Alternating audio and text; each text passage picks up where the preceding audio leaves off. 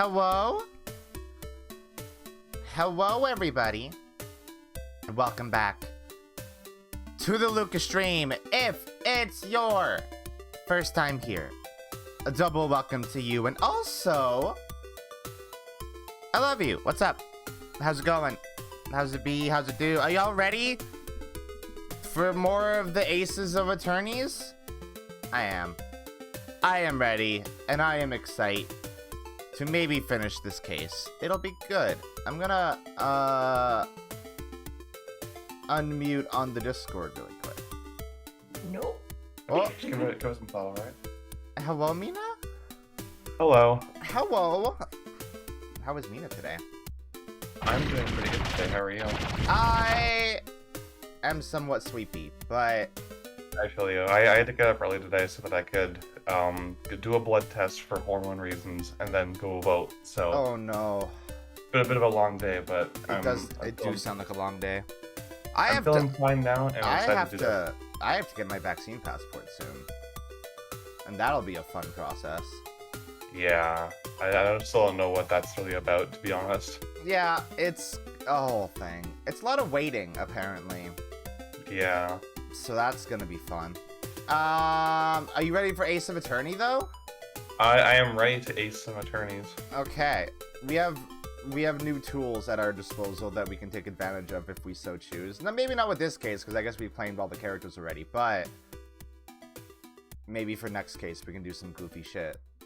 Yeah, I guess we'll see. I don't think that any of the other characters in this particular game are insufferable, but we'll see. We'll see. Maybe my memory is faulty. Yeah, we'll see. All right, let's go to the video gameplay screen. There we go. We do it. So what happened last time, Mina? A lot happened. A lot happened. We didn't do an investigation. That's what we didn't do. No, yeah, we literally did not do an investigation. We talked to people for like 2 hours, and then we did went a mock trial. And then we went to trial and had fucking nothing. Yeah, we went to trial and we learned that Miriam Scuttlebutt's a bit of a loser. Yeah. And forcibly outed Robin Newman. Yeah, that sucked. And then we had a 45-minute conversation about that. Yeah, and Danganronpa. Yeah. We had that too. And then we ended up determining that the voice on the recording wasn't saying you're a goner, it was saying Hugh O'Connor. Yeah. Oh, fuck, I forgot about that. That was so stupid. Oh, I hate this case. We tried nothing, and we are all out of ideas. Is the bot on? Bot's not on. Hold on. I have the program up. I just didn't turn it on. What? Why did you do this? Don't do that. There we go. Bot is on. Okay. Let's do it. We do it. Sorry, boss. I couldn't do it. You know that little bit of advice you gave me? The worst of times when lawyers have to force their biggest smiles. I don't know exactly what you meant, but there was no way I could force a smile in that courtroom today. Same here, Athena. Same here. I'm just glad you remembered that. But now how about relaxing a little? Relax? Not gonna happen. Junie, she asked me to defend her because she believes in me. But I felt completely helpless. If it weren't for her confessions, for their confessions, I'd... Don't give me a flashback. Oh wait, no, this is not. This is new. Whoops. Are you seeing the actual character models? No. Is this supposed? This probably isn't supposed to be black, huh? Yeah, I think it's supposed to, like, be at the agency, not just be a black screen. Huh. That's weird. Hey, I'm gonna try to fix that really quick. That is really weird. Why did that happen? Wait, if I go... Hold on. If I go... Here's a good test of this. Yep. Okay. Let me do this really quick. Zachary, I mean, yeah, you made the agency disappear. What's my settings? Why is this not working? Oh, that's why.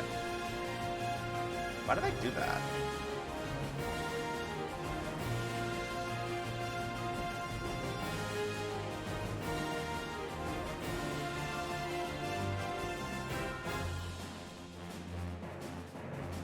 I broke it.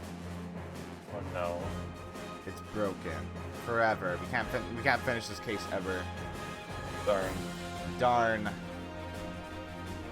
What a shame. What a shame. I have to get this. I have to get the game back again. Let's give it a sec.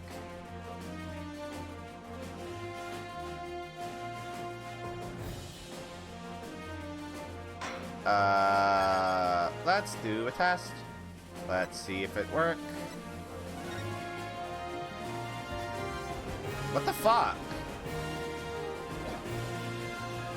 What happened? Weird.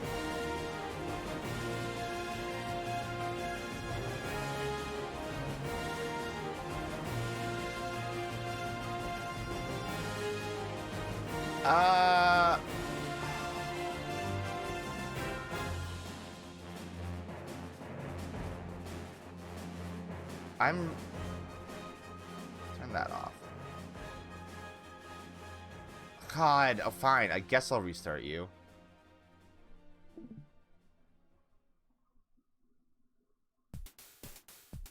Not sure if this is BlueStack's fault or...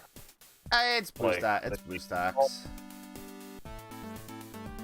BlueStacks is not a perfect piece of software. Far from it, I would say.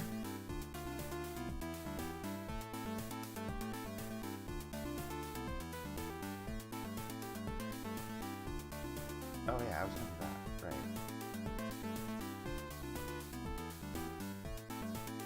Hey, BlueStacks?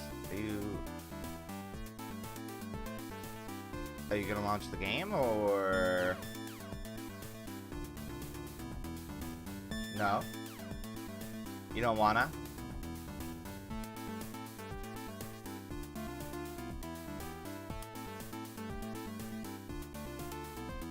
It's funny, because I didn't change any settings from, like, when we last played the game. It just decided to throw a tantrum. It just decided to throw a fucking tantrum.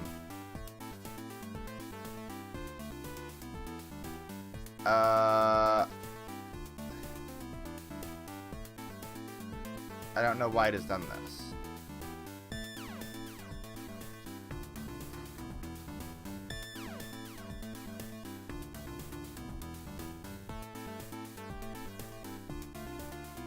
See, now I just reverted it back to the settings it was at before, so we'll see if that works.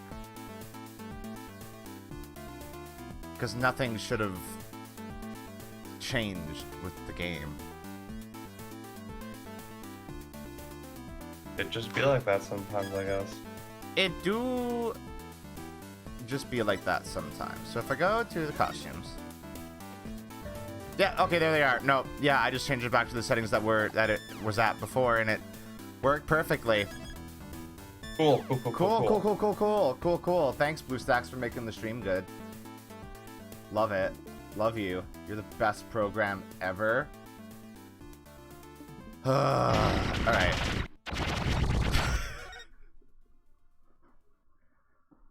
Fuck this program, man.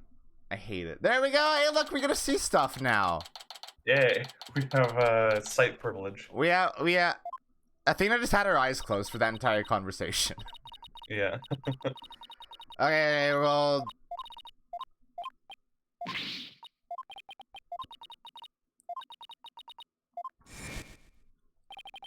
That was a flashback. No, I can't lose it all. Not now. You okay, Athena? You're turning kind of pale. I can't just stand around here. I'm going to finish the investigation. Can it wait? I just took a batch of freshly baked cookies out of my magic panties. Thanks, but I better get going. Save me one for when I get back. Apollo, you wait here. I need to see Junie at the detention center first, right away. No, wait, I'm going with you. Sorry, Mr. Wright, but I better go too. No problem. You two be careful. I should try to ditch Apollo. Why is everybody constantly trying to ditch this boy? This poor boy. Normal. He is very normal. It's funny how the character with a genetic superpower and 4 backstories is the most normal person in the room. Yeah. There's so much I need to ask Junie. What happened in the court today? Where we go from here? Oh, hello. Well now, fancy meeting you here. Oh, Professor Means. What brings you here? He sounds so disgusted. I asked him to come. He arrived just a little before you. I wanted to ask him something. But first, Athena. I want to apologize for my sudden confession after you worked so hard to defend me. She was calling me Thena until just now. No, I should be the one apologizing. The whole thing spiraled out of my control. Athena, Don't worry, I'll really bring it tomorrow. I'll find something to prove your innocence. Oh, that's such a good way of putting it. Means has a Gmod smile. Oh god, he does. Yeah, like the fucking rictus grin that all Gmod models have because they're just puppets. Yeah. About that, Athena. I've been thinking of asking Professor Means to defend you. Wow, fuck you! Huh? I myself only just heard of this a moment ago. Oh, so she thinks Professor Means would be... No, I can't let this happen. Not the way he wants to do things. Junie! I know, Athena, but will you please hear me out? No. Why change lawyers? Athena, do you actually think Hugh or Robin could have committed this crime? The body was moved right before the mock trial. Besides Junie, they're the only ones who could move freely around the campus at that time. That's not true. What about Means? I mean, he was, like, in the auditorium, right? Yeah, but he could have killed her because the killing happened the night before. And the body was there before the mock trial happened. Like, Means had the means to do so. I'm sorry, Junie, but at this point I can't rule them out. I was afraid he'd say that. Juniper is seeking a lawyer who can clear all 3 of their names. Only I am capable of such a feat. But how can you possibly prove that all 3 of them are innocent? I am a result-oriented person. Come tomorrow, I won't fail to have the perfect piece of evidence ready. For the end really does justify the means, especially for me, Professor Aristotle Means. Wow, they're really just driving it home that this man bad. Yeah, the friggin' like evil background with like the dark school and the swirling shadows as he says that. Statue man bad. Ugh, I really don't like the sound of that. Yeah, they give him an evil background and everything. Like, oh, fucking make this guy look any worse. God, Sorry. It's just so stupid. Like, let us come to our own conclusions about this character. Don't just, like, fucking force feed us what we should think. Statue man bad. God. That's actually so funny. I'm gonna keep saying that.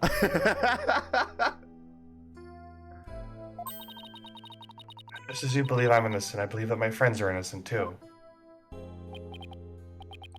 Alright, if that's how you really feel. We'll respect your decision. Wow, Apollo, you really are still baked, huh? Apollo! We wanted to continue our investigation. Could we ask you some more questions?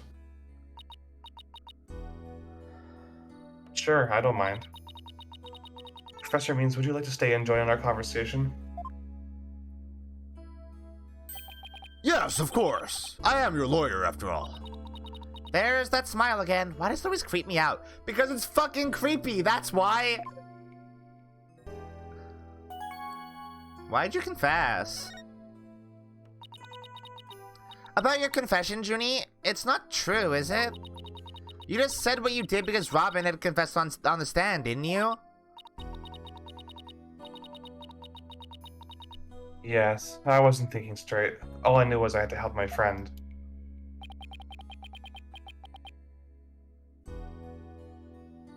You mean because of that school rule? The one that says you can't graduate if you're convicted of a crime? What a bullshit rule. No, I didn't do it because of some rule. I did it because she's my friend. Oh, she's dying. Oh no! Junie, die! Why is there discord in her voice again? Could it really be that the friendship between the three of them is on the rocks? Oh. Oh. Okay. There's more here than meets the eye. They're like a transformer. I love your insistence on saying that every time that phrase is used. I have to. That's always what pops into my head.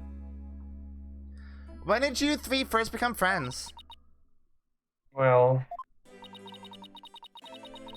even though we were in different courses, we really bonded for the first day at school.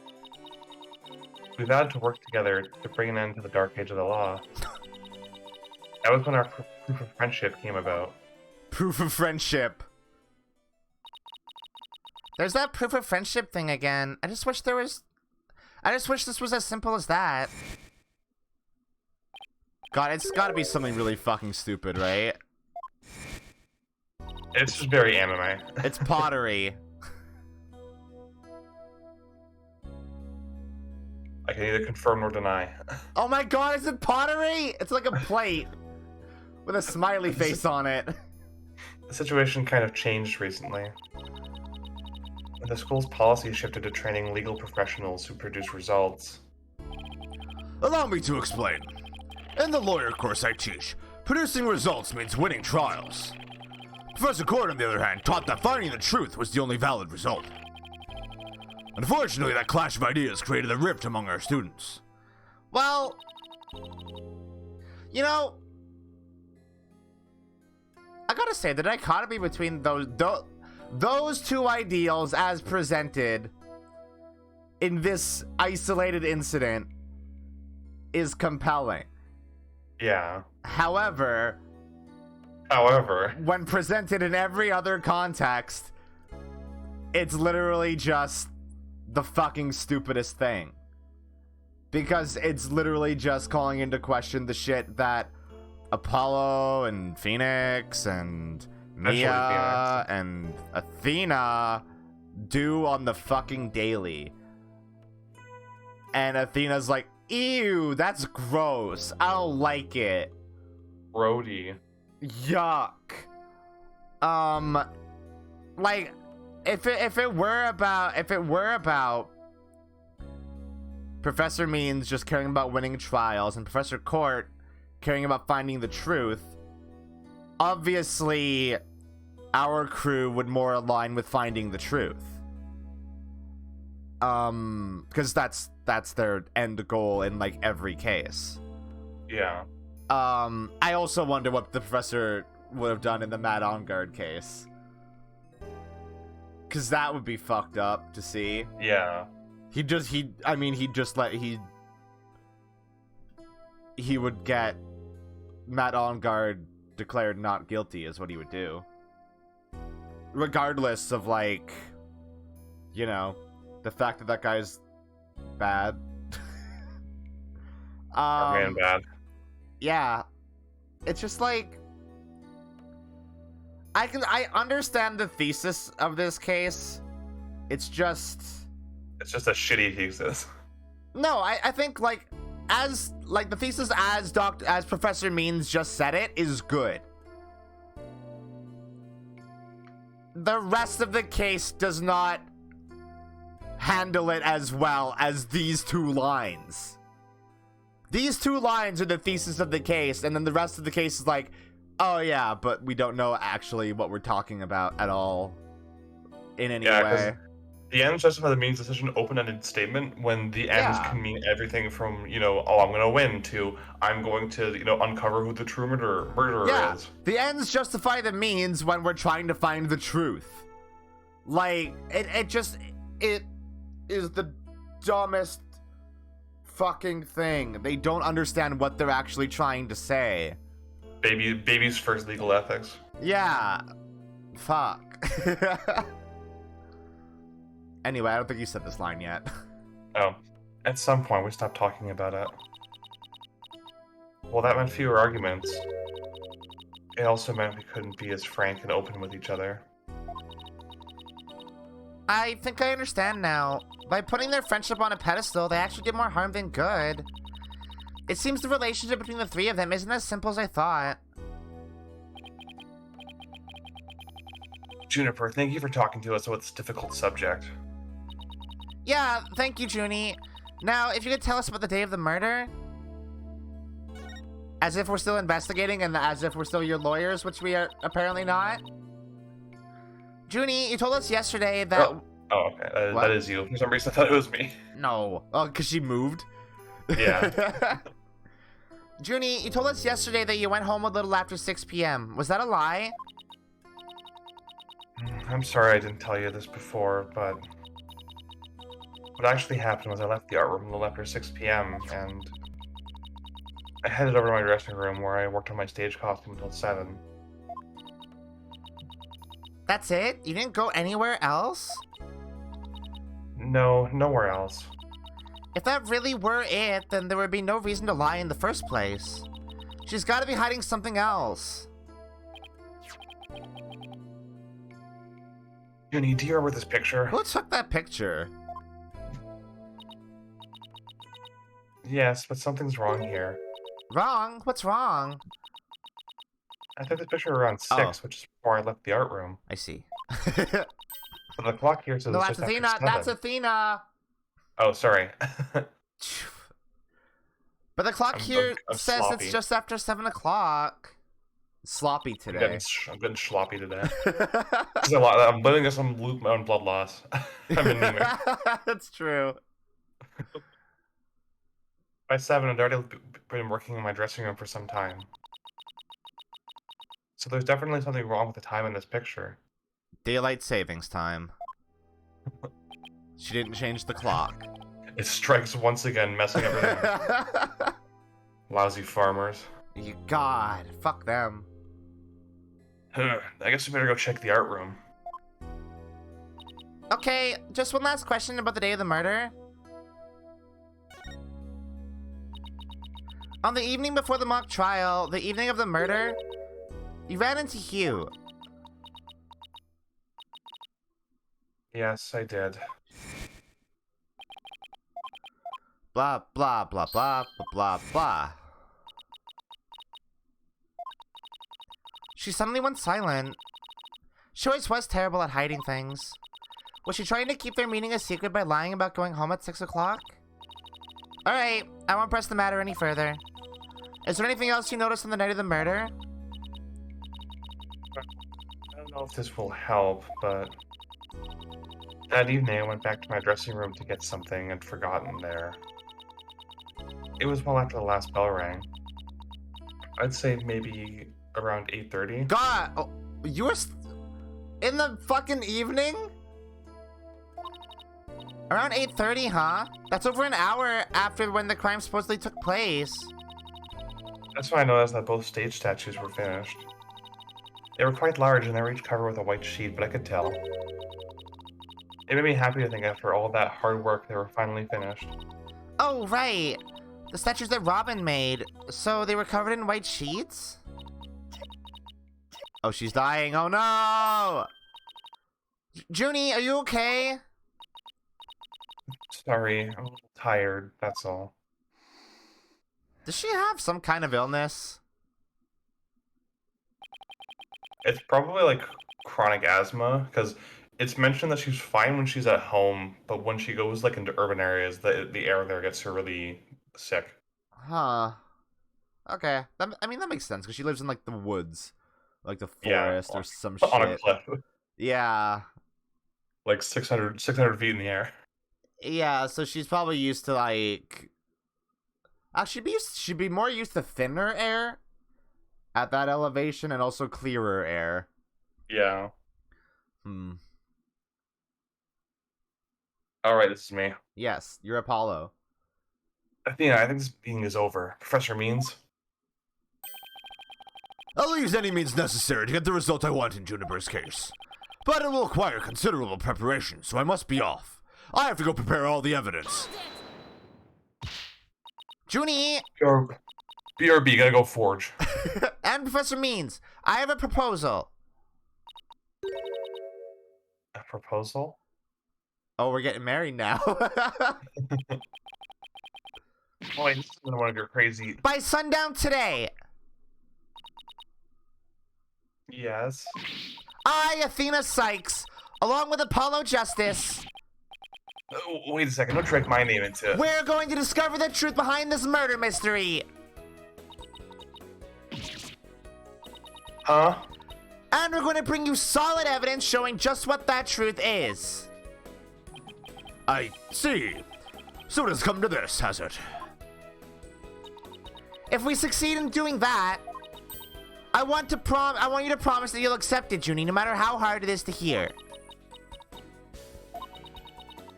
Then you shouldn't need anyone else to defend you except me. Have we got a deal? I trust that's okay with you too, Professor Means? I have no objections as long as Juniper is satisfied with this arrangement.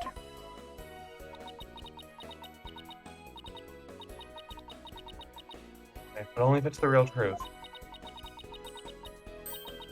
I'm sorry to put you through this, Athena, but thank you.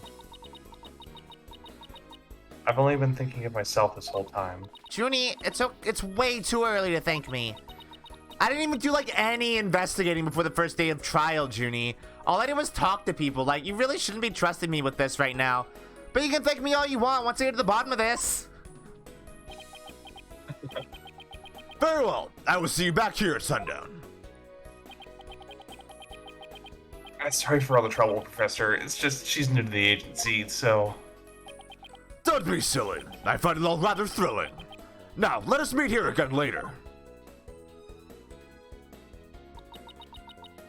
Yeah, if you'll excuse me, I'd better go. Okay, see you later. Okay, bye. Bye.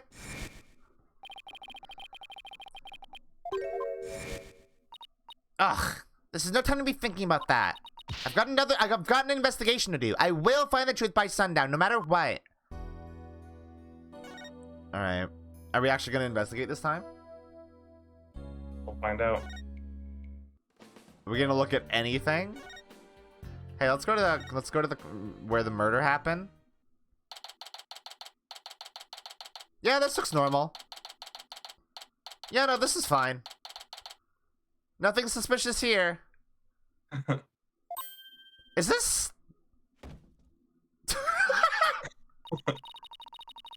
I was literally about to say... Athena! I was literally about to say, like, huh, is this normally how she goes undercover? But no, she actually just hides in the box. Yeah. That's great. Is it my imagination, or did something just move? Oh, hello. Afternoon, you two. Prosecutor Gavin, what are you doing here? Don't you think sneaking onto campus like this is just slightly suspicious? Oh, he's like James Franco. Oh god. That's dark, that's dark. That's a bit dark. I'll have you know I'm continuing my investigation in the strictest of confidence. I don't want to be caught napping again at... Wait, was that... No. Okay. I don't want to be caught napping again at tomorrow's trial. And that means a thorough investigation today. Think you can lend us a hand? I'm not one to refuse a damsel in distress. But you needn't have asked, Fraulein. I'd intended to help from the start. You're the best, Prosecutor Gavin. Okay, time for a thorough investigation. I bet we missed lots of stuff yesterday because we didn't really actually investigate anything. The front-facing pose is so bad. Everything else looks like fine. This face does not look correct. Front-facing Clavier. Ugh, it's... Menace to society. Hey, you know what button I'm noticing is not here? The examine button? Yeah. You know the button to investigate things? Great. Cool. Good. We're not allowed to... Okay. Cool. Excellent.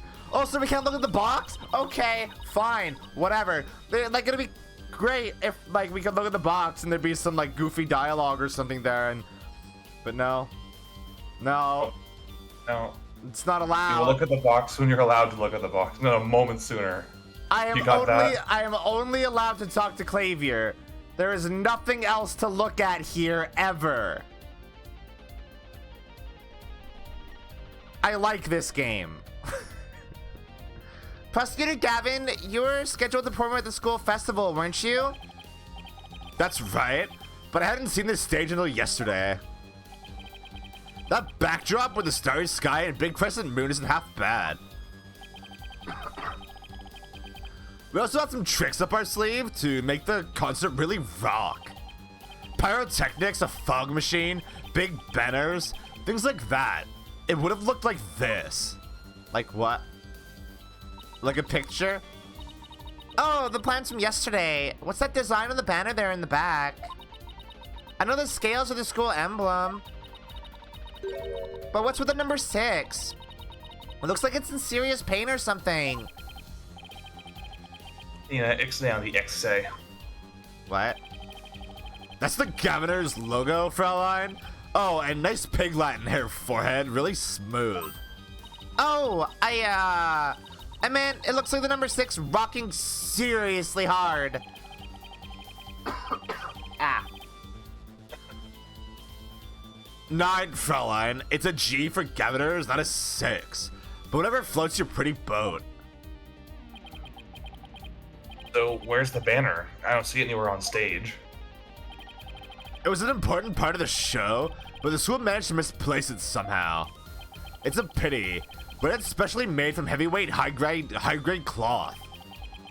A missing banner and 2 broken statues. There are mysteries aplenty to be solved, yeah? Yeah, these seem really important, Clavier. This is just like Tournament Serenade. He was like, yeah, sure, someone died, but like, did you hear my performance? It sucks. Yeah. Fuck. Come to think of it, one of the broken statues was a Prosecutor Gavin.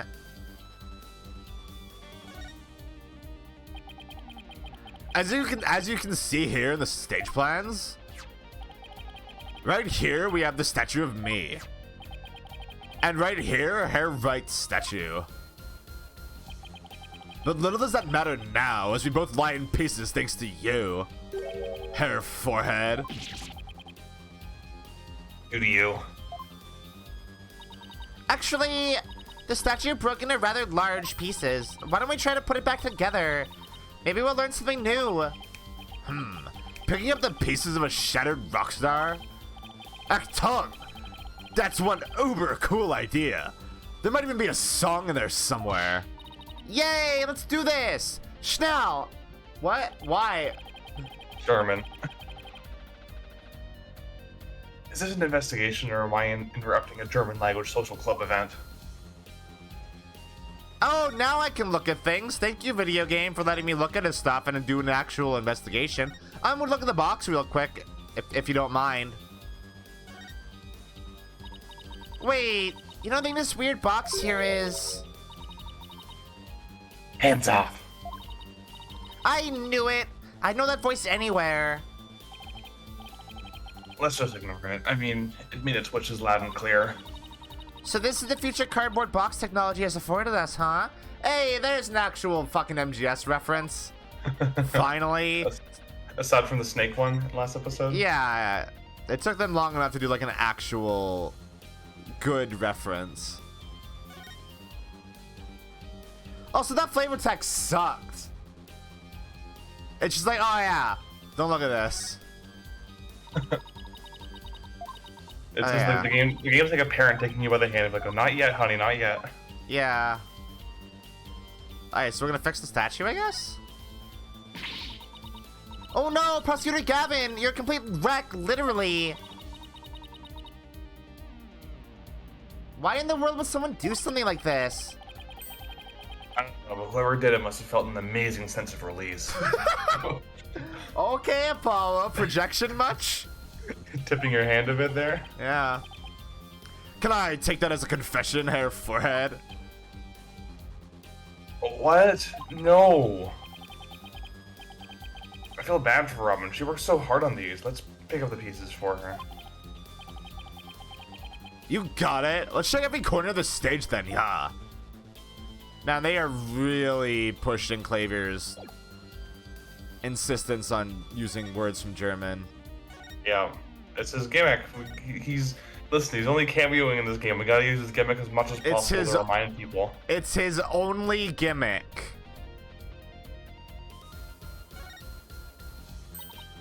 Found one! A piece of Prosecutor Gavin's shattered pride. Are you saying my pride is as fragile as plaster of Paris? What? It looks like there are other large pieces scattered around. Okay, let's see what we can find. Or I find don't what know we why, can. though. You said okay. The way you said okay there made me laugh. Okay. Okay.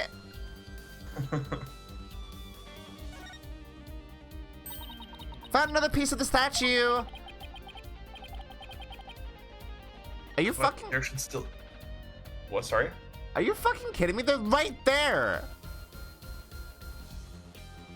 Ugh, It's okay. Don't worry. Don't worry about it. it's fine. But there should still be some more. Let's go check them out. Okay. They're literally right there. Okay, those don't count, I guess. Alright.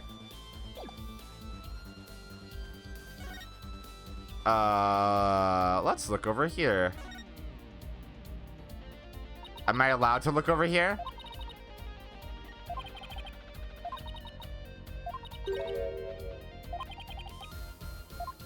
No. Okay. Where? Okay, then, like, where the fuck? Oh. Found another piece of the statue! There should still be some more. Let's leave no stone unturned. Are you kidding? Yeah, this is, we sure are investigating right now, aren't we? This is how one investigates. Investigation.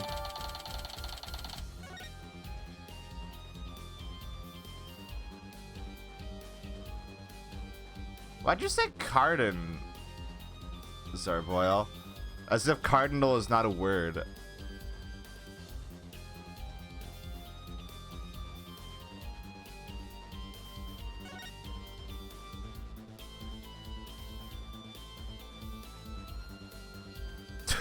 I like this box.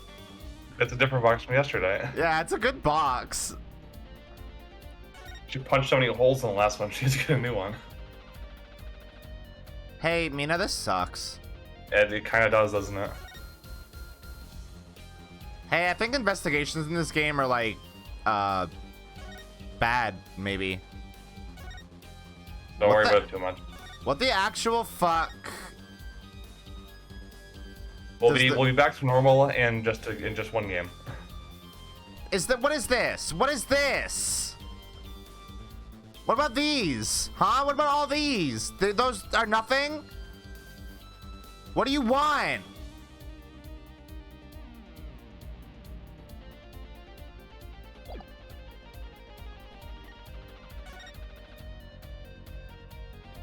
There's some up? Hello? What is that? I don't know.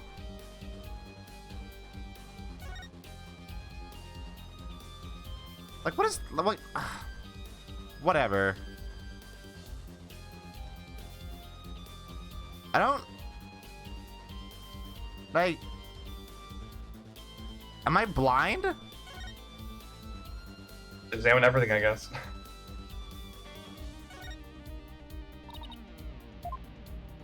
Cool.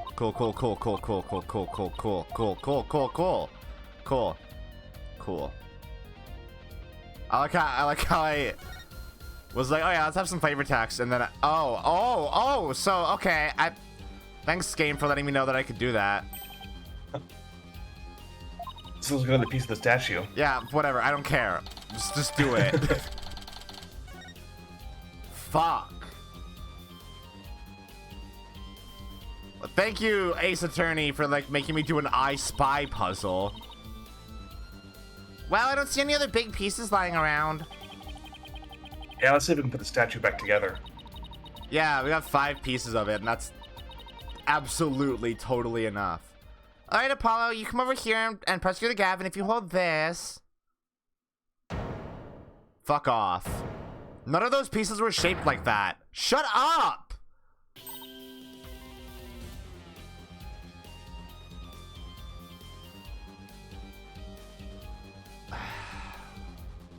Hey, Mina, this case is really good. Aren't you having fun? Having so much fun. We did it! Not bad if I do say so myself. Yeah, but don't you think it's strange? We put the statue back together, but look. What's all these leftover white pieces? These look like they go together. And these pieces too. Athena, what do you think you're doing? Don't stop me now. The artist inside me wants to get out and have a good time. Shut up. Hello, this is me. The fuck? Sorry, did we just put together an entire statue? What? So, what is it? I love the logic of this case. It's so good.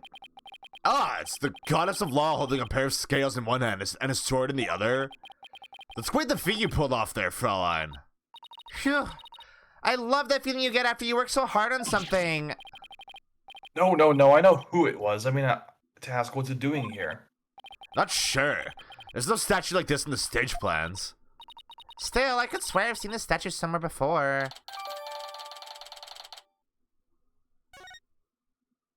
Cool.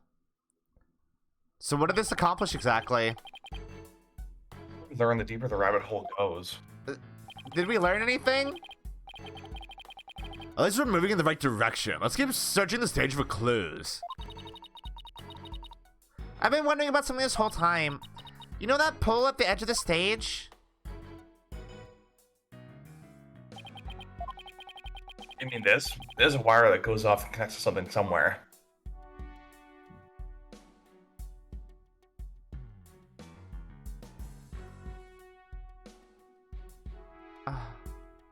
Uh-huh. An impressive building fit for an impressive school. What the fuck do you mean I'm looking at the building? Yeah, and these beautiful walls are like a big blank canvas. See? My shoe prints leave really distinct marks. Yeah, got that up before you guys in trouble. I love that. I love that, actually. It's really good. Okay, so I'm just not allowed to look at this, then. This is not... This No, is... okay. it's not important. Alright. Cool. Great. I love it. This wire is for hanging banners over the stage. One of the policemen who was here earlier was checking how it worked.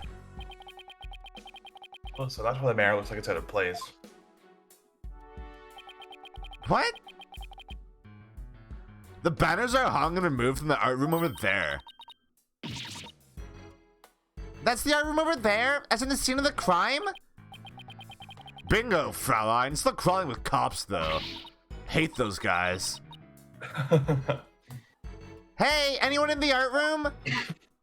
Oh, God. Oh, no. Oh, it's you people! That was actually scary.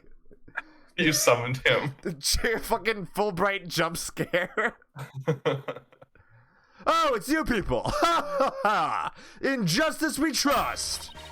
It's Detective Fulbright. In justice we trust. Is that some kind of greeting between you two? I like how Athena was like sounded excited, but like, no. Is it a full bright? Can you lower that banner from there? Of course! Just leave it to me! Where'd you go? Alright. Crank it. He's gotta crank it off stage. Yeah. How's that? Whoa. Thanks, detective! In justice we trust! Ha ha ha! Always glad to help. In justice we trust. Bye. Okay, bye! So is that some kind of greeting between you two or not? No answer. No answer. Well, it looks like the banner's down now. Let's go take a look. I'm actually allowed to look at it now? Yeah, Okay. finally. Do I have to maybe be closer to? No. There's no real camera. Yeah, okay. I just was just worried this would look at the background of the fucking stage or some shit. Look at this banner. I don't think it would flap very well in the wind. An unflappable banner? Hey, I like that! It goes perfect with unflappable lawyers and unflappable rockers. It's like it was made for this very stage. Look at this. The bottom part's all knotted up. Let me try and unravel it. There's gonna be blood on it. No fucking way. Jeez, did you really have to? You don't come across an unflappable banner every day. Yeah, there are some things that have to yield to forces beyond themselves. What a cruel world we live in. What are you talking about? Hey, scrap of paper was caught up inside. It's blowing away. What? There's the script! It's blowing away! I got it! Yes, great catch, huh? Looks like some kind of note. What does it say? I can't read. Over Hue 120. What's that supposed to mean? A test score, maybe? Pretty impressive when you consider that 100 is a perfect score. I don't see how even Hue can get beyond perfect. I like how she actually had Apollo read it to her. Athena canonically cannot read. Fraulein, shall we inspect the banner again now that it has been unraveled? It looks like there's some kind of smudge on it that might be something. That is more important than a piece of paper.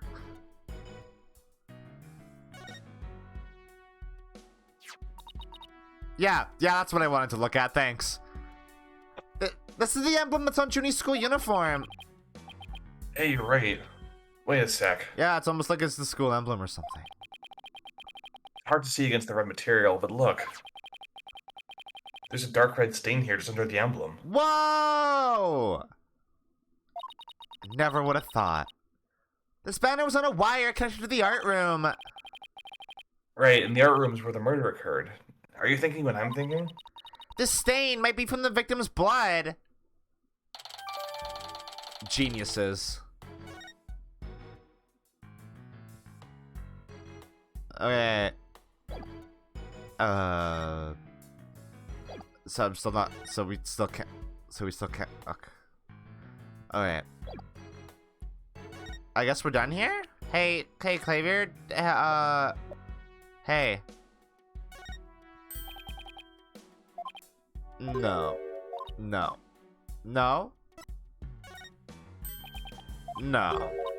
Thanks for being so helpful, Clavier. He literally just cared about fixing his fucking statue. That's it. That's all he cared about. No, there's nothing. Oh, there's nothing here? Okay. And there's nothing here? Okay. And there's nothing here. Alright. Cool. Hey, Mina, this game's so good. Maybe you examine the statue again, like the Lady Justice statue? Because you examined it the first time, yeah, the pointer's still red. The statue doesn't look anything like you or Mr. Wright. The goddess bearing scales and a sword. She's a symbol of fairness and strength. But she and her symbols were shattered along with the statues of you and Mr. Wright. I'm gonna save really quick. There was a bit of a hitch there. This is a direct challenge to the rule of law. Well, if they want to fight, they've got one. Well, take it down a notch, Tiger. Let's save the fighting for when we find our culprit. Really? I really had to get that bit of non-dialogue, huh? I guess so. Good case. Phew. That was a whole lot of poking around in such a short time.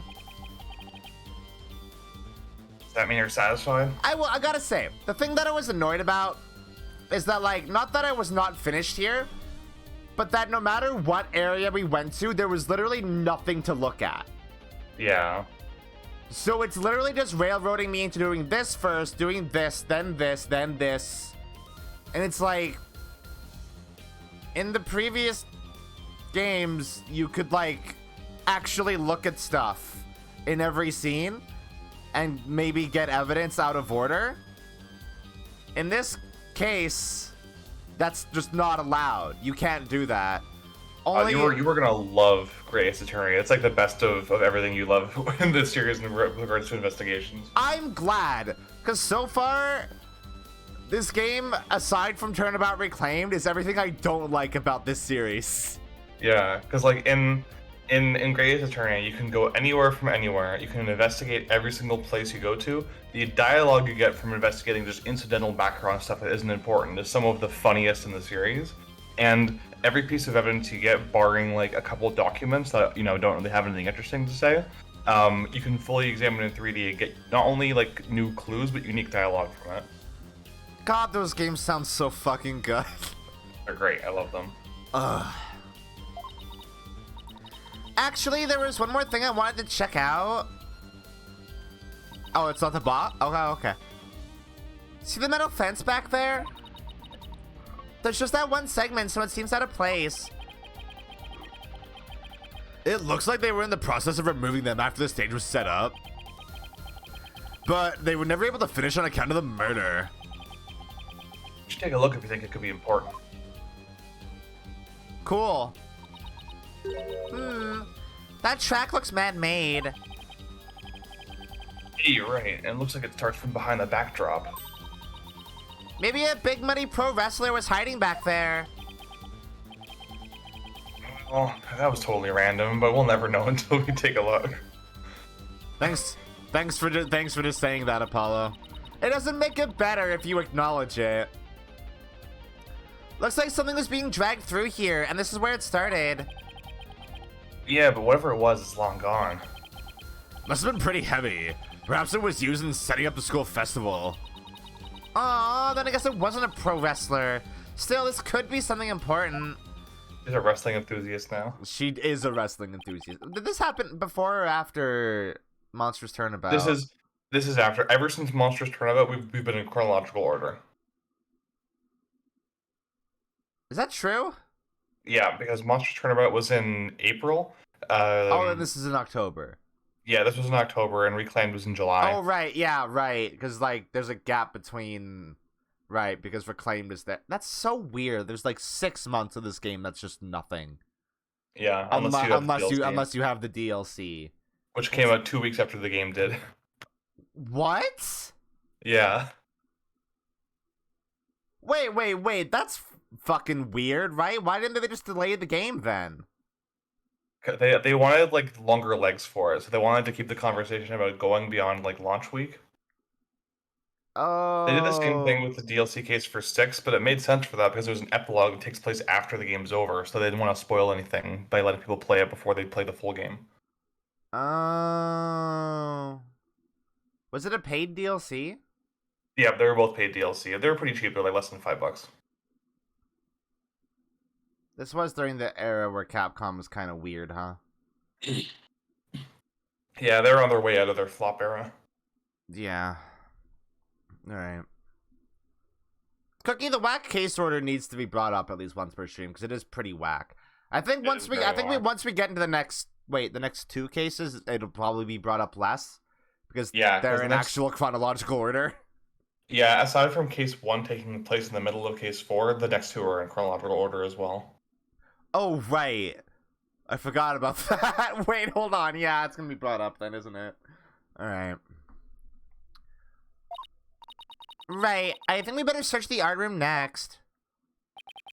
I think I'll hang around here for a while, but make sure to tell me once you find it, yeah? Find what? The banner. Find what? Thanks, Apollo.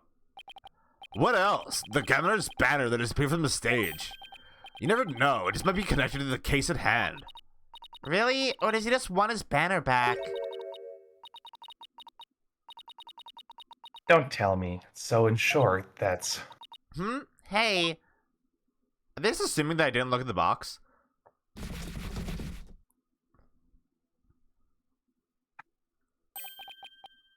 That box, it just took off running. So they really are just assuming that I didn't look at the box, huh?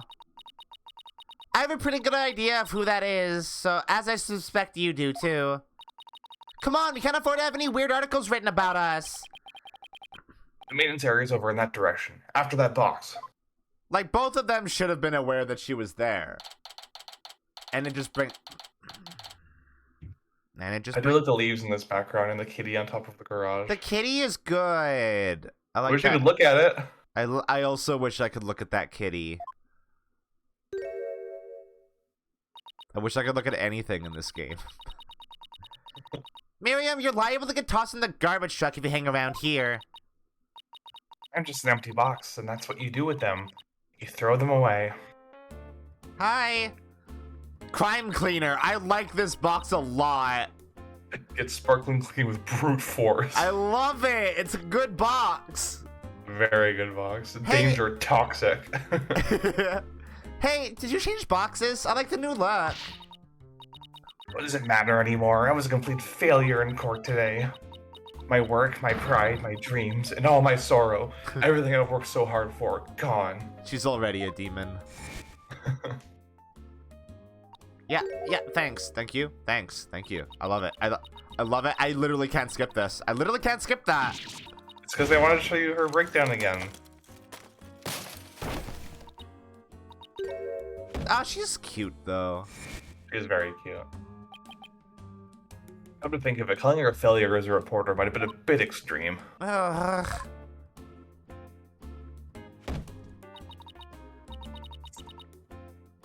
Oh.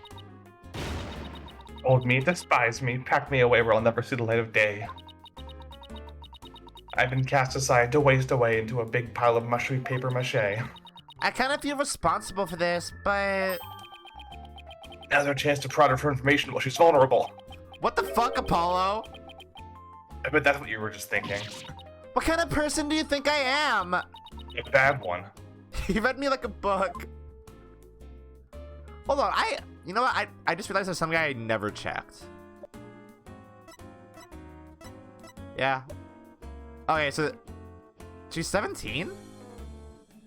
It says that she's a senior, so she's probably 17 going on 18 this year, just as a late birthday. So this is like high school then. It's like high school, early college in a weird way. It's kind of like cram school in Japanese, like the midway point between high school and university. This is obviously an entirely American concept. This is real, and Americans have a frame of reference for what is up with this school. That was you on the stage earlier, wasn't it? Why'd you run off like that?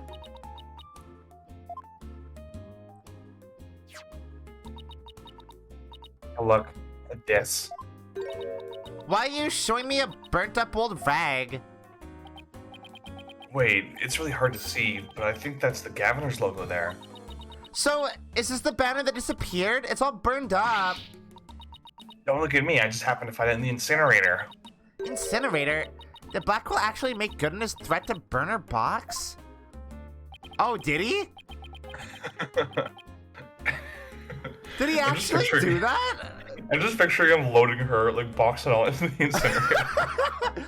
And she just happens to slip out and not get burnt to a crisp. God.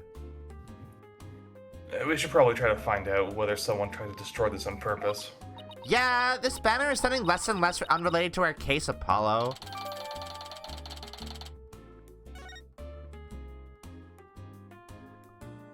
The depths of despair. Miriam, I owe you an apology. I shouldn't have said you were a failure as a reporter. Too late. I already decided journalism isn't for me. The last step is to erase all the photos of my PC. I'm really gonna do it. Here goes. 5%. I can hear 10%. 4 years of my life down the drain. Shouldn't we stop her, Athena? What do I care? Miriam, you should keep publishing your paper. And I mean what I said, okay? You didn't mean it?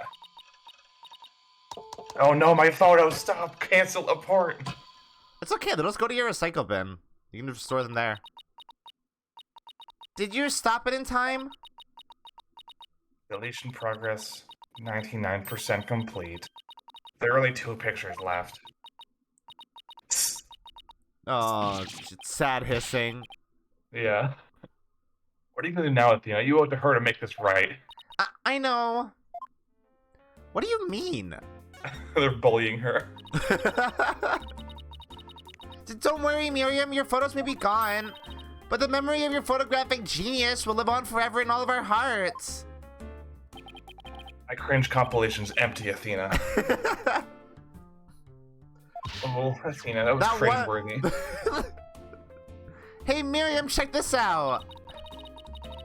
You took some amazing photos of the 3 of them. I'm sure they really appreciated it.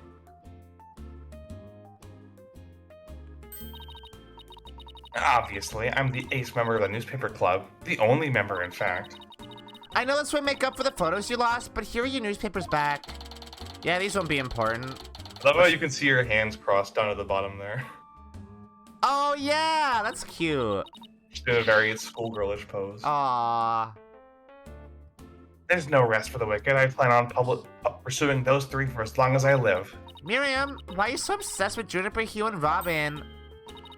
Obsessed? I'm not obsessed with them. She just wants to be friends. Yeah, that's why your laptop backgrounds are really crappy Photoshop of her with the 3 of them. God, that's poor Miriam. I feel bad for her. Yeah, she's a little damaged egg. I like her so much. Me too. She's great. It's just they were so close ever since their freshman years. So, well. Athena, are you thinking what I'm thinking? Yeah, I think that's the only explanation. Wait a second. You're not thinking what I think you're thinking.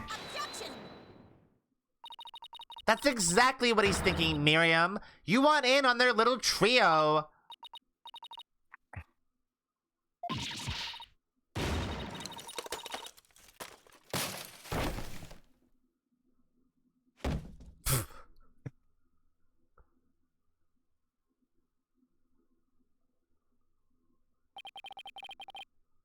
It's one of you's laptop.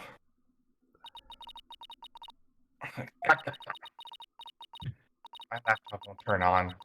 Never thought my life would end so soon. Near 17 years. Now I really feel bad. Oh, I know. Miriam, we have a laptop at the office. We'd be happy to lend it to you. Don't do that. What the fuck, Athena? You have a laptop I could use? Sure, but on one condition. I want you to ask Junie, Hugh, and Robin if you can hang out with them.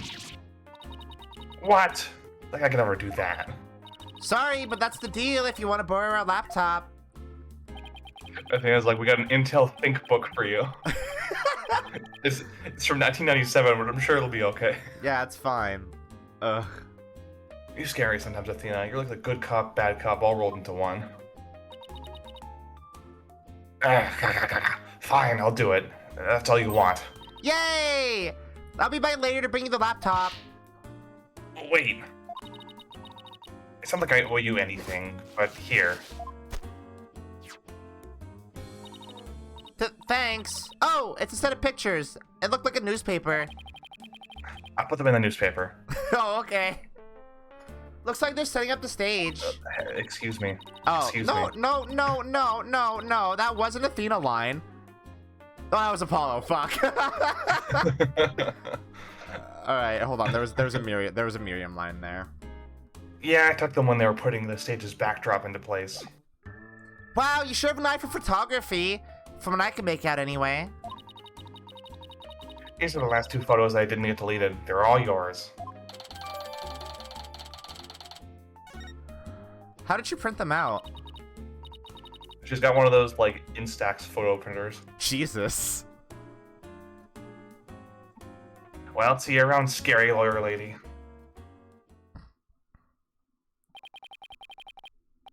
That was really impressive, Athena. What's next? Well, I'd like to talk to Hugh or Robin if possible. Okay, let's walk around and see if we can find them.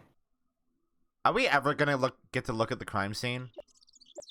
Yeah, you do eventually. It just takes a little bit. Just takes a hot minute. Hey, someone's face is just constantly cropped out of these photos.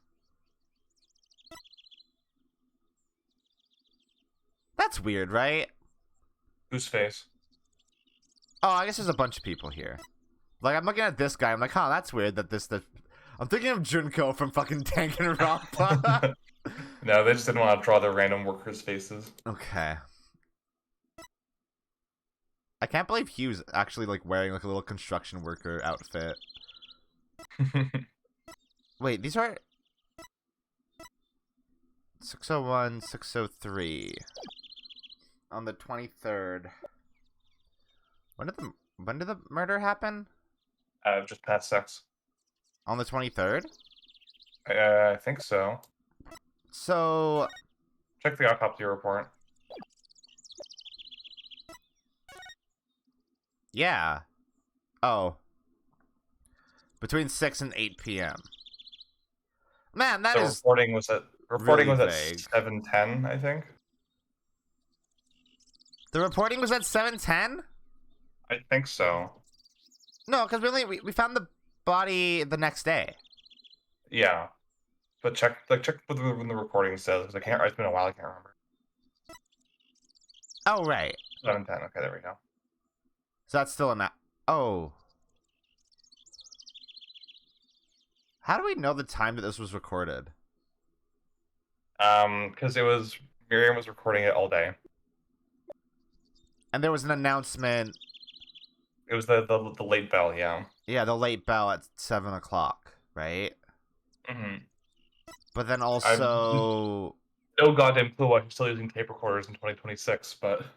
But also this, which is weird, apparently? God, that's a fucked... Wait. Why is its statue so fucked up?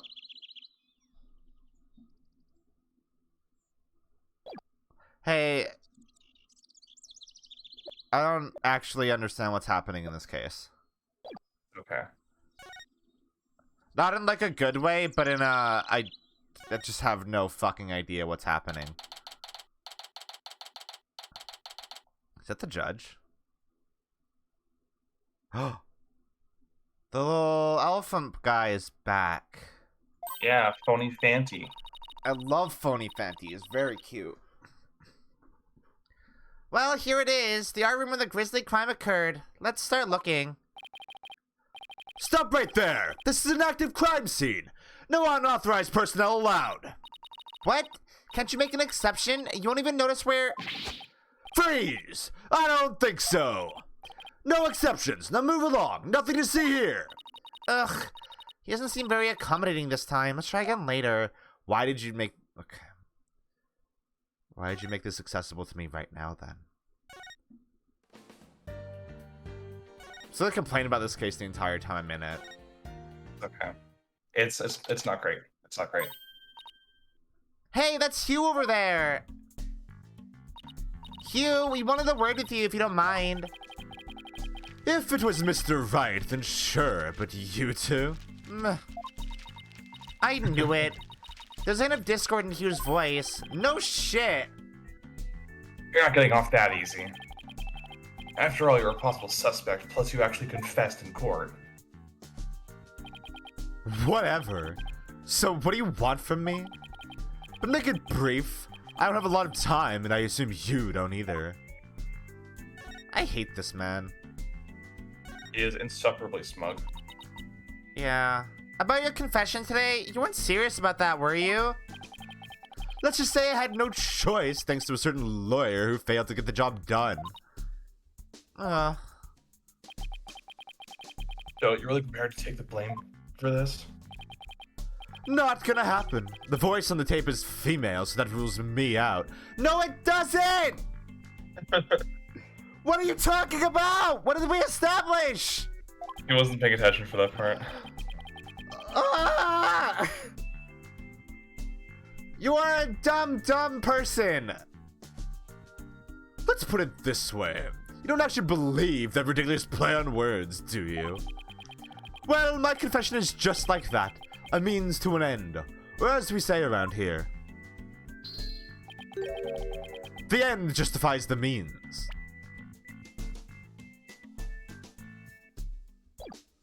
Why did you bother saying that? You literally basically just said exactly that. I hate this man. Yeah. You gotta say it verbatim. You gotta hammer You gotta in the say it words. verbatim so we understand the dumbass The theme. thesis of this case. The theme. Ugh. But I actually do believe the voice is shouting Hugh O'Connor. Juniper's confession was quite advantageous for the real killer. But if Robin and I were actually the killer, we wouldn't have confessed. It's that simple. Even you should be capable of such reasoning, or have I overestimated you?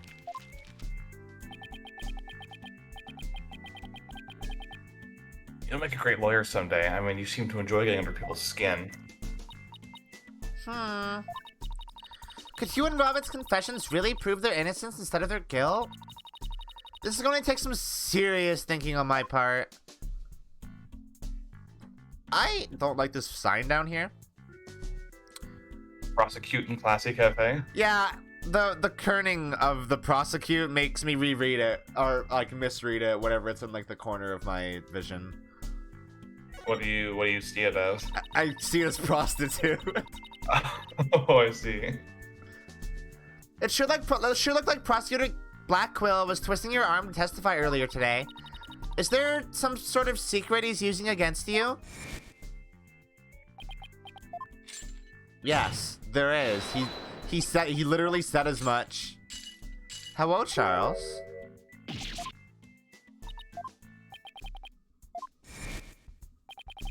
You really are a rank amateur. Even if that were true, you think I'd open up to you? So he's not denying it. That secret might be causing the discord in his voice. It's so weird that I can't use the mood matrix when we're not in the courtroom. Then again, we have the same problem with Junie and Robin. I think it's less that she can't use it, and more that she knows they'll just be like, okay, whatever, bye. Yeah, and leave I the guess stage. they're not captive, basically. Yeah. Because if you tell someone, be like, okay, I'm going to psychoanalyze you, be like, no, I don't think so. See ya. Nah. You're just wasting your time and mine. Next question. Alright. About that meeting with Professor Court on the 23rd, why did she want to see you? I have no intention of telling you. You'll have to force it out of me any way you can. Ugh. Professor Mean strikes again. That was his background after all. But didn't Professor Court used to say that the only good result is the truth? So why don't you drop this whole charade and tell me the truth? The truth. How can you be so sure it will help you solve this case? The truth isn't necessarily your friend, nor Juniper's for that matter. No, you're wrong. I don't care what anyone says. I want to defend Junie the right way, using the truth. That's the only way to honor Junie's wishes and Professor Court's memory. I see. Very well, Miss Sykes. I'll testify tomorrow about that truth you're so interested in. Hugh, But...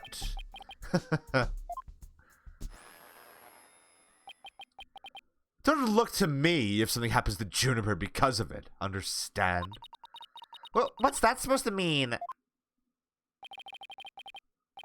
Terrible thing to say. I thought you guys were friends. Yes, we were. Until just recently, actually. Where? I already told Juniper, so I might as well tell you. I don't really care about her anymore. What? Why? Just as I have my secrets, she has a side you've never seen. Juniper's not all sunshine and rainbows like you think she is. Well, what are you saying? This conversation is over. I said I don't have a lot of time, and I meant it. Okay, bye. You wait. He's gone. He doesn't care about her anymore? Why would he say that? That didn't go so well. I guess we'll have to pin our hopes on his testimony tomorrow.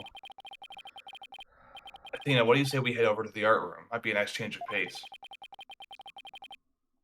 Hey. Hopefully the police have completed their investigation. Alright. We don't really have much time left anyway. What do you mean? You have all day. You have the entire rest of the day. We are only allowed to investigate for 2-hour chunks at a time. Ever. You know, so that strict curfew that Phoenix imposed. Apollo, I have to be in bed by 8 p.m. Ha ha ha! Why, if it isn't my little lawyer friends again!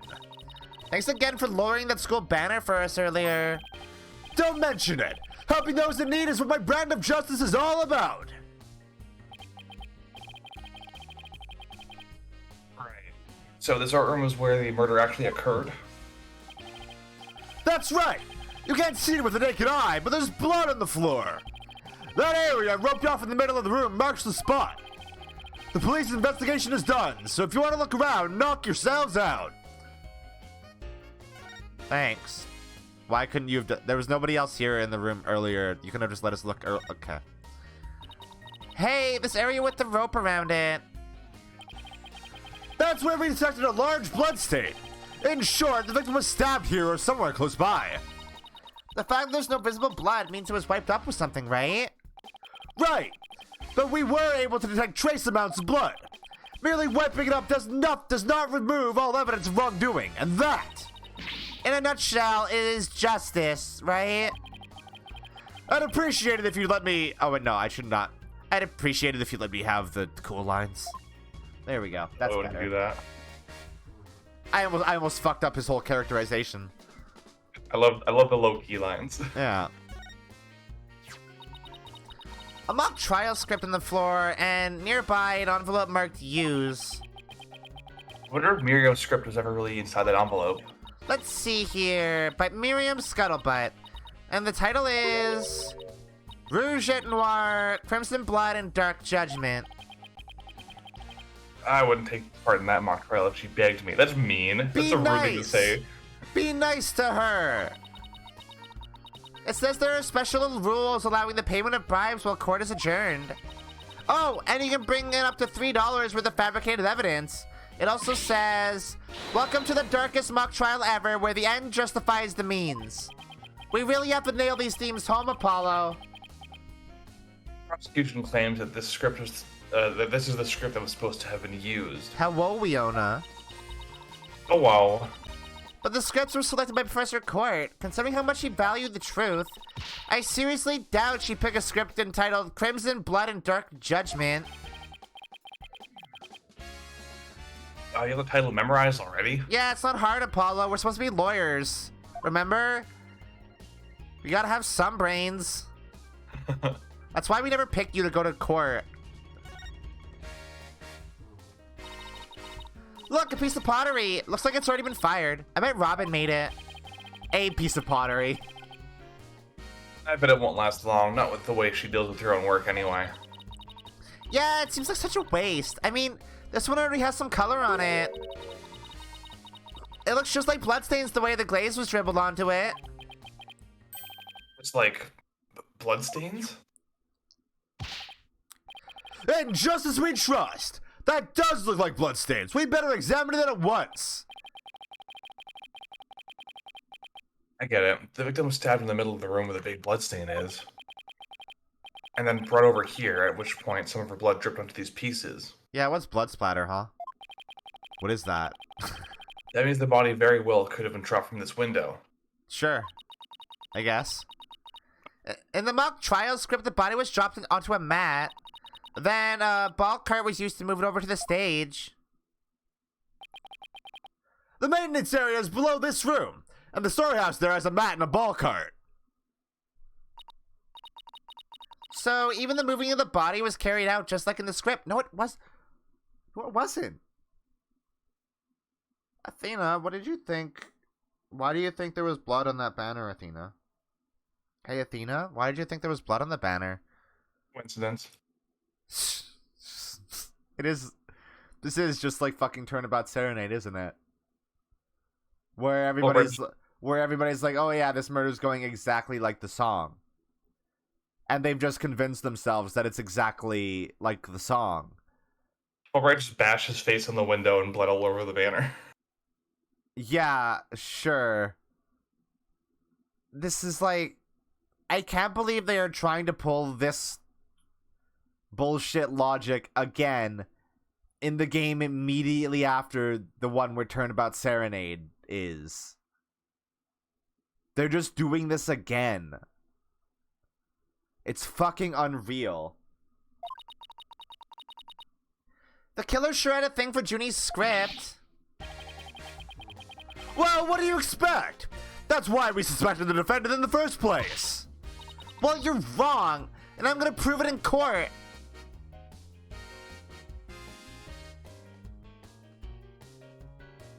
Where'd that statue go?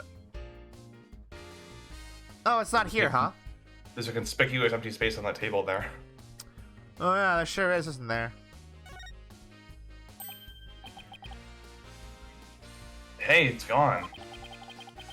Remember that strange statue in the school camera So photo? that's the statue that we put back together then. It just coincidentally can be put back together in a much more cohesive way. See, what I'm thinking is that it was intentionally, like, broken up and, like, put together like this. Maybe to represent how broken the legal system currently is, you know? It's like a metaphor. For The dark age of the law. Yeah, I think that makes sense. You're right. I wonder where it is. Robin's a member of the Fine Arts Club. Maybe she could shed some light on this. If we ever see her again. Some wires and a winch. So this is how they reeled the banners in and out. There's a nice view of the stage from here. Mr. Gavin is still standing in front of that broken statue. So it really wasn't you, Apollo? Don't worry, you can tell me. I won't tell anyone. Ugh. I'll never clear my name unless we catch the real culprit. How did that not make Athena realize? Oh, somebody could have... Okay. Gas leak. It's fine. Stupid. Stupid. I can see the other half of the building over there, and the quad on the stage down below. Yeah, that must be the window Detective Fulbright stuck his head out of earlier. Oh yeah, thanks for the help, Detective. I said that already. Okay, I'm skipping this dialogue because it's so... It's nothing.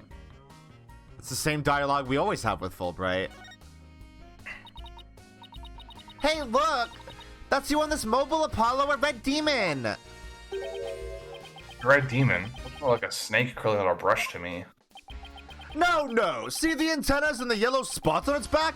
Anyone can see it's a ladybug. Antennas? Oh, the horns. Horns. I guess I'll have to agree and disagree. Fine, we can investigate this further at a later date. Agreed? Okay, let's do that. You okay with that, Athena? I really regret bringing this up. Oh yeah, the clock. We should look at the clock. This is the clock that created that major problem for Junie. Let's take a closer look. Don't waste your time. I've checked it. It's 100% accurate. You sure? How'd you check it? Of course I'm sure. I compared it to my own watch. See? Detective Fulbright, didn't you notice that your watch had stopped? It has. This is unacceptable. We obviously can't rely on him. Let's take a look. Sorry. It's okay. It's you.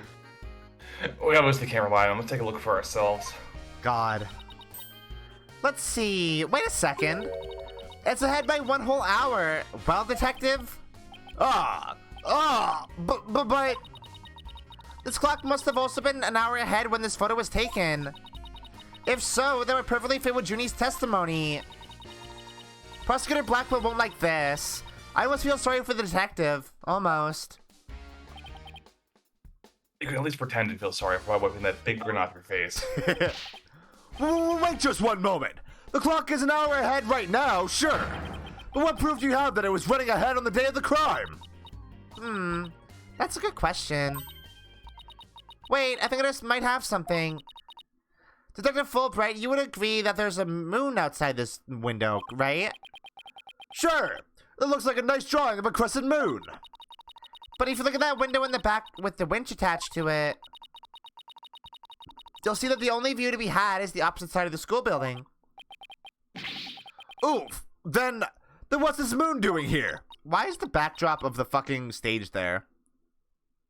Look at the picture that Miriam gave you. I wonder. Oh! Yeah, there was somebody on the crane thing lifting the fucking thing up to the window. Wow, that's stupid. What a coincidence. Really. Isn't this the same as the one painted on the stage backdrop? This is really dumb, actually. I know what this moon really is. And if you look at this photo, you'll know too. This shows where that moon in the photo came from and the truth of Junie's testimony. What? Where? Where does it show that? If you look right here, it'll all become crystal clear. I'm gonna point here. They were still prepping the stage, so its backdrop wasn't in place yet. This photo shows them in the process of moving the backdrop into position. I can see that. That's the big board hanging here. The size matches too. But there's no picture. What? I'm just now realizing that Robin made both of those statues in one night, apparently. Yeah.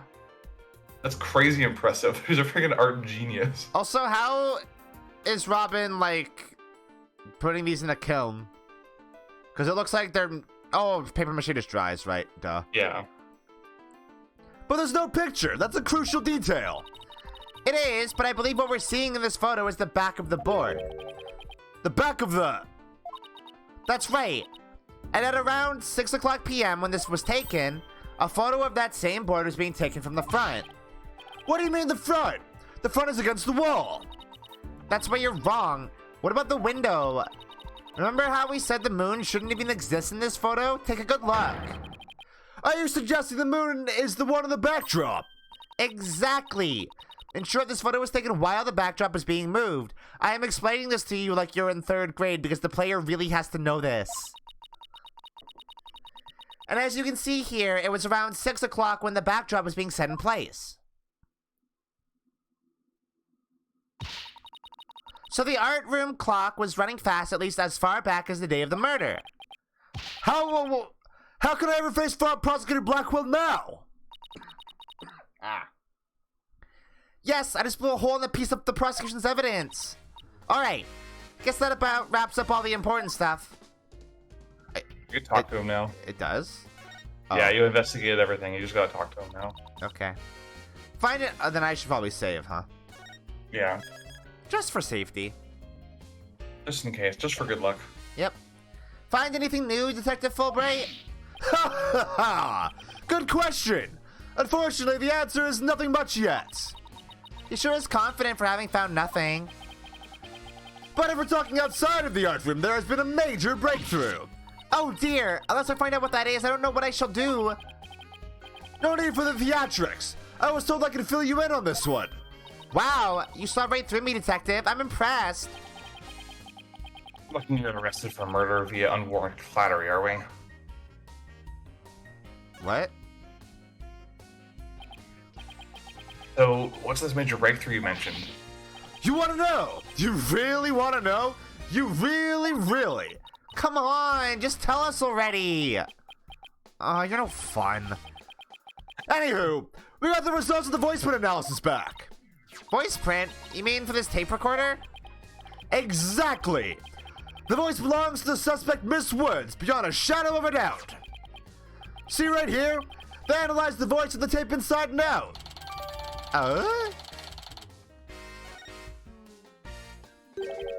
And you thought the voice of the tape was saying Hugh O'Connor. Thanks for the good laugh, Miss Sykes. Ugh. He's the last person I want laughing at me. He's such a joke. So now there's evidence of Juniper shredding you're a goner around the time of death. If we were to take this as truth, how are we supposed to make sense of it? I don't know. I can't think of any reason why Junie would shout that in the first place.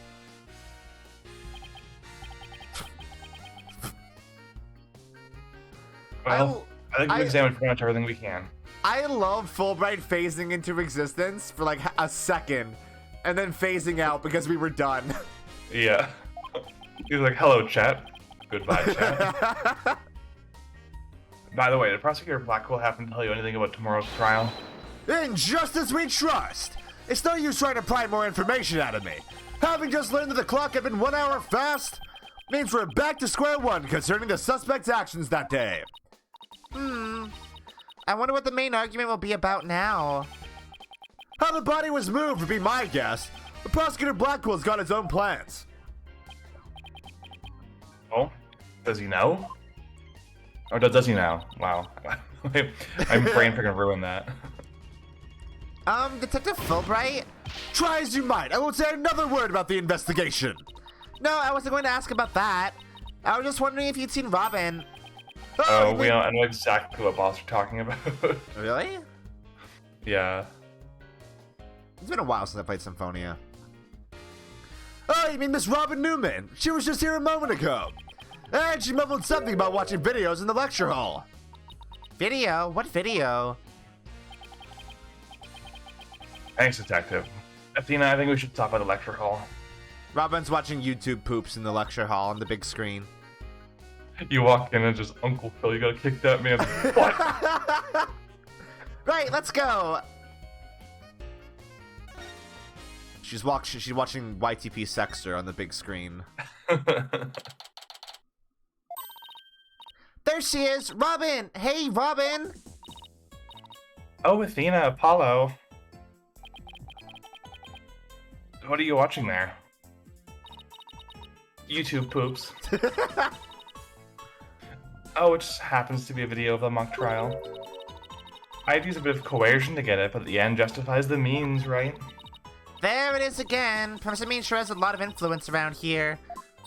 Oh, I can't wait for this case to be over so we never have to hear that again. Care to look into the true connection between the murder and mock trial with me? Sounds great, but do you mind if we ask you some questions first? Sure, I'll tell you anything you want. Robin's cute. Very cute. That'd be a very easy cosplay, too. Yeah. About your confession today, why'd you do it? Because Juniper hasn't done anything wrong. I had to stop the trial by any means possible. Right. The end justifies the means. So you're a follower of Professor Means too? Professor Means is a wonderful teacher, as was Professor Court. I like them both. She brushed that one off like a pro.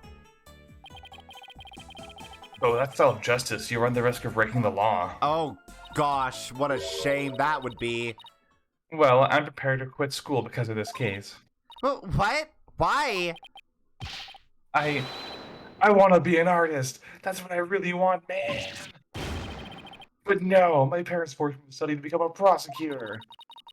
But if the trial went south, you have to drop out and give up on being a prosecutor. That's what you're really after, isn't it? Aw, poor baby. Talk about someone who literally changes at the bat of an eyelash. She's been dealing with her own problems, too. That totally makes sense. Yeah, I suppose so, but that doesn't make what she did right. Yeah, Charles, it's almost as if Mr. Means is evil. You tell us what you were doing the night of the murder. Finishing a statue. I was on the stage until the last bell. That's right. You made the statues of Mr. Wright and Prosecutor Gavin, didn't you? Oh, yes. Yes, I did. Both of them. Both of them. This is just a formality, but can you prove you're making the statues at that time? Can I prove it? You think I'm the killer now? No, that's not what I meant. Both Hugh and Robin were still at school after 7 p.m., but neither of them can prove exactly what they were doing.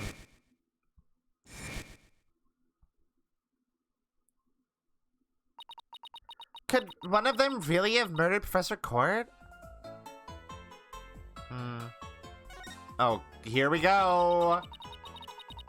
Have there been any problems now that everyone knows you're a girl? No worries there. I discussed the matter with Professor Court some time ago. Oh, that's nice. Professor Court's a trans-inclusive teacher. Hell yeah. I told her I wanted to let everyone know that I was really a girl on the inside. Cool. And today I found out that she spoke with the school administration on my behalf. Wow. Oh, so, I wasn't actually trying to steal your line there. I literally just said wow in unison. Yeah, I know. Professor Court's What cool. Say? Professor Court's cool. Yeah. Shame she's dead. She's also really tall. Is she? She was 5'11". Oh yeah, she's the tallest lady in Ace Attorney so far. Yeah, which is wild. Yeah. Wow, they must really like you. I know, right? But now I can finally be myself here at school. I don't have to hide the fact that I love girly clothes. Cool. That's why, Athena, I simply must have this, and this by any means possible. What? But this is evidence we need for the trial. Sorry, but no can do. Oh, don't be party pooper, Athena. Come on, please. Pretty please.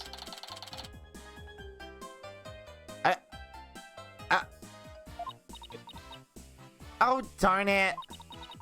What? Anyway, thank you again, Athena. Thank you for revealing who I really am. What? I wanted everyone to know before the snitch found out. The snitch? Sounds like a new lead. Who do you think? Who the fuck do you think? There's a rumor going around that one of the students here is a snitch. I hear they're watching everything we do, our activities, our relationships, our interests, and reporting it all to one of the professors. Oh. Why would anyone do that? Officially, I heard it's to seek out misconduct among the student body. But rumor has it grades are being bought and sold through the surveillance network. That's bribery. The situation at Themis Legal Academy is worse than I thought. Well, all of this is important stuff. I still want to ask about that thing in the art room. I'll have to present some evidence to show you what I'm talking about, though. Oh, yeah, the statue. Oh, no, wrong button. Man, I wonder if the snitch is the guy that acts the most like a cop in this entire scenario. I guess it could be Miriam, but I don't think Miriam would be a snitch. Because she just, like, wants to hang out with these three, right? Yeah, she's a libelous, but she's not a snitch. Yeah, like, Hugh is obviously the most snitch-like in the entire trio.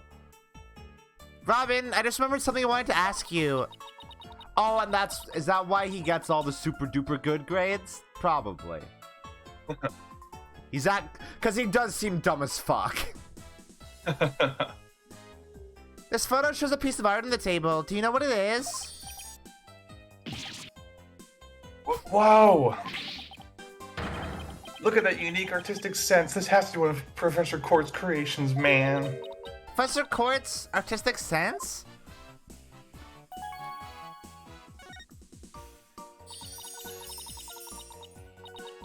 Professor Court's artistic sense. That's a tough one. I'd say it's avant-garde and very eclectic. In other words, it's weird and all over the place. Sure. Come to think of it, that strange-looking painting in the art room was one of Professor Court's works, wasn't it? Oh yeah, we didn't look at it, did we? The statue in that photo was originally a statue of Lady Justice. Lady Justice? Professor Court had planned on placing it in the judge's bench in the lecture hall. But the day before the mock trial, it broke while she was polishing it. She said she'd take it back to the art room and try to fix it somehow. So, this is the statue in its proper state? You bet. But look at that wild silhouette. Wow, it's so cute. I don't get it. Do you have to be an artist to appreciate stuff like this? I like it. It is avant-garde. No. I believe Justice League put back together on that stage. Oh, right. I didn't realize before because it was in pieces. But before it was smashed, maybe it didn't look like Lady Justice, but more like it does in the photo. But Hi, Violet. Hi, Violet. But what in the world was Welcome. it doing on the stage? That's a good question, actually.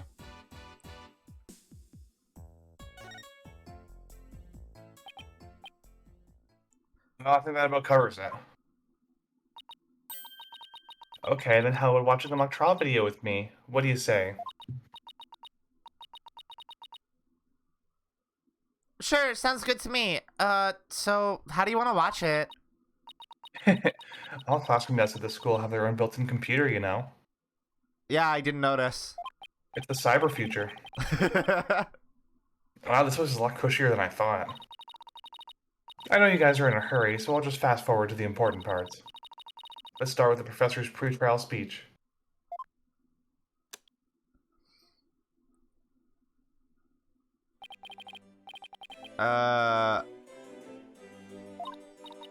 Oh, that sounds like Professor Means. Okay. The mock trial, the crown jewel event of the school festival, will begin shortly. Is the camera like this the whole time? Yeah, it's in a fixed position in front of the stage. When I was a student, I too could hardly wait for this day to come. How come teacher speeches always make me so sleepy? Let's just skip to the end of his speech. Thank you. Hey, Journey. Now, the mock trial begin. Hey, what's the deal here? Why is Journey so large in the shot? She's... My Athena. large Gia. Athena, you're so dumb. It looks to me like she cut right in front of the camera. Yeah, no shit. Jennifer was also in charge of the audio. Even though she was only playing a part in the mock trial itself? She had to do it to keep the script details secret. She was all over the place that day. When she wasn't in the trial, she was in the audio control of the music.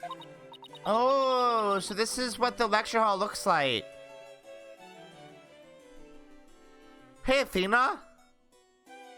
Where do you think you are right now? You're in it. You know what it looks like. Let's say there's a judge's bench back by the screen and a witness that... Oh. Oh, that's Apollo.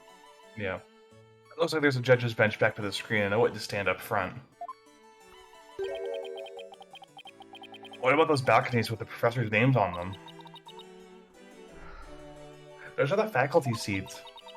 Professor Means and Professor Court were in charge of scoring the mock trial. Yeah, you know, yeah, we can see these things. With my eyes?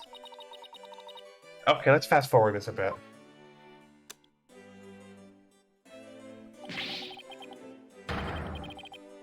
And... that was me, can you tell? I'm just gonna, I'm not gonna voice the green text, it's like, whatever. You read that line in the mock trial, Apollo, but you made it sound kind of weird. Cut me some slack. It was my first time reading that script. I think Juniper's gonna speak next.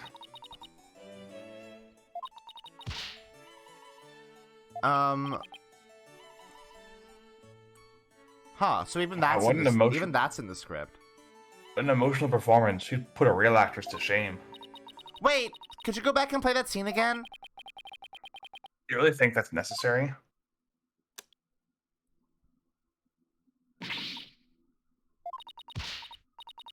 Stop! Did you hear that? I think you're on something.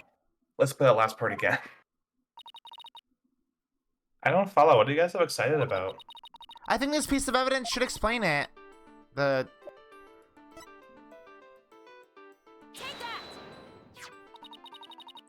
I'm sure you remember this. It contains a female voice shouting a violent threat. I'll play it for you. Did you hear that? Voices and performance do sound similar, but I can't believe this is happening. It's just a possibility, but if the voice on this tape is really a recording, one made from the mock trial video, then that means this evidence was fabricated. Wait, how is that possible? I didn't get to do a voice print analysis in time for court today. That's why the gender of the voice became so important. And if the real killer had foreseen that the gender would be key in today's trial, He would have tried to deflect attention away from himself by making the suspect female. Is that possible? Is this possible? so it would have had to be someone that knows that Miriam puts tape recorders everywhere and recorded over one of her tapes with a part from the mock trial. Oh, you know, for some reason I was thinking this would have had to have been made when the murder happened. But I guess somebody could have just given this to Blackwell and been like, hey, yo, I found this. Here you go. And that's really all it had to be. Yeah, because, like, Miriam confirmed, yes, that it's my tape recorder, but, like, you know, she wasn't there to check the contents of it before it was taken as evidence. Huh. Interesting. So basically, the only one with something to gain from doing this is our sole male suspect. Wait a second. No way! Professor Mean's credo is blah blah blah blah blah blah Blah, blah. blah, blah, blah, blah. So it makes perfect sense to the student who took those words to heart. But they don't even have to play a random lady's voice from YouTube. They can just do like a robot. Like, hold on. Here's what they can do. They can just like do this really quick.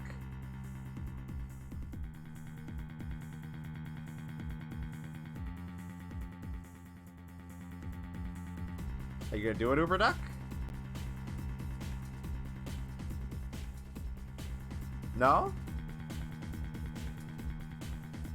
It's thinking. Don't worry about it. Don't worry about it, Charles. See, the upsetting thing is that I have now done this and it could happen at any time. Hope it doesn't happen. Oh, there it is. I literally didn't even hear it. Cool. Cool, thanks. Yeah, seriously, I killed the man. Yeah, exactly. Oh yeah, you said that. Would fabricate evidence. We need to get the tape analyzed as soon as possible.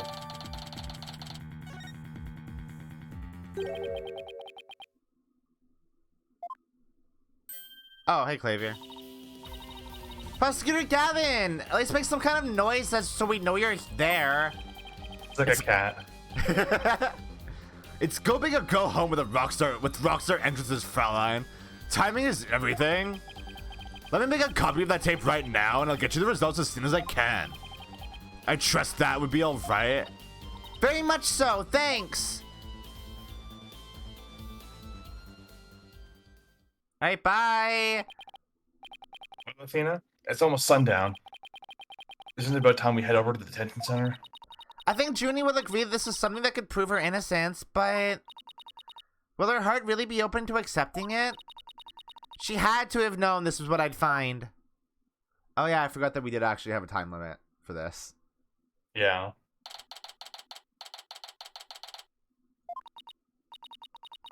And that about covers the main gist of our investigation. I see. Very interesting. You've been quite the busy beaver today. You actually investigated stuff. I just sat here and ate donuts all day. Thank you for your hard work, Athena. All my time's about up. It'll be getting dark soon, so... Junie! You must be tired after being on your feet all day. You should go home and... No, wait! You have to listen to me. I don't want to hear anymore. I know what you're going to say, Athena. Junie, you promised. Yeah, why do we need a flashback to that? So please just listen to what I have to say. Once you've heard me out, I'll let you decide what to do.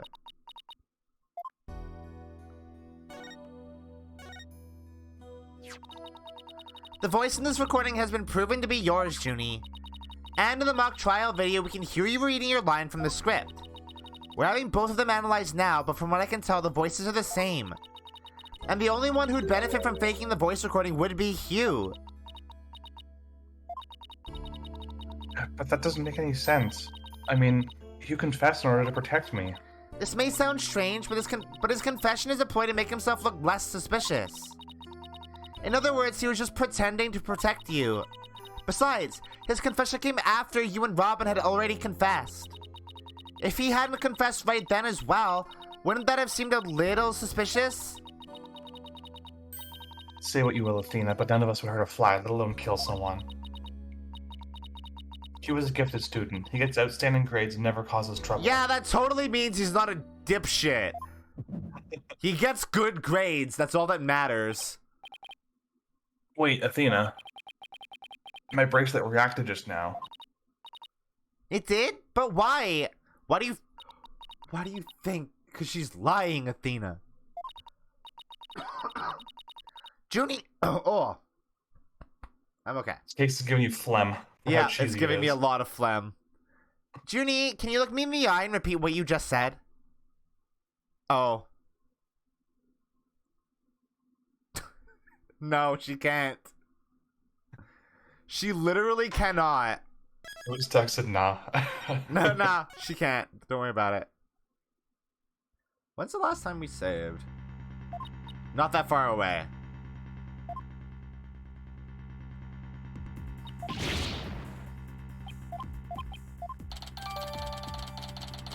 Thankfully, I saved here. Yeah.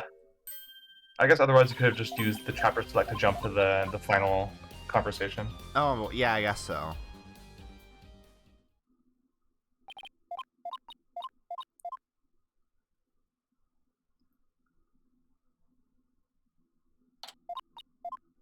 Charles, Athena isn't allowed to think.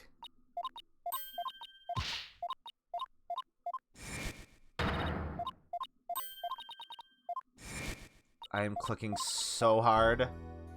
You could just hold it. Wait, what? You could just click and hold, it skips. Oh my god, it does!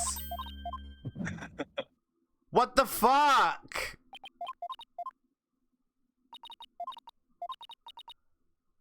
Oh, none of us have heard a fly, let alone kill someone. Hold on. Just in case. Oh, yeah, this is the same thing she said already. Now I'm sure of it. She's lying. Points at her. Liar, liar, liar. You're a phony!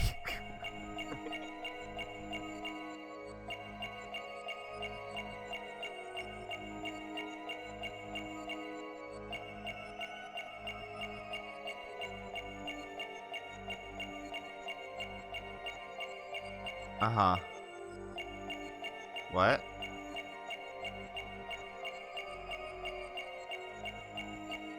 Huh? Wait. Was your little tie moving? Like, God, can you go a bit quicker?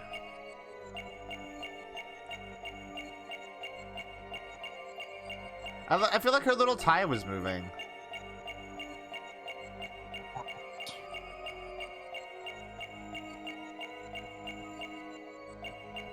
Yeah. What? Gotcha.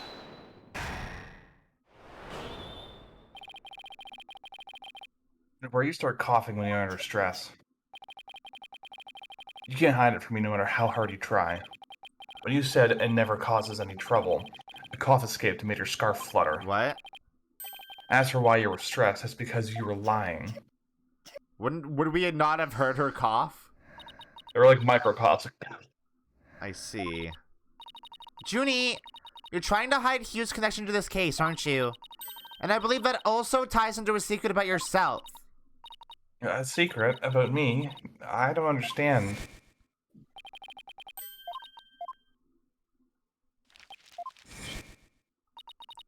he ended their friendship after he found out about Junie's secret, which means he must have felt betrayed by Junie, making her the snitch? No way. First legitimate twist. I'm actually surprised by that. You were Professor Court's snitch, weren't you?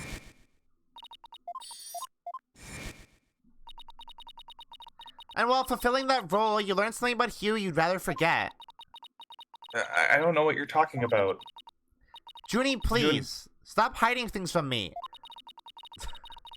I hate having to force things out of you like this. Looks like we're going to have to do this the hard way. Time to review the evidence and see if I can't prove my hypothesis.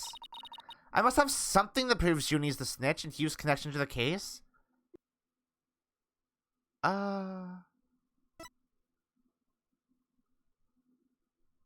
Do we?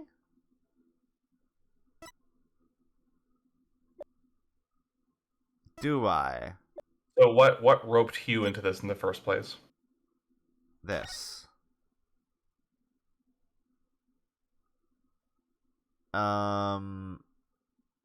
Like this is how we like connected Hugh to it, right?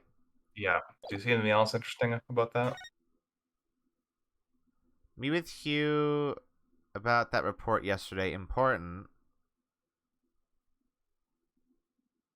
Prep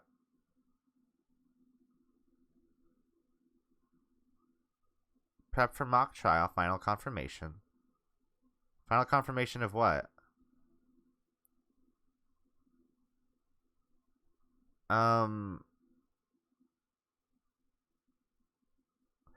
Why are there no times here? Like, for the 24th, she has everything at specific times, right? But here she This is doesn't. because like those are school-wide events, whereas the other two are like whenever I can get around to it that day kind of thing. Huh. So, routine report. Need to speak with you. Oh. Huh.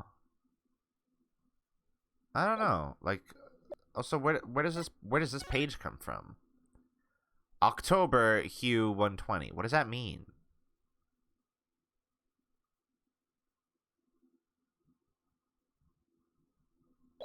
Okay, I guess I'll just present the book though. So I imagine that's it.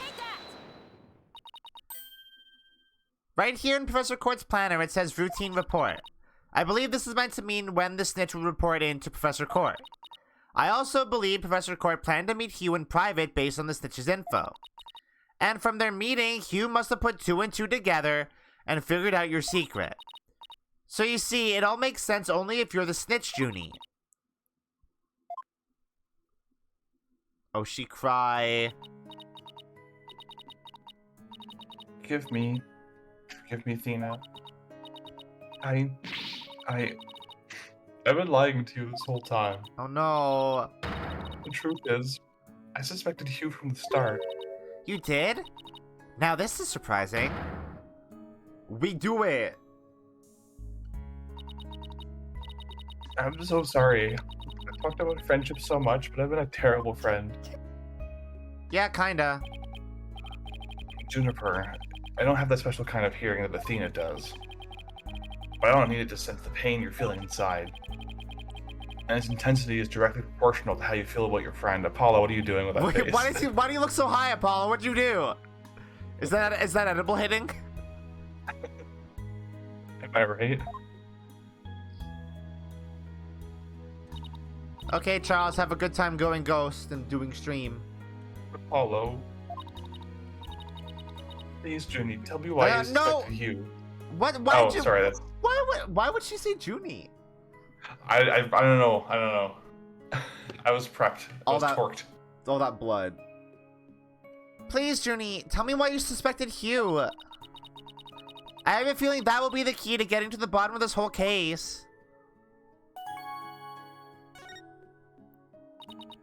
What exactly was your role as class snitch? Mr. Court had told me how the Academy alumni had strayed from the path of justice. Fuck. The Dark Age of the That's Law. Apollo. Oh, sorry. That is Apollo. The dark age of the law, huh? She didn't want any more of our students going astray like that. But few others at the academy shared her view. I thought her ideas were beautiful, though sad and unrealistic. Uh-huh. She asked you to be her eyes and ears, didn't she? I used to report to her once a month about any wrongdoings I'd seen or heard about. And that report session in her planner, the one from October 22nd, was part of that? Yes, that's when I reported Hugh to Professor Court. She snitched on her own friend? I had accidentally overheard Hugh talking. What did you hear? He was talking to someone on the phone. I think it was one of his parents. What were they talking about? Something about having paid money for good test scores. I only overheard him talking, so I never did find out who the money was going to. What? That's bribery! He was buying his way through school, and if that's the case, then that evidence that always seemed out of place might actually be his secret. This? Yeah. This. We found this while we were investigating the stage. It's got Hugh's name on it. I didn't know what the number meant at the time, but now that I'm hearing about bribes, it must mean that Oh, it's Apollo. Must mean that a bribe of 120 grand was to be paid in October. What the fuck? What's more, take a look at this mark. That same mark is on the pages of Professor Court's planner. Hey, you're right. Wait, but why would Professor Court have that kind of information in her planner? You don't really think the person who was taking the bribe money was... It's just a possibility at this point, but it may indeed have been Professor Court. But... That is impossible! She'd be the last person I'd ever suspect of accepting bribes. Like I said, it's just a possibility, but a rather good one. Can you imagine that? It was only $120.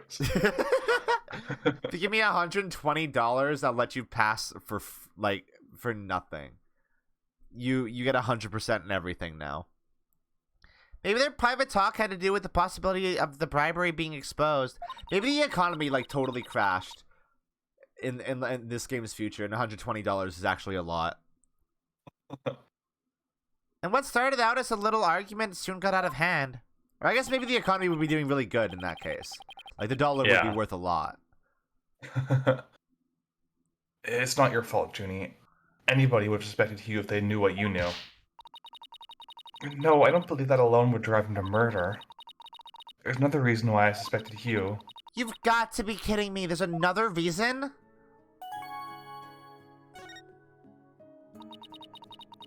I saw Hugh around 7 p.m. the day before the mock trial. Oh, so she's finally ready to talk about that. When I saw him, his...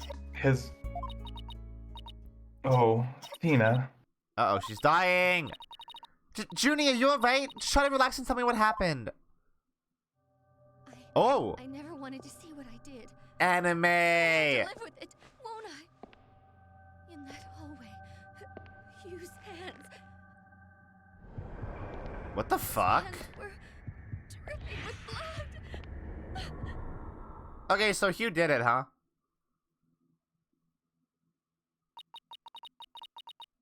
His hands were dripping with blood. What? But why? What am I gonna do? Deep down, I know Hugh can't be the killer. But my mind keeps telling me he is, no matter how hard I try to convince myself he isn't. Oh, what am I gonna do? Hugh, tease. I can't take this anymore. Tina? So she hid the fact that she had seen Hugh and said she went home at 6 because she wanted to avoid talking about what she saw. Junie, it must have been terrible holding all of that in. But it's going to be okay. I'll get to the bottom of this. And that's my promise from one good friend to another. I'll be defending Juniper tomorrow. If that's okay with you, Professor Means. My main concern is whether you can defeat that prosecutor. But I won't try to stop you. I will be watching from the gallery. and shall look forward to seeing what sort of results your methods can produce. Good luck tomorrow. Now, if you would excuse me. Alright, bye.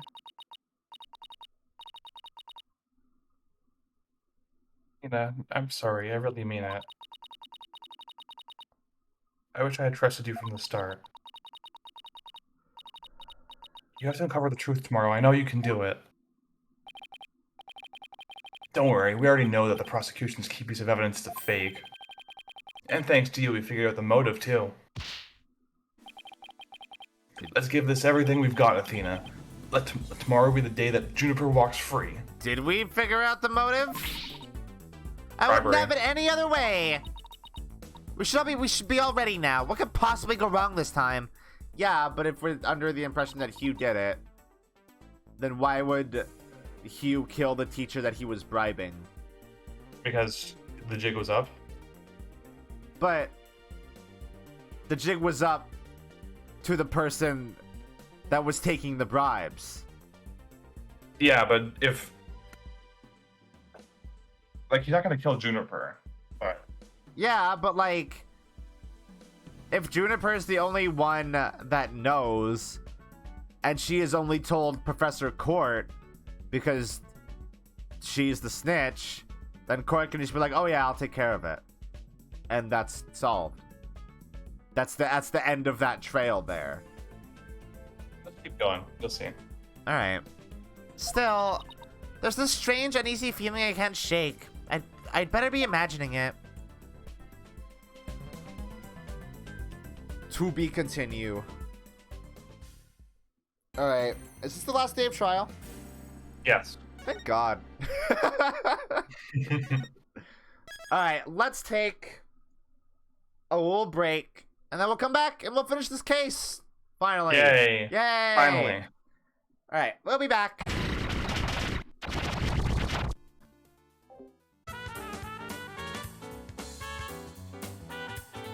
Lucas, so I had to get this off my chest. Balls, balls, balls, balls, balls, balls.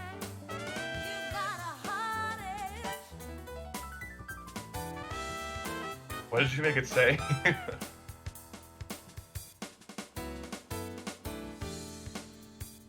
Oh my god. Yeah, I think it just takes right into Sam Riegel voice clips and smashes them together.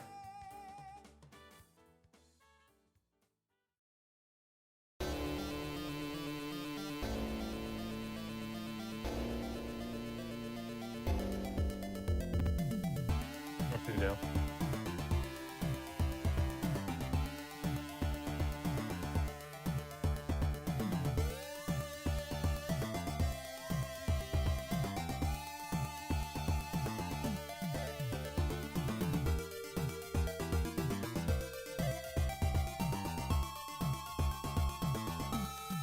This case is a bunch of true bullshit.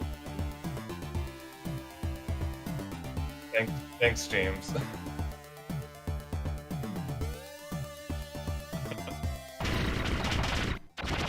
Oh, I was muted that whole time. Whoops.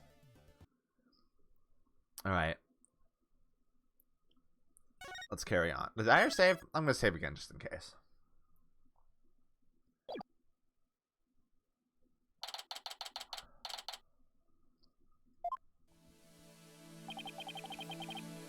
Were you able to sleep last night? Huh? Oh, sleep. Sure, I slept. For a grand total of 0 hours. I'm curious if they all have their own apartments or they all just live at the office.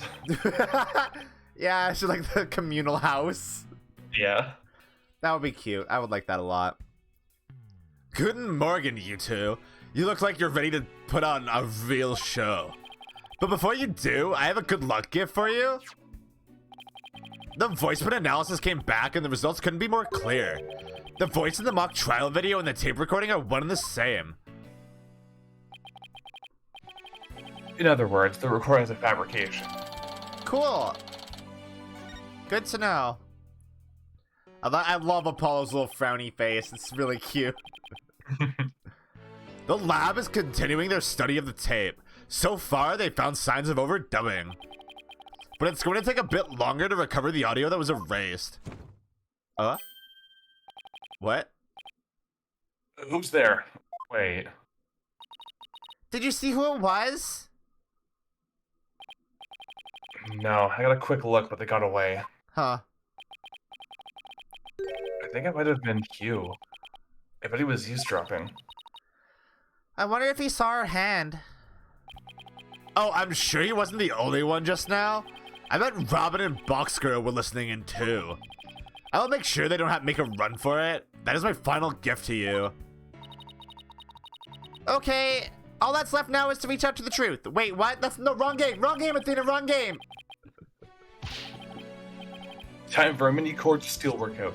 I'm Apollo Justice and I'm fine. Your turn. I'm Athena Sykes and I'm fine. I can't believe she literally said reach out to the truth. Like, come on. I mean, this was the same year that Golden came out on Vita. It could be some. It could actually be a reference. Cross-brand synergy there. Yeah. Court will now reconvene for the trial of Juniper Woods.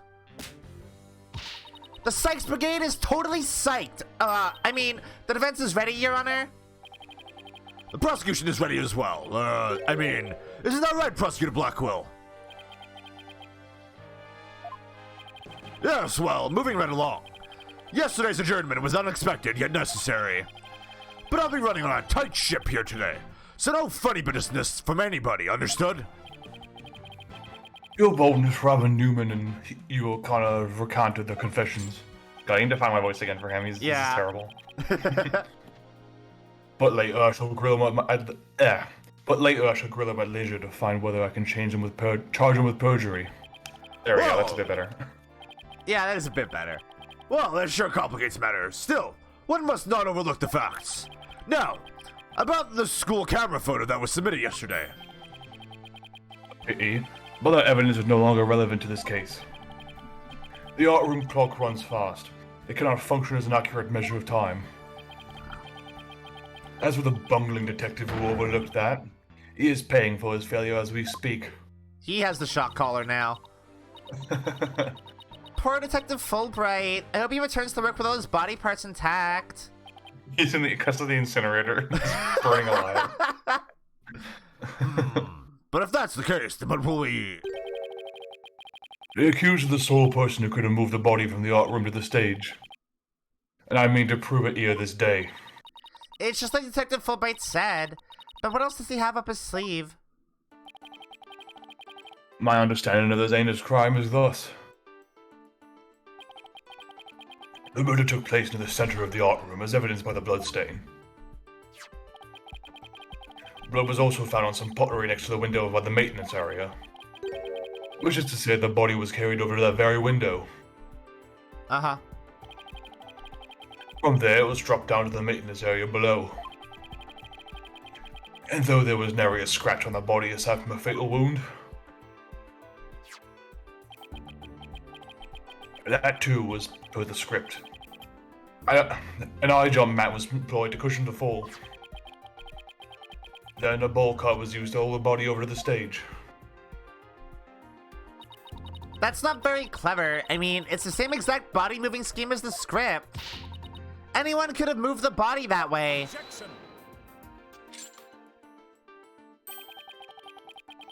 Your propensity to spew forth words before you think is not very clever either. Why you... Moreover, the prosecution is a witness, which is most unfortunate for you. Witness, it's time for you to come forth. Hi. Huh. Well then, will the witness please state his name and occupation? Hugh O'Connor. I'm a senior at Themis Legal Academy. What am I doing with Hugh's voice? I don't know anymore. That's fine. Honestly, now that we know that he's just putting on an air of intelligence, it works even better. Yeah. And I'm studying to be a lawyer. Yesterday, I told that... What am I doing? I'm doing the himbo voice again. That's not right. God, where did the smug voice go? Go smug and haughty. Oh, I know. I have to I have to reach out to that character. That is not who I am. I have to bring it in. Yeah, get into the ozone. Yesterday, I told that lawyer there that I would testify to the truth. So, I intend to cooperate fully in today's trial. Happy now, Miss Sykes? What's he up to now? The court appreciates your cooperation, Mr. O'Connor. Now, your testimony, please.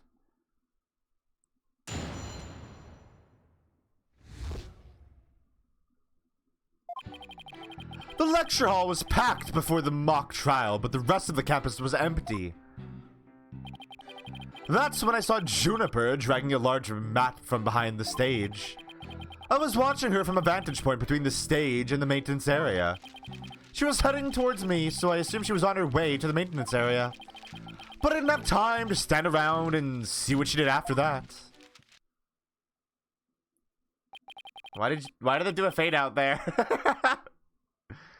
The real truth hurts so much, doesn't it, Miss Sykes? Or maybe you thought I was going to bring up something else entirely against your client. Ugh. Never a snappy comeback when I need one.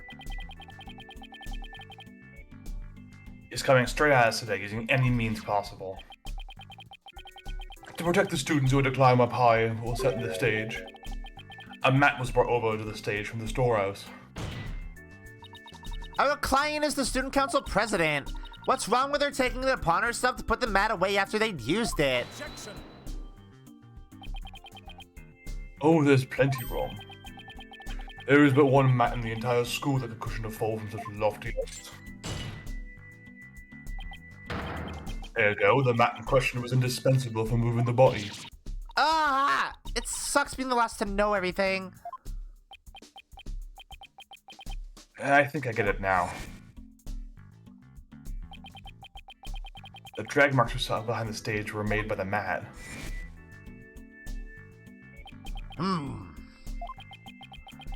If the only mat of that thickness was where the body is assumed to have been dropped, it would be hard to deny a possible link to this case.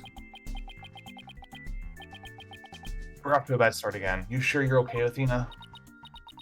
It's game on, Hugh. Game on. I'm gonna turn your arrogant, perfect scoring fan into a teary-eyed fan of failure. Are you allowed to say that in court? I don't think you are. I'm just gonna intimidate this witness a little bit. Don't worry about it. It's fine. So, I mean, we're not gonna bring up that the mat wasn't used to move the body for a while, are we? No, you're too far ahead of the game. Ugh.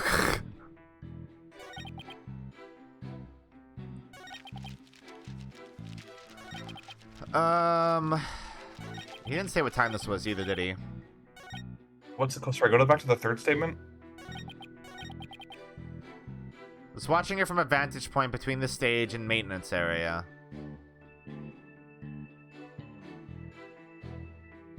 So were you coming from there then? Well, I mean, we know where he was during setup, right? Oh yeah, he was at the arrow place, which we don't have evidence of. We have of. evidence that proves where he was, not just his alibi. That proves where he was? Oh. Yep, during the stage setup. During the stage setup. Was it this? No. No, because yeah, we don't have time for that. Oh, during the stage setup. Meaning this. Right? Yeah, and where is he in that? There. He's there. But Junie is also in here at that time. Yeah, but there would be no way for him to have seen that, right? Yeah.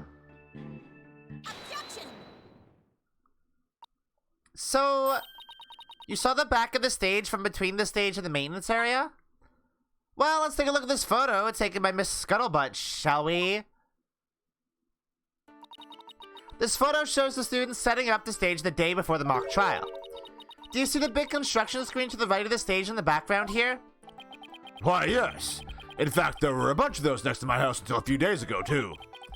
It was so noisy behind there, but I couldn't take a peek. Oh, how it piqued my interest. Alright. Exactly, Your Honor. You cannot see past such screens. That is their purpose. Now, let's see. How exactly is that screen positioned again? Oh, yeah. Like, across here. But, yeah. How'd you see shit? Aha! Since it was to the right of the stage, it should be right here. And from this vantage point, the witness claims to have seen our client behind the stage backdrop. Oh my! But the screen would have been completely in the way. That's right. Therefore, the witness couldn't have possibly seen our client from this point. Get wrecked, idiot. I really like that damage animation. Yeah, it's very good. He takes The damage, delayed and then he takes bonk. damage again. Yeah, the delayed bonk is very good. Yeah. Order! Order! Mr. O'Connor, have you been lying to this court? The screen, right. It must have slipped my mind. What? Are you telling me you, Mr. Genius, forgot something as literally big as that? There are two kinds of memory lapses. The normal kind you mouth breathers have. Great, cool. And the genius level lapses of memories that people like me have. Why don't you just admit that it was a normal, everyday brain fart already? Will the witness now please restate what he remembers minus the lapses of memory? That's easy. I was on the other side of the screen. In other words, I witnessed Juniper from the stage side of the screen. You are testifying that our client was behind the stage. But need I remind this court the back of the stage is not visible from the front? To actually see our client behind the stage from the stage side of the screen, the witness himself would also have to be in the same area behind the stage. But in that case, our client would have definitely seen Mr. O'Connor. Oh, he is an idiot, huh? This man real dumb. So in Japanese, his first name is Ray, which means zero, and they reflect that in his English name with the O looking like a zero. Yeah, that's good. I like that. It's a clever localization choice. That's fun. They had to fit it in with the the entire voice on the tape thing, as well as matching the meaning of it. So retaining the joke pun sort of thing. Yeah, so it's really difficult. Yeah. No wonder the localizations sometimes focus on have small typos because they were clearly focusing on other stuff during the process. Yeah. Nice one, Athena. Keep it up. Objection! Oh.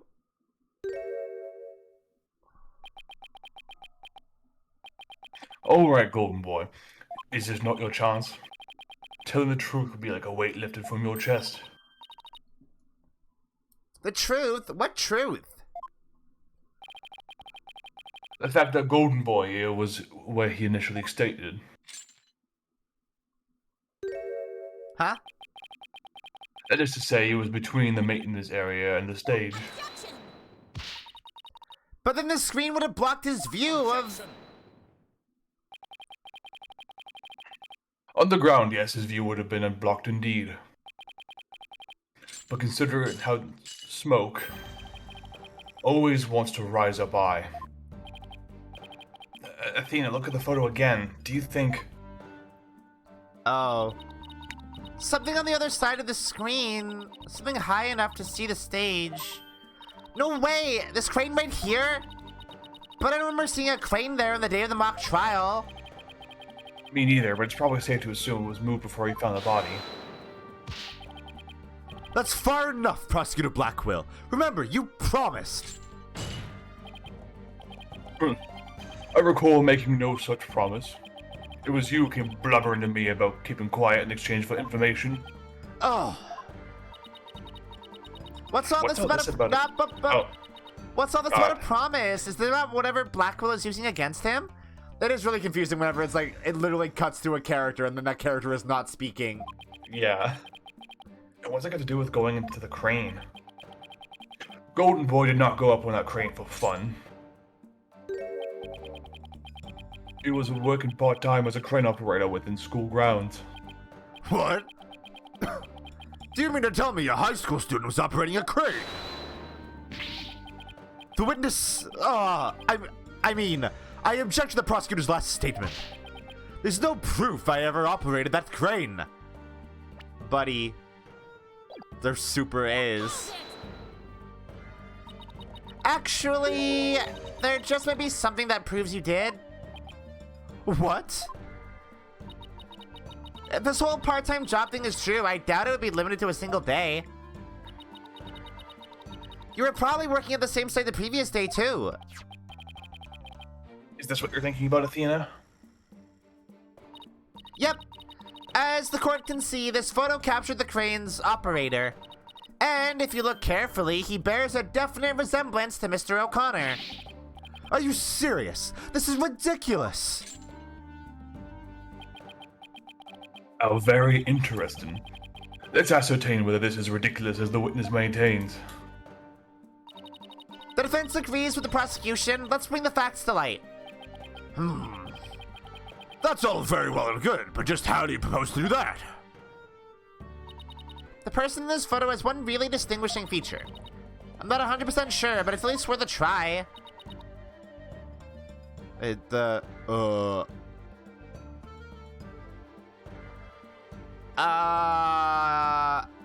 His what? He's got a distinctive choker there. But he just not wearing it. I mean, we don't know. He's wearing a high collar. Yeah, I guess.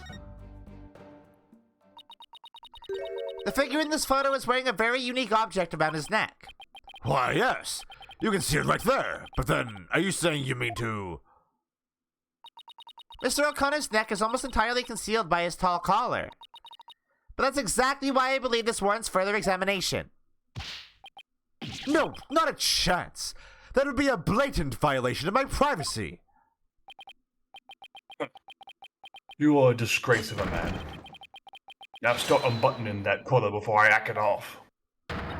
Yeah, what's the big deal? Now let's see your neck. This is so weird. Protect your neck. That's what Wu-Tang taught me. Guess I have no choice.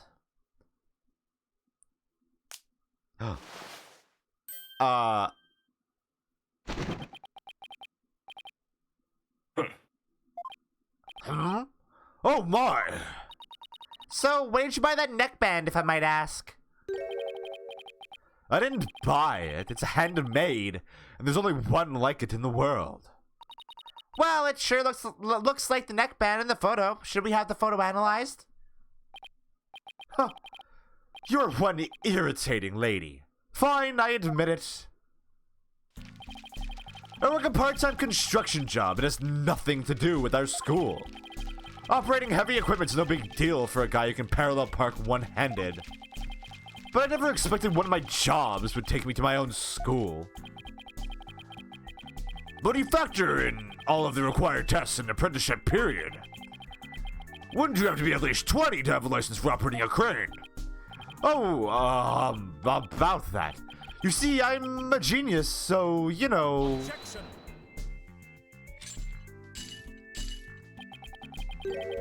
Let us dispense with this inane charade, golden boy.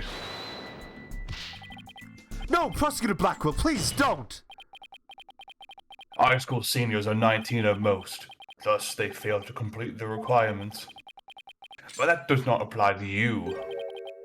Does it, Mr. O'Connor? Oh my god, he's 20?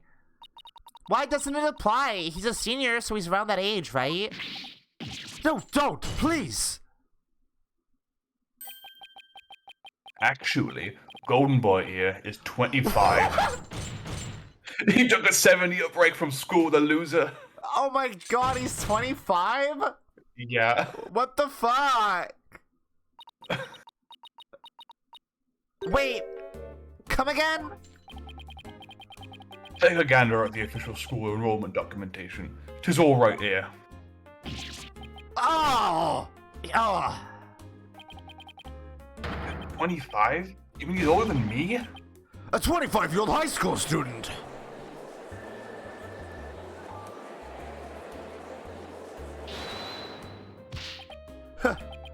A 7-year break. 7 years. I've just one thing to say. There are two kinds of 7-year breaks. The ordinary kind you mouth breathers take. I'm doing himbo voice again. And the genius kind. That's that himbo voice again. You can't get away from it. I can't get away from it. And the genius kind people like me take. There we go. There's the thing is, they're so similar. It's just the haughtiness that differentiates them. Yeah, exactly. But a genius would quickly become a chore for a 7-year. Wait, what? Huh? I think it's supposed to be the other way around. A 7-year break would quickly become a chore for a genius. Yeah? Oh. I think you have that backwards, Athena. Okay, there we go. Huh. Even geniuses make mistakes. I just happened to make mine only 7 years in a row. It's like, okay. So it's more like the difference is the himbo voice is like ends everything in question. The haughtiness is ending everything in like a definitive statement. I think that's how it should be? I don't know. It's weird. Only Hugh could get away with using only like that.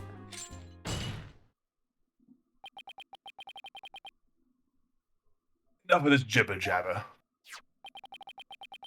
Suffice to say, the witness was up on the crane when he saw the accused dragging the mat. The accused read all she needed to move the body immediately prior to doing so. That much is clear. I see no need to deliberate the matter further. Considering that the body was moved in the same manner as in the script, I find Prosecutor Blackwell's claim to be quite persuasive. Does the defense care to dissuade me? Ugh. As long as a mat was used to move the body, Junie's going to be under suspicion. Athena, I just thought of something. What was Hugh doing in the crane right before the mock trial? He couldn't have been on the job at the time. I mean, he was waiting for the trial to start. Yeah, why was he in the crane? Wait, you don't think... Your Honor! Yes, Miss Sykes. I've got it! I've got an amazing idea that will turn the prosecution's claim on its head. A little conjecture has never stopped us before. Interesting. Mr. O'Connor, you were using the crane to move the body, yeah? Yeah. Yeah. The body was just like it was in the script, so it must have been moved like in the script too. At least that's what the prosecution believes. How simplistic, even foolish. Dude, that's I kind of love that about Blackwell. You can insult him to his face and it was like a nice one. A good one. Those are pretty strong words, Athena. Are you sure about this? The witness is a licensed crane operator, so he could have used it to move the body. Objection. Well, Golden Boy, care to chime in? I intend to say no more on the matter, save that this does not bode well for you. Wait, he's on my side this time? Or is this another trap? Huh. Watch this. I can use a bow and arrow one-handed. Why? Wow, that's a crazy level of dexterity. I can even drive a crane with one hand. That's easy. But operating the crane itself is so complex, it requires both hands. Now, I would have the court to look at this. Oh. Oh, please tell me that's a ketchup stain. You wish. My hand was injured and required surgery. That's the reason I kept my hand in my pocket all this time. I've already verified this with the hospital of treatment. Quite a nasty wound, they say. So, how did you hurt it? I see no need to discuss that. It has no relevance to this case. 2 ends are required to operate complex machinery such as the crane. There you go. On the day of the mock trial, the witness was incapable of moving the body by crane. How'd you hurt your hand, bud? No, I'm the fool? How'd you hurt your hand, bud? Hey, how'd you hurt your hand, bud? Because, like, we clearly know that you operated the crane literally the day before the mock trial. What happened? Oh, that doesn't work in BlueStacks. Hold on, I have to do a... Oh, wait, what did I move it to? Hold on. There we go. What happened? I'd planned on moving the crane the night before the mock trial, but then I got injured. Wanting to keep my part-time job a secret, I had to do it just before the mock trial instead. Ugh. And here I thought this was the big break we've been waiting for. Now that the defense sophistry is laid bare, I would have the court recall my claim. The body was dropped out of a third-floor window to a mat near the maintenance area. Then a ball cart was used to move it to the stage. See? I've been paying attention. Well done, you boldness. Now consider this. The accused was sighted dragging her that mat. Ergo, it was she who moved the body.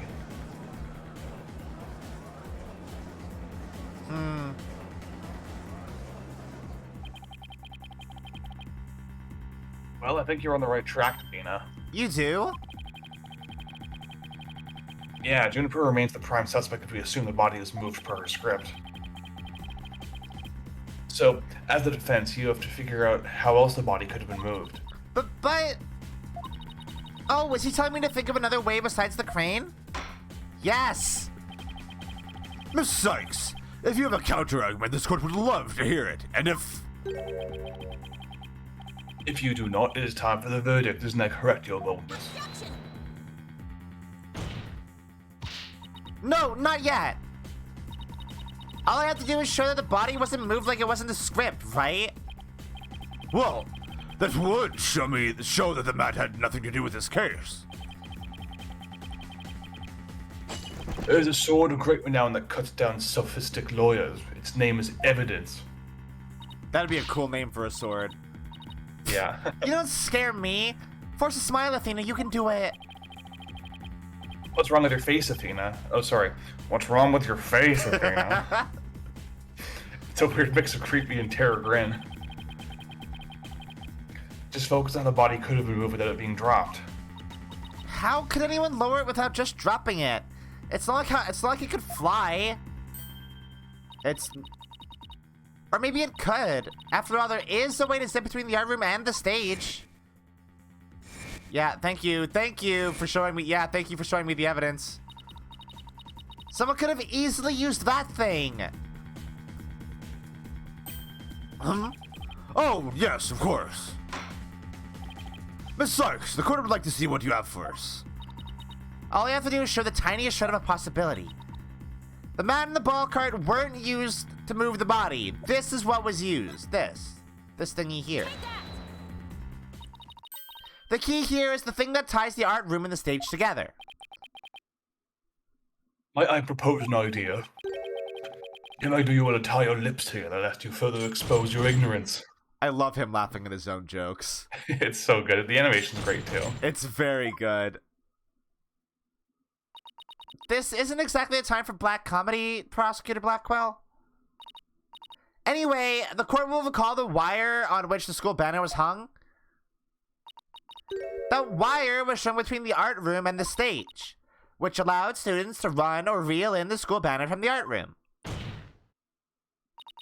The body could have easily been lowered down to the stage via this wire. There's the good track. Yeah. It's so good. Spare me your armchair theories. This wasn't some kind of eye-wire act.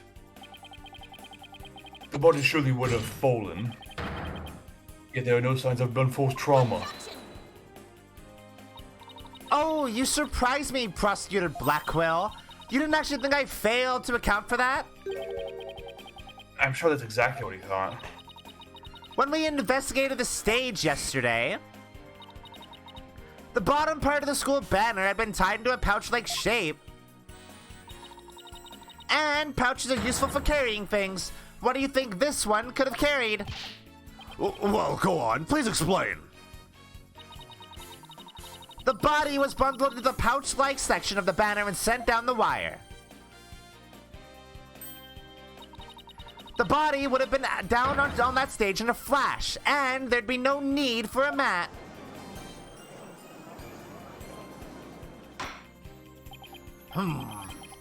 I've heard the phrase, carrying the banner, but the banner doing the carrying. Objection.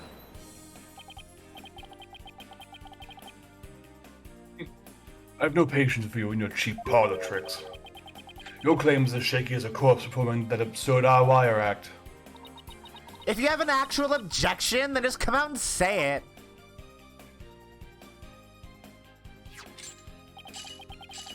I trust you recall the bloodstains left on the art room pottery.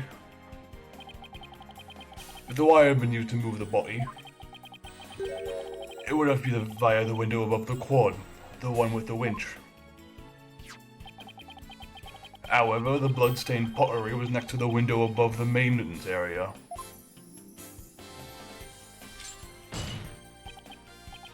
There you go. The wire and banner had not at all to do with this case. I love this long Blackwell dialogue so I can just vibe to the music. Yeah. It's great. Oh, the bloodstained pottery. I remember that. This doesn't look good. We'll be back to the mat theory if you don't do something. Well, Miss Sykes, I hope you have something better this time than a circus act. If my wire theory is true, then that blood in the pottery must not have been the victim's blood. Yeah. We didn't test it, but No, you didn't. maybe it's not the victim's blood. Did the police check to see from whom the blood in the pottery came from? Shame on you, Sykes, Dodo. Have a little more respect for the constabulary. Oh, you're here. Oh. Uh-oh. Albright. They both came to the realization at the same time. I just took Blackwell one look to go, oh no. No. That's so good. That's such good characterization. They're honestly, like, as much as Fulbright sucks, him and Blackwell are like an amazing comedic duo. Yeah, they're a really good duo. It's super good. We didn't say this line, by the way. Oh, looks like they didn't check it. Ah! Don't let it get you down, Prosecutor Blackwell. Everyone makes mistakes. Bear me your cheek. We will know not either way to the test or run. Sorry, there's a very ornate, fancy line. It took me Yeah. a second to process it. True, but in the meantime, I'm going to press my claim as far as I can. Your boldness, I demand the blood of the pottery be analyzed this instant. Of course, it shouldn't take long to get the results back.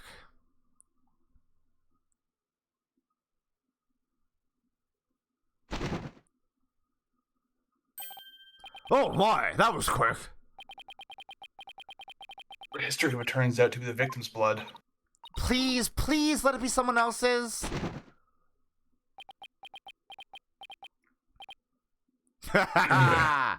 Idiot. It seems the blood was not from the victim. What? Furthermore, comparison with other parties involved with this case reveals that the blood belongs to one Hugh O'Connor. Score! She looks so happy about it there. Blackwell just like clenches his eyes shut and he goes, "Oh my god." God damn it. Fuck.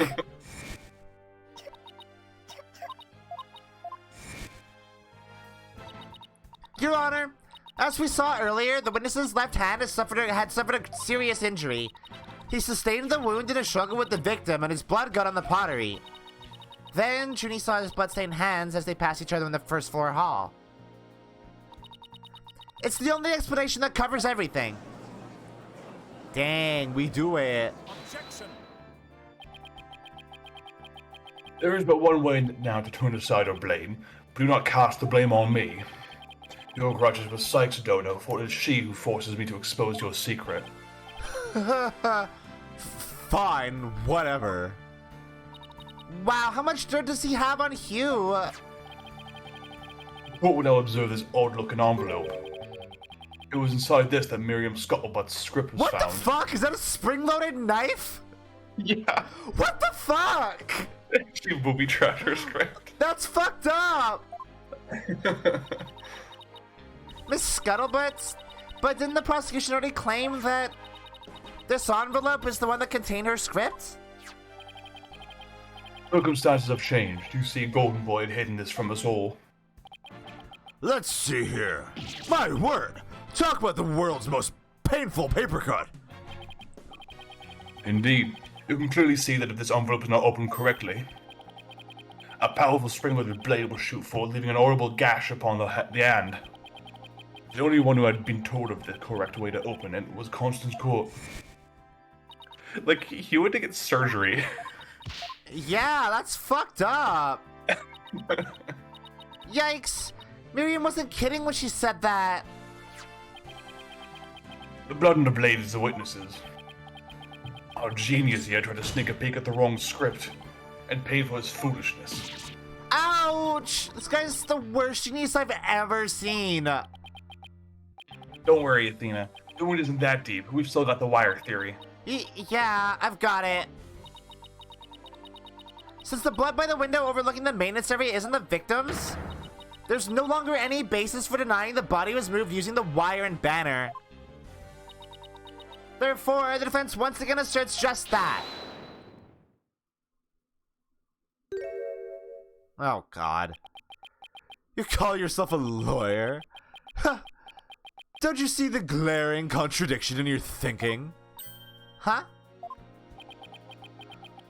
The court would like to remind the witness that his role is not to point out. Huh. And you? How could you adhere to such outdated beliefs? But whatever. It seems you've forgotten the two statues. I'm doing Himbo voice again. It comes and goes. It seems you've forgotten the two statues that were on stage directly below the wire. A body sent sliding down that wire.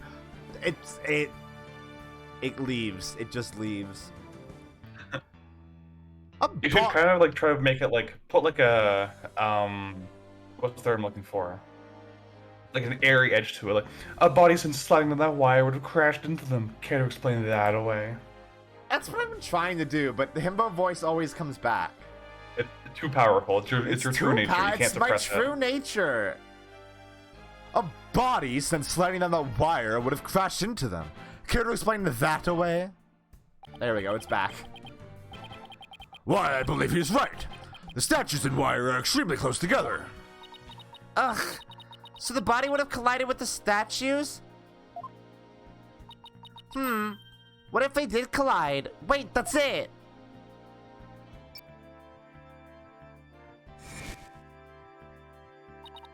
Speaking of those statues, we still don't know how they were broken. But if we assume the body crashed into them... Smash, smash. That would also explain that loud sound we heard while we were in the waiting room. Oh, now that you mention it. You and Mr. Red went out to the stage after you heard that sound, correct?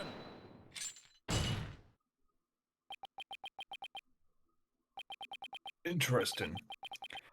How very interesting. But may I ask just one question? When was it that you heard said sound?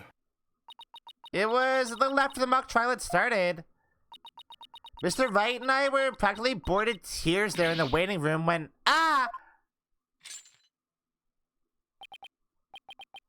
Precisely. That sound you heard did happen while the body was being moved. That would place it during the mock trial. Oof. Which means the body wouldn't have been there before the mock trial started. Big oof. Big oof.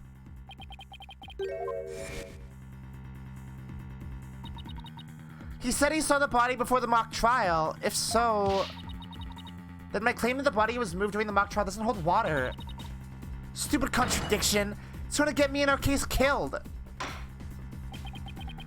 The focus was on just 3 suspects because the body was moved before the mock trial. That has been the major premise thus far. Your assertion, therefore, contradicts the very foundation of this case. Both sides still lack incontrovertible evidence. So, should we not also treat Golden Boy's testimony with some level of suspicion? Good point. But Prosecutor Blackwell is on our side. I bet he's figured out the truth behind this case. Oh, great, as long as he's not up to something else. If the statues really were broken when the body hit them, then Hugh's statement about seeing the body before the mock trial is a big fat lie. Okay, Mr. O'Connor. Let's get to the bottom of this contradiction about when you saw the body. Look me straight in the eyes and repeat your statement to me. Like I said before, before the mock trial, the body was, you know... I can only say this once, Golden Boy. You had better tell the truth and do it now. That is, if your head wishes to enjoy the continued companionship of your body. Yikes! Now, out with it. Did you truly witness the body? Or were you just lying about it? Well, which is it?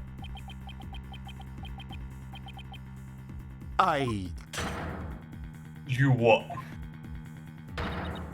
I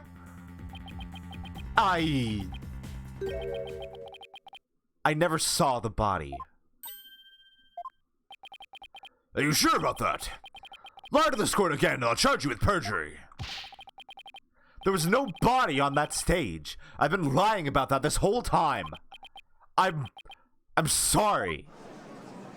Yeah, apologizing's gonna make it better, buddy. Yes, we've exposed Hugh's big lie for what it is. But why would he lie about this to begin with?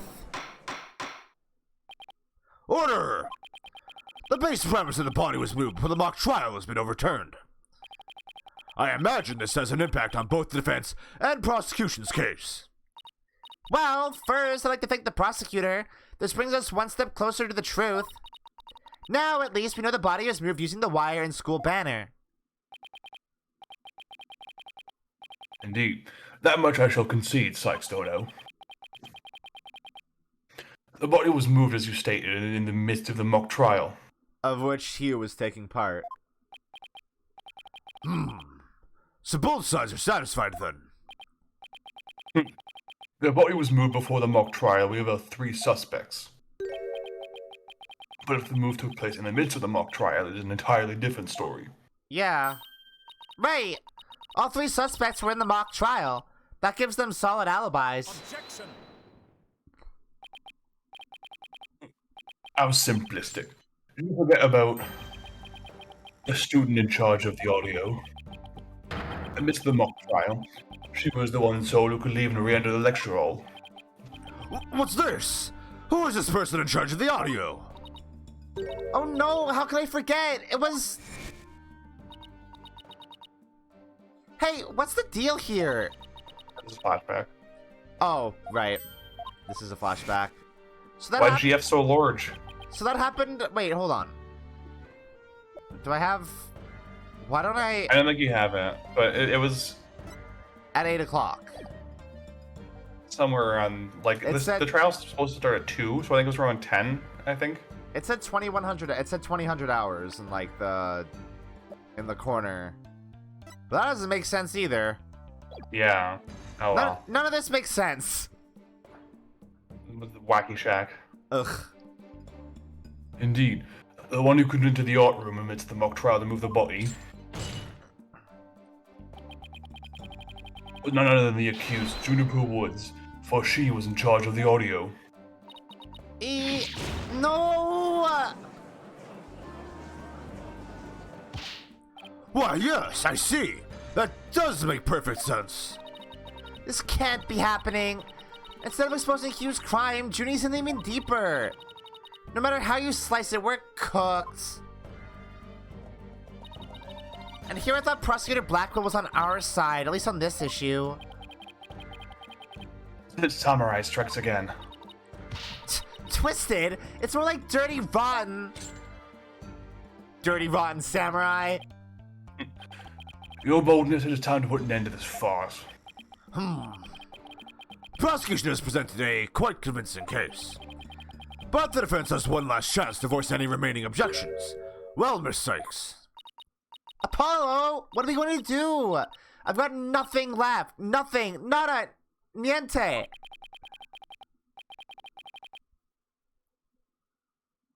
This is I've been trying to think of something, but I'm drawing a big blank too.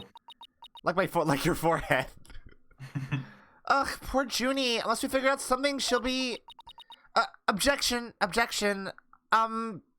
Well, I object to...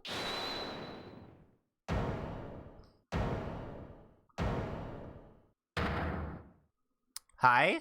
Hello? Oh, he's... Okay. Stop right there. All ears on me. It's time you heard about the rare genius of Hugh O'Connor. Uh-huh. Listen and you will hear the secret behind my perfect crime. Perfect crime? What happened?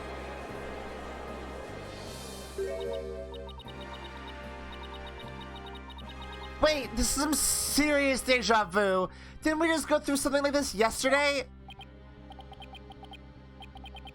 Yes, we did. This better not be another one of his enraging traps. The murder, the moving of the body, the cover-up, it all sprung from my brilliant mind.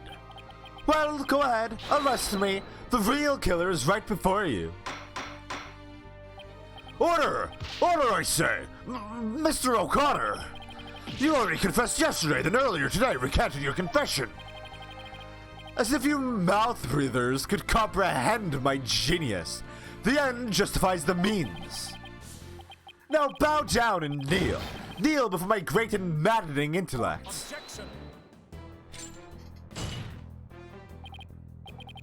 I love the way that Taka braces himself before he does that. Yeah, it's very cute.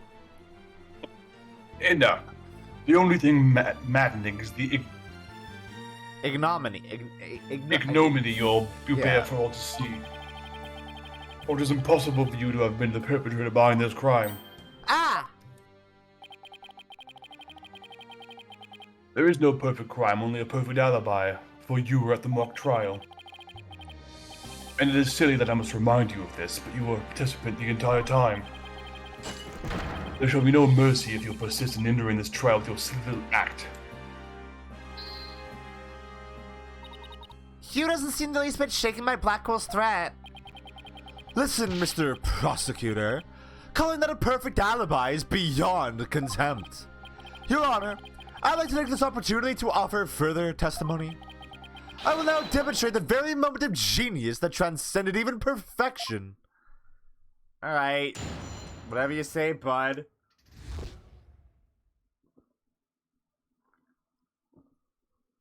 Let's do a save. Yeah, good idea.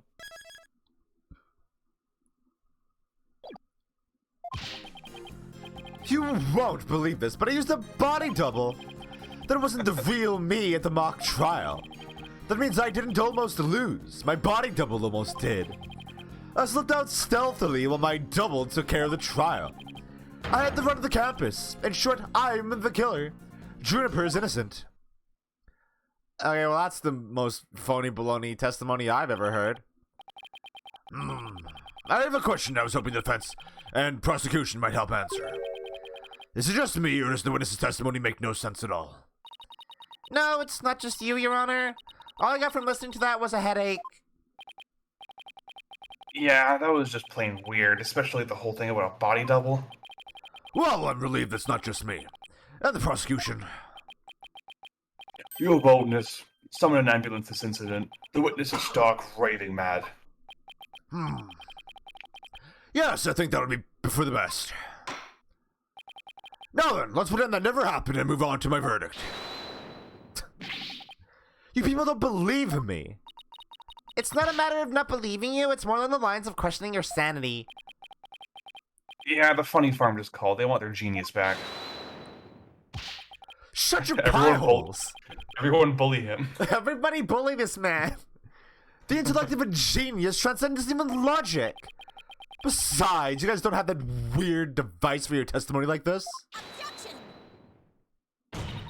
Which is not a weird device, and I don't waste him on ridiculous testimonies. Easy there, Tiger. Think of it this way. We just don't want a verdict to be passed just yet. So how would we give Widget a try? Well, this is against my better judgment, but I'd like to conduct a short therapy session. This guy definitely needs it. Your better judgment. I'm a judge, and it's far beyond mine. Yet I find it hard to say no. Prosecutor Blackwell, I trust you have no objections. Prosecutor Blackwell? Oh, he left. Prosecutor said, rubbish. We will be out on a stroll, then left with Detective Fulbright. They are very gay. They just went for a little walk. Yeah, it's just so funny. Like, the trial got so stupid, he just throws his hands up and He's goes, like, I'm done with this. He's like, all right, I'm out. I'm not dealing with this. Yeah, he's like, I've got standards, you know. I may be a murderer on death row, but I got standards. It is so fucking funny that he just leaves. He just pieces right out. So good. How does he get away with stuff like that? I guess because he has nothing else to lose. Like, what else can they punish him with? Like, he's already on death row. What the fuck are they gonna do about it? Yeah. He's an inmate, but he's with the cops. He's with his chaperone, so it should be fine.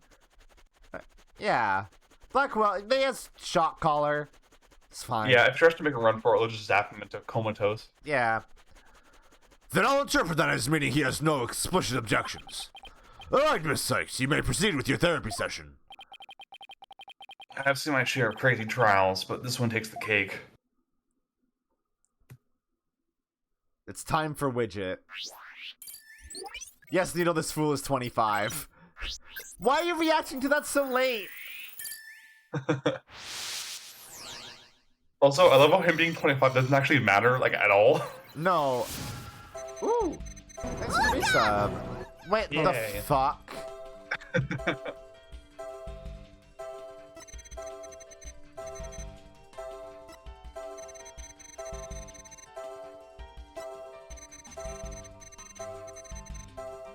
Look at him swoos. He's swoosing right in.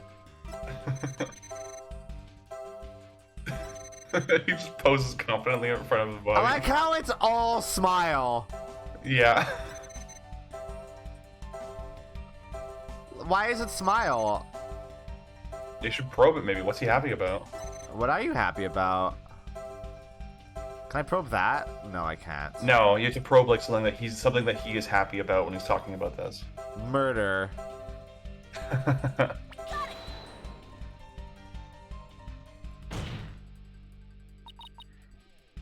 No.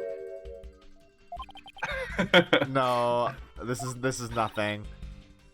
That's a good line, though. What am I happy about? I'm confessing to murder here. Yeah. Why is he...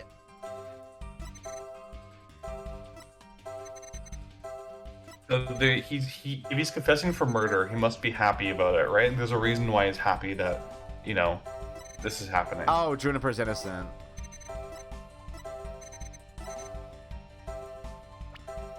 Right? This is why. This is why happy. This is why happy. The handcuffs are disintegrating. Retroactive hymn of voice justification. Yeah. Yeah. Constantly. Mr. O'Connor, yesterday you said that you didn't really care about Miss Woods anymore.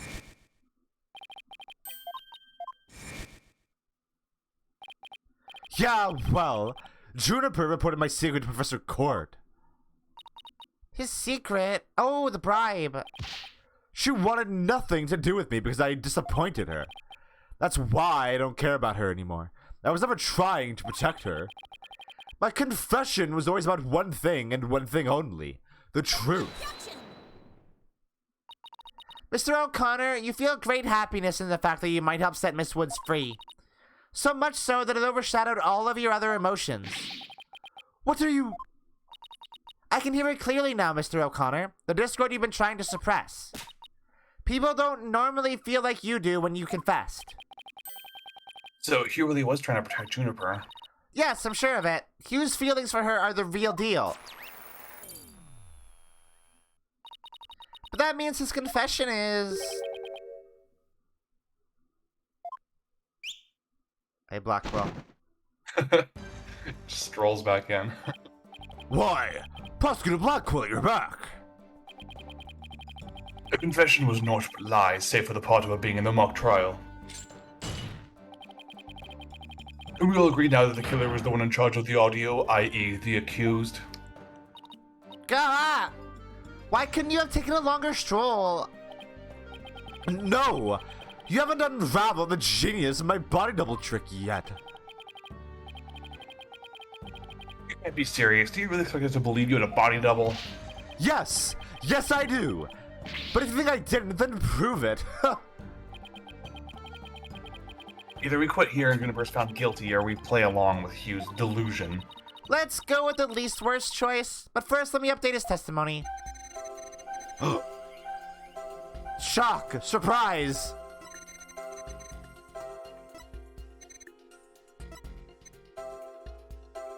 Happy. Sad. Oh, whoops.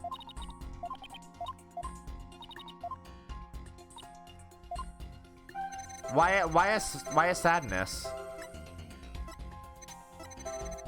Why do you have a sadness, Hugh? No, what? Oh, I guess it would make sense because he did do a murders.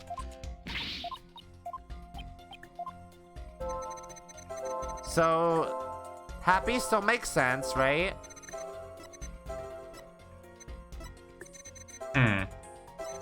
Do it? Happy. Happy. Wait.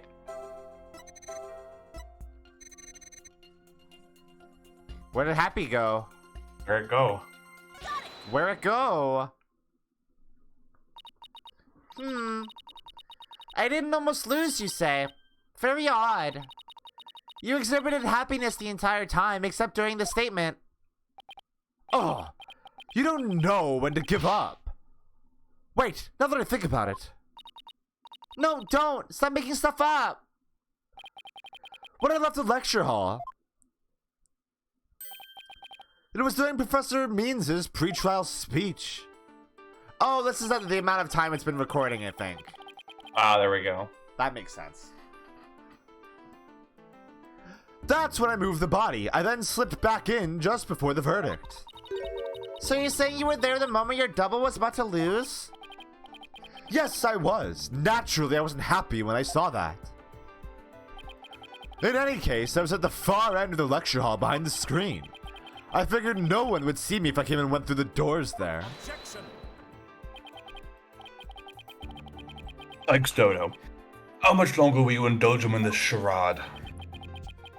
While it's true that none in the audience might have seen him go through either of those doors, the faculty seats on the balconies are a different story and have a splendid view. I thought you could do better than that. The lawyer's bench is on the right side when facing the front of the hall. I use the door on the right side near the lawyer's bench. That means my movements were only visible to someone in the left balcony seat, but that seat was empty at the time, which is only natural. After all, it belonged to Professor Court, and as we all know, she was already dead by then. That can't be right. An empty balcony seat on the left side contradicts this piece of evidence. Yeah. I have no idea where this contradiction is going, but I don't have any other moves at this point. Guess I'll just have to follow it and see where this takes me. You said the left balcony seat was empty, but was it really? I saw it with my own eyes. It was definitely empty. But what about this diagram? According to this, Professor Means was supposed to be seated in the left balcony seat. But if you left the lecture hall during this pre-trial speech, he would have been standing there in his seat addressing the students and faculty. God! No, this can't be right. Huh. Professor Means sus?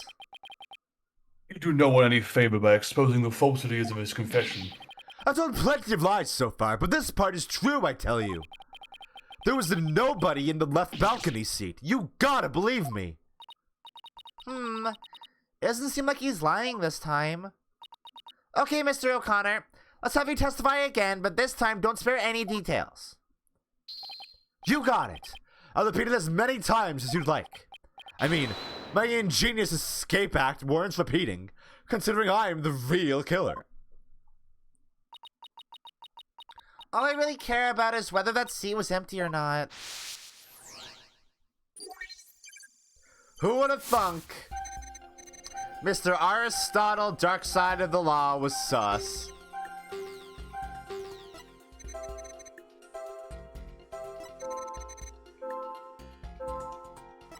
Wait, what? Why sad? Sad. Why sad? I detected powerful sadness and fear right after you said this part. It's as if you'd said something you shouldn't have. What's wrong with you? You shouldn't reveal a person's inner feelings for all to see. Mr. O'Connor, it's you who is revealing your inner emotions by the way you speak. Plus, I have a good idea why you're feeling sad. Oh, you're a horrible person. Can't you just leave me be? You said that you went through the empty audio control room, but that's not true, is it? There was someone who returned from there once Mr. Means finished his speech. And that someone who was in the audio control room was, I imagine it would be Junie, since she was in control of the audio. I know you realized there's a problem with your statement as you were saying it. That's why you felt so uneasy. If the audio control room really was empty, that would mean Miss Woods was roaming around the campus. Oh! Mr. O'Connor, if you really want to protect Miss Woods, just tell the truth. If you believe in her, revealing the truth is the same as protecting her. Juniper's innocent. That's the truth. But in this dark age of the law, the truth can be easily twisted to serve anyone's needs. When the end justifies the means, your only choice is to fight back with lies. Hugh's heart won't hold out under this battle between truth and lies. Is there something I can do to make him recant his false testimony? I fear nothing now that I have lost everything. Go ahead, Prosecutor Blackwell. Cut me down if you wish. I thought you'd never ask. With you gone, we may swiftly proceed to a verdict. Oh, okay, he's actually gonna murder him. Yeah. Oh! He broke out of his shackles again! I swear, Fulbright just gives him the same shackles every time. I don't want to be the poor accountant down at the detention center. You, O'Connor. In deference to your valor, I will limit your suffering with one clean blow. Could you wait just one moment before you cut him down? Do not come between a samurai and his foe, Sykes Dono. Yeah, I never learned about this in law school. Careful, prosecutor. Remember that shocking experience you had last time?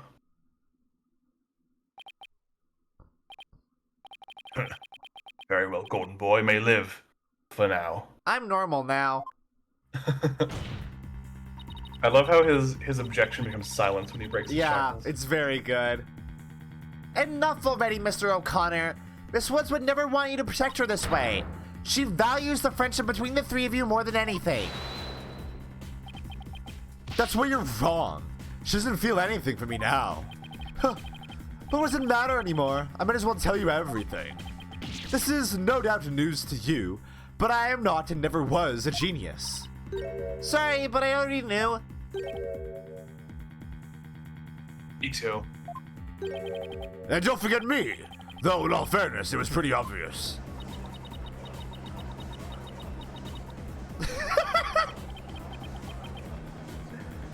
Bully this poor man! Oh, no need to rub it in. Just shut up and listen. It all started several days ago. I accidentally learned that my parents have been paying good money for my grades. But that's bribery. So the bribery wasn't Hugh's idea? All of my perfect scores were the product of cold hard cash, not genius. Even worse when I confronted my parents about it over the phone. Juniper overheard me. Oh. Oh my, what a terrible misunderstanding. I've been living a lie. I don't know what else there is to say. I'm no genius. I'm completely worthless. Yeah. A perfect zero.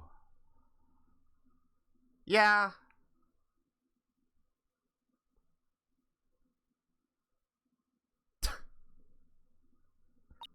Hugh. Even so, I still wanted to make it up to Juniper for disappointing her like that. That's why I wanted to clear her name by pinning the blame on me. I mean, she probably hates me now, so it'd be a relief for her to see me locked away. If you were trying to help her, then why did you testify against her? You were the ones who told me to tell the truth yesterday. So I thought if I did, it would help her. He wasn't trying to provoke us? It looks like we seriously misunderstood him in more ways than one. At the detention center yesterday, Junie was in tears when she opened up to me. But the truth is, the friendship between the three of them is still rock solid. If there was something that could help me prove that to Hugh... Proof of friendship. I know! What about that proof of friendship they mentioned? I wonder what it is. What? Oh, it's the necklace. Do they all have one? I mean, obviously not a necklace.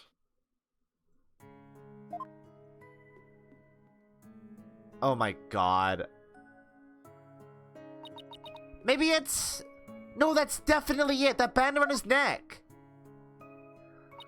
Mr. O'Connor, that band around your neck.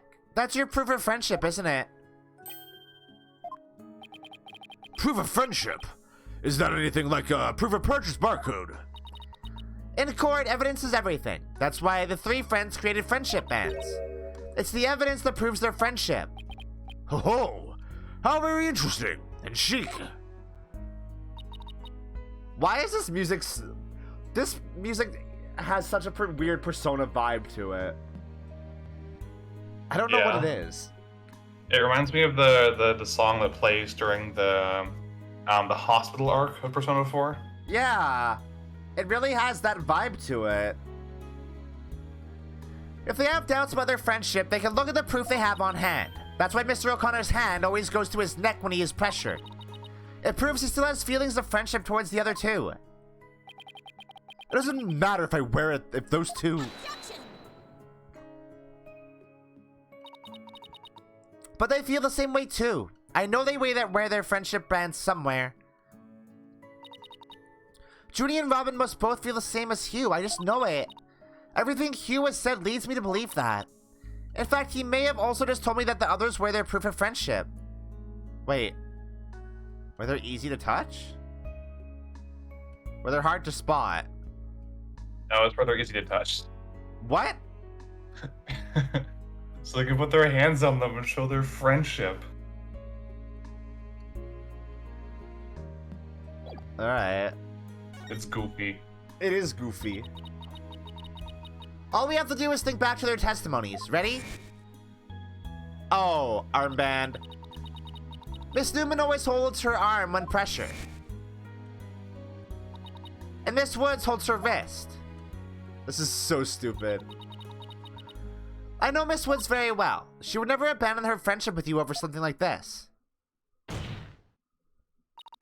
And taking the blame for her will only succeed in making her terribly sad. Oh. Oh, we break.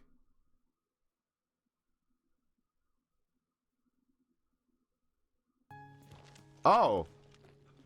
An anime is happening now. There's so many anime in this. There's case. so many anime. Robin, those bands of friendship that you made, just for the three of us. You How may did have you get that forgotten around your neck, sir? But not me. How did you do that? It's made of clay. He just shrunk his head. That's way smaller than it was. Hey, you!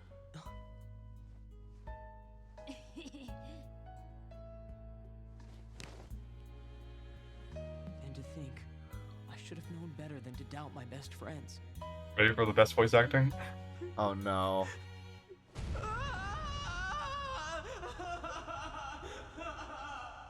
Great. Good. Amazing. Oh, it's so goofy. It's so goofy. God, the voice direction in this game is weird. It's kind of bad, actually. I didn't kill anyone. And I didn't have a body double. I didn't move the body. I didn't even see it. And it made it look like I'm speed reading Zen in the Art of Mastery, the bar exam. But I haven't read a single word. Hmm? Well, you could have fooled me. In fact, you did. Hugh. So, Miss Sykes, can I place my trust in you? I'm going to save Junie, so yes, you can place your trust in me. Then, am I to understand that the witness is recanting his confession? Yes.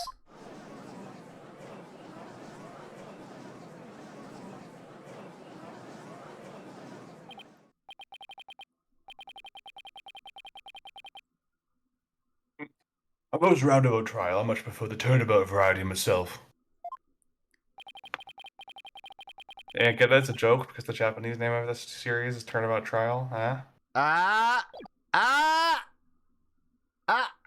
got it. Now we are back to the fact that there was no but one suspect who would lacked an alibi, which is, in the end, the truth you've been seeking this entire time. So we're back to square one. Now I'm exhausted and depressed. It probably doesn't matter at this point, but I might as well update the mood matrix. That looks terrible. Huh? Does this mean...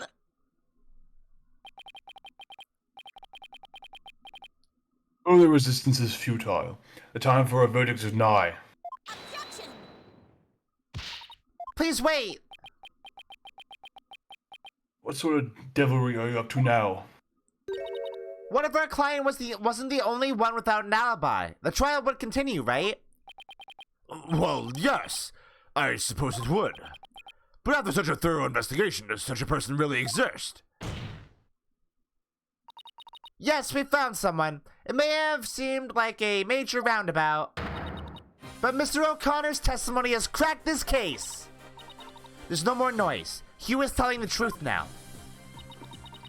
During the mock trial, the balcony seat opposite him really was empty, which now means there is one more person unaccounted for.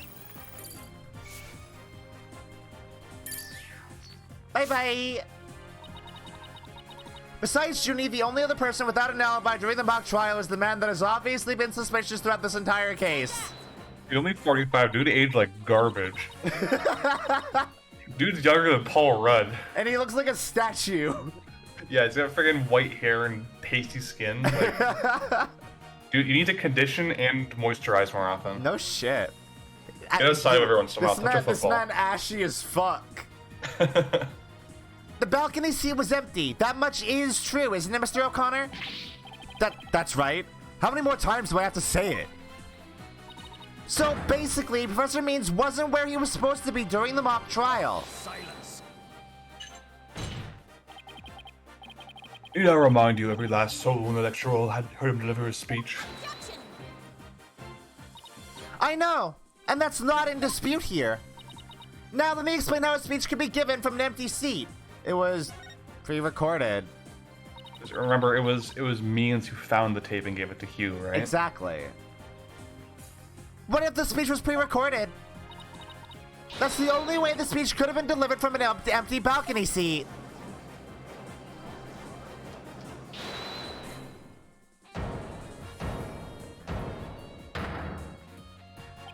Wait, are you accusing Professor Means? That's insane. I mean, he's the one who gave me the tape recorder. Oh. Take this to the police, he said, and tell them you found it. What? Really? Wait a second. Mr. O'Connor, did you just see that Professor Means gave that phony recording to you? Phony!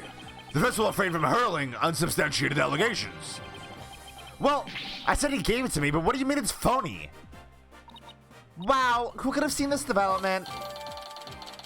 Everybody. The voice shouting you're a goner as recorded on this tape was dubbed onto it using a line our client said in the mock trial video. Why, this is an extremely crucial piece of evidence.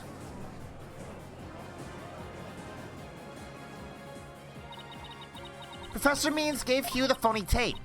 If that's really true, then Professor Means has guilt written all over him. Your Honor, the defense moves to call Professor Aristotle Means to the stand. Silence.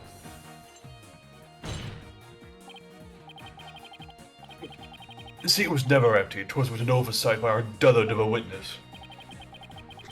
An inmate who was formerly a surgeon once told me something. Formerly a surgeon? Yeah, because he's an inmate now. No, it says formally. Oh, yeah, there's a lot of typos in this game, huh? Yeah. He said it's often all too easy to overlook critical symptoms. Sorry, that should have been critical. Well, we're not going to overlook this oversight. If the speech was pre-recorded, the basis for suspecting our client would be shattered. Let's check what Professor Means and see whether the empty seat was a witness oversight. A verdict without first looking into that would be inconceivable. That's enough, both of you. Now, here's my opinion on the matter. While a surgeon overlooking critical symptoms is a problem, a witness's oversight too must not be overlooked. Thus, as to the matter of whether Professor Means was or was not in his faculty suit, I believe we must ask the professor himself. I agree. Professor Means should be here in the gallery today. Oh, what am I doing? Do as you please. I would like to hear your black pill sometime. No, absolutely not. I can't do accents. You don't have to. You, listen, Troy Baker didn't do one. Yeah, but I want to be better than Troy Baker. Sorry, alleged Troy Baker. We don't know actually Alleged know Troy who he's Baker. doing. Well, you know what? I at least have more range than Troy Baker does. That's true. He's got garbo range. Yeah. Will you please state your name and occupation for the record? Like, I just realized that I used the same voice for them. Whatever. Certainly, I am Aristotle Means. Long lost brothers. Yeah. I teach the lawyer course at Themis Legal Academy. Oh, I just heard a hitch. Hold on. Let me just... For safety. Let me add that while I welcome any opportunity to assist with the trial, I don't care for this undue suspicion.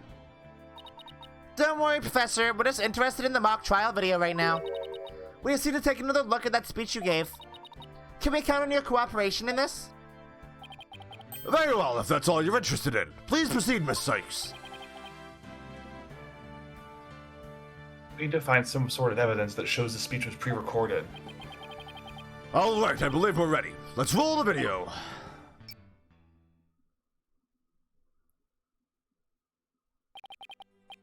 Yeah, we can't see the balcony, huh? Oh no, I forgot how long and boring his speech was. Snooze. Snooze. Wake me up once this is over. Hey, no fair. Luka's old guy voice TM. Yeah, exactly.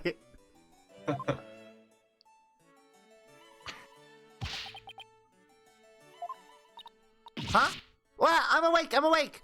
Isn't that right, Your Honor? Huh? What? I'm awake too. Wide awake, see? He actually fell asleep. That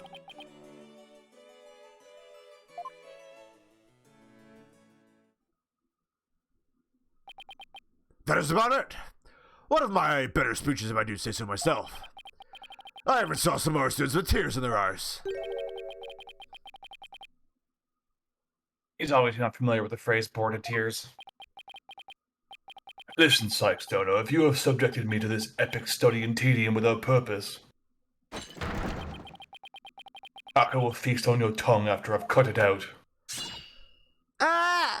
But you were asleep the whole time. Well, Miss Sykes, did you notice anything strange about that speech? Can I please hear that last part again? Oh. Yeah, that's not right, is it? At all. That is, in fact, incredibly incorrect. There! I finally found what we needed! Professor Means, I have only one question about your speech. Why does that last part we just heard contradict with this? The thing that's in the room that you should be able to see? The professor said the pure white Lady Justice would be watching over them. But the Lady Justice in the video isn't even close to being white. It's as gold can be. I'm not sure I can wrap my jaw around that to test its authenticity. What? I didn't say it was made of gold, Your Honor. No, it's true the statue is pure white, but it broke before the mock trial began. The one you see here is its replacement. Oh, well, that's a shame on every count. Ironically, this golden statue sticks out like a sore thumb compared to the white one, meaning the professor wouldn't have made a mistake in its color if he'd been present. Also, look at him, he's literally a statue. It's a weird mistake for him to make. It seems I have caused some confusion, but it was merely an oversight on my part. The statue was in the middle of the room. How could you not know what it looked like? Well, I was on a balcony seat. Furthermore, the statue had previously been white. I'm afraid this isn't sufficient evidence of the speech being pre-recorded. We had our answer long ago. The accused was the only one to leave the lecture hall. No, wait.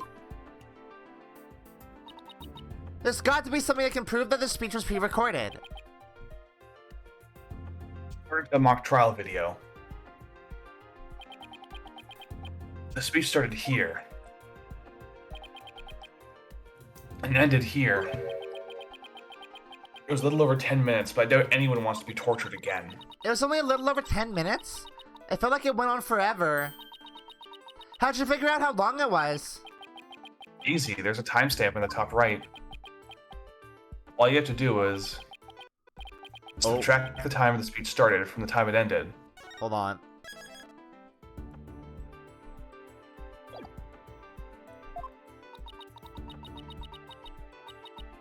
The speech goes from the 10-minute mark to 20:35. Wait a second. I could swear I've seen the same interval of time listed among the evidence. Wait. What? Same interval of time. It's a really weird phrasing, but you're right, it is a tape recorder. Is that how much tape has been played in the tape recorder? Actually, hold on. Look at the voice print analysis. I think that's the one that actually says the amount of time that passed. You can check the details. Oh. Yeah, there you go. 10 minutes and 35 seconds. Yeah. I don't think I ever actually looked at that. I would like the court to take a look at this. And this is... The voice print analysis that proves the voice on the tape recorder belongs to our client. Yes, but didn't we just establish that the voice on the tape recorder was a fabrication? We did, but what I'd like to focus on is the noise that is also there. Noise? Yes, the defense believes it resulted when the tape's previous recording was erased. And what do you hope to prove by that? The length of the noise is what's important. It's 10 minutes and 35 seconds in all. And what did the timestamp read at the moment Professor Means began his speech? That would be exactly 10 minutes. Now let's fast forward this long-winded exercise in boredom to the end. Okay, stop. The video timestamp now reads 20 minutes 35 seconds. Based on this, we know the time it took for the speech alone. Right, subtract 10 minutes and you got 10 minutes and 35 seconds. 10 minutes and 35 seconds? Right, 10 minutes and 35 seconds. The same as the noise on the tape recording. I assume you all understand what this means. Professor Means' pre-recorded speech had been where the noise is now. Silence. You seem rather confident considering this is a mere happenstance match of numbers. But is it really just numbers? The police are analyzing the noise as we speak. It won't be long until we know what was originally there.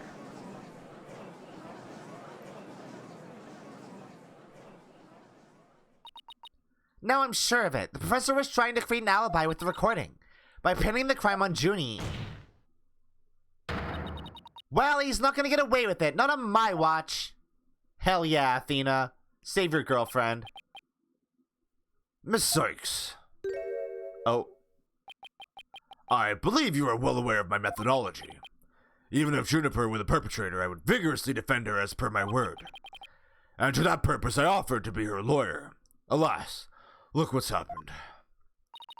All I've stated are obvious deductions derived from evidence and testimony. Truth be told, I had no intention of testifying. I had been keeping quiet for Juniper's sake. But now that you cast this blame upon me, I have no choice but to reveal the truth. Uh-oh, this doesn't sound good. I will now reveal the truth behind why I had to pre-record my speech before the mock trial. I, Professor Means, always say what I mean, and mean what I say, by all means. Oh, this man full of shit. I'm not gonna believe a word this dude says. The defendant came to me with what she said was very important and by necessity secret. She asked me to pre-record my speech and come to the audio room during the mock trial. Juniper confessed to the murder and asked that I get her declared innocent in court. She also said I'd become an accomplice after losing my alibi due to the pre-recording. But when I said I would protect Juniper, I meant it because it's the humane thing to do. Wouldn't... Hugh didn't see you, though. Also, you freaking gave him evidence that incriminates her. That's not really working in her best interest. No. Oh my, so you're saying the defendant threatened you? That has to be a lie. I mean, everything about it lines up too perfectly to be true. On this most consequential of occasions, let me be completely frank with you. Juniper has truly taken to heart my teaching that states the end justifies the means. I don't believe you. When she asked me to defend her, she said I must also prove her two friends innocent. Her two friends, the witnesses. Correct. Hugh O'Connor and Robin Newman. I was to ensure all three walked free. All three were to achieve their dream. That was the result Juniper was seeking. And she was even willing to threaten me, her own professor, to that end. You, no doubt, and I praise for her ruthless tactics. Yes, well, that is why I vowed to vigorously defend her despite her threatening to me. There was a time when lawyers merely sought the truth if they wished for victory in court. Oh no! It's the dark age of the law again! The spooky sounds. Ooh. Oh, it's bad! But alas, those days are over. Now, in the defense of justice, order, and all that is good, the end justifies the means. I am so sick of hearing that phrase! There was a lot of honesty and energy in that line. That was method acting. Yes! Though it truly grieves me so, I must tell you this. For the sake of the truth, if it's victory you seek, seal yourself in this new courtroom reality. That does it! He's gonna regret dragging those dismal, depressing ideas in here. Since he's already surrendered to the dark age of the law, it's up to me to fight it. Why so silent, Sykes Dono? Something the matter? This is a court of law. It's no place for long-winded talks about idealistic principles. That's why I'm going to let the evidence do the talking. Let's not get carried away now, Miss Sykes. It will not do to have you attempting to discredit my doctrine. Do not force me to rectify this situation. No, go ahead and rectify it. Only if I lose and you win, that is. What? What is it? What? I don't know what that means. He just says things sometimes. Yeah.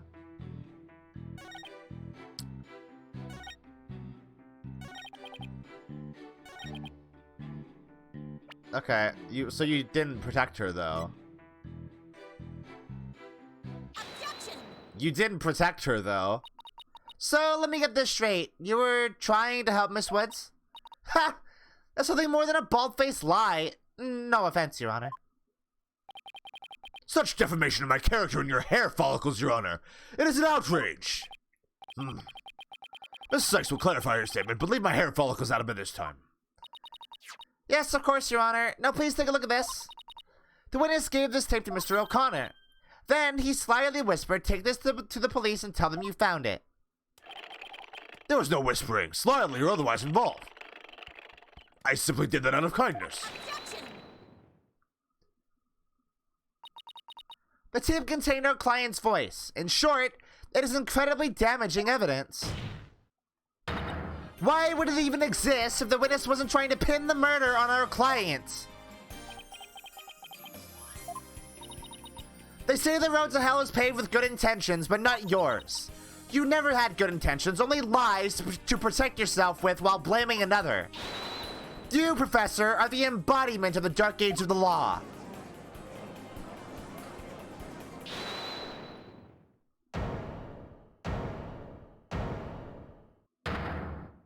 Here he goes again. Why, you little... You dare call my teaching methods lies! Oh. What is happening? What the fuck? Totally fun. I do like that. That's pretty cool, actually. Yeah, he looks like a Spartan now. Yeah. He's got like a scar that looks like a crack, too. That's really good. The West Legal Academy is a proud institution. It's the most powerful in the world. You'll never forget what true education and lawyering means once I'm through with you. Huh? Professor Means? What's with your hair? Quiet! No talking in class! Ow! What? Eyes and ears up here, everyone. Homeroom is now in session. We will begin with roll call. Athena Sykes. Huh? Oh, here? Apollo Justice. I'm fine. Here. Fool! The proper response is here without any extraneous information. Ouch. Here. Next, Your Honor. Here. C-Class, that's the proper way to answer. Simon Blackquill. He doesn't give a shit. I said Simon Blackquill. Are you here or not? I love him. Delinquent. He's a delinquent. Needle, he got the chalkboard from the same place that Goodell gets his coffee from. Yeah, don't worry about it. There's always one, isn't there? Well then, I'll just mark you as absent. Now, get out of my class this instant. Out? Very well, if that's your wish. Who am I to defy my homeroom teacher? Just gonna go for another walk. Is that such a good idea? Prosecutor Blackwell is free of his shackles. He's dead. Ha ha ha! It just so happens I was a member of my high school's disciplinarian committee. But is that really so shocking? Staggeringly lapdog to teacher's pet. What a malleable mutt you are, Fulbright. Very good, Bobby. You deserve a gold star and a promotion to head disciplinarian. Alright, class is now in session. Why do I have this sudden urge to go to the nurse's office with a stomach ache?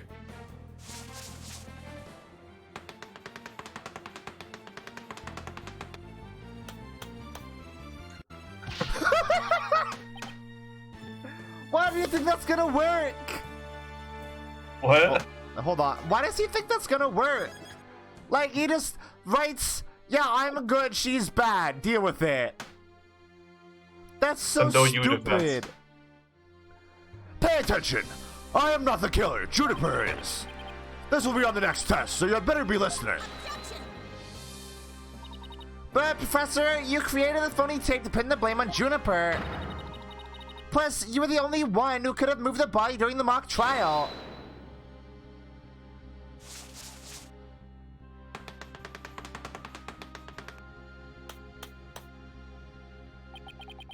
Athena, you disappoint me so. To think you would label me a murderer. Now pay attention. The murder occurred on the 23rd between 6 o'clock and 8 o'clock p.m. I was already at home by that time. So how could I have been involved in this crime? What the fuck are you talking about? Professor Means, can you really prove you had already gone home by that time? Can you prove that I was still at school? No, I can't. So you admit it. Well, you get some extra credit for your honesty.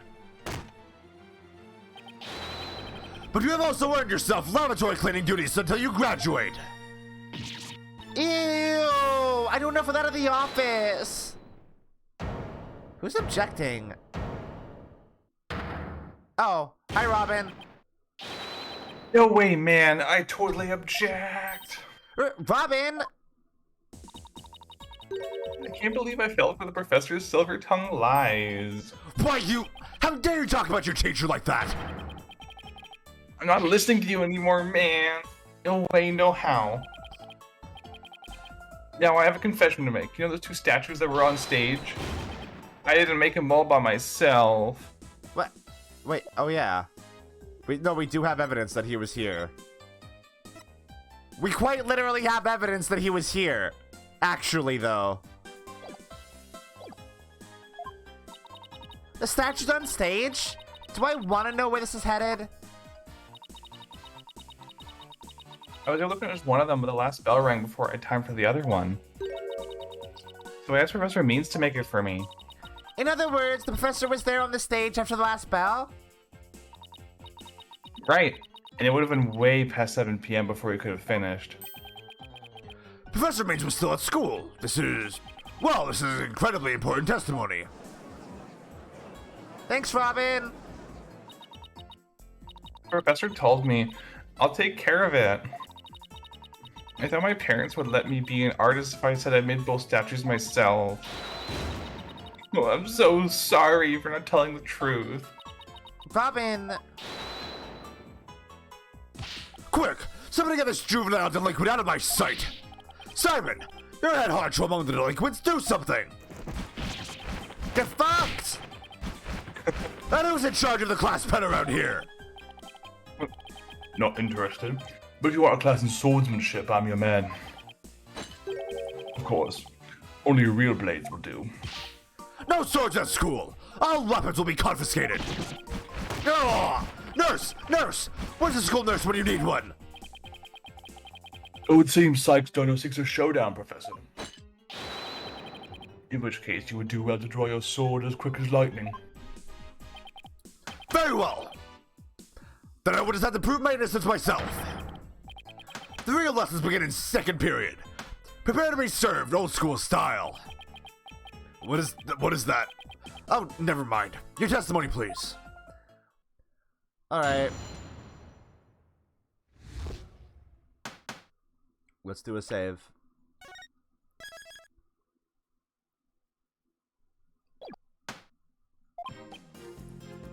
Now pay attention! Robin took over half a day to complete one statue. I, however, finished most of the other statues between 7 o'clock and 8:30 p.m. The defendant Juniper saw the last 2 statues with her own eyes at 8:30 p.m. Completing a statue so quickly meant I could not leave the stage for a single second. How could I have possibly had the time to go to the art room and commit murder? You didn't finish it, dipshit. You're saying the defendant saw the finished statues? Precisely! She said so herself in that detention center yesterday. Her defense team was there and heard her say so too. Don't try to deny it now. They were under the sheets.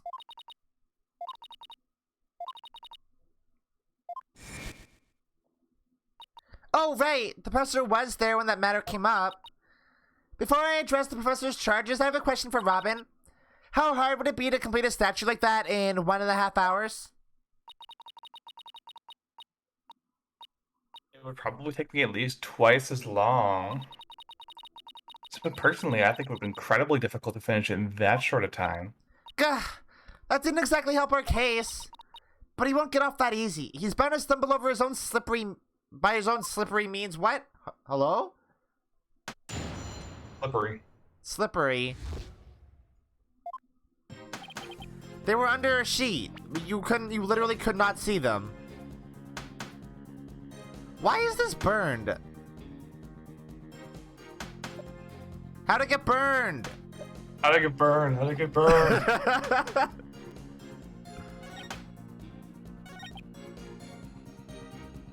She didn't, though. She literally didn't see the statues. But I don't have any evidence of the white sheets. Do I? I don't think so. No. You just gotta press. Maybe our client only thought she saw the statues. Pity for you, but we've already confirmed it with the accused. She's on record as having seen both statues. Yeah, that's true. Just thought I'd give it a shot. I have the ultimate in courtroom techniques. It is absolutely airtight. That was a wonderful evil laugh. Was it? Yeah. Okay. I will bury you. This will be our final resting place along with all who believed in you. Is there no way to get this guy? You better pay attention. Pay very close attention. Alright.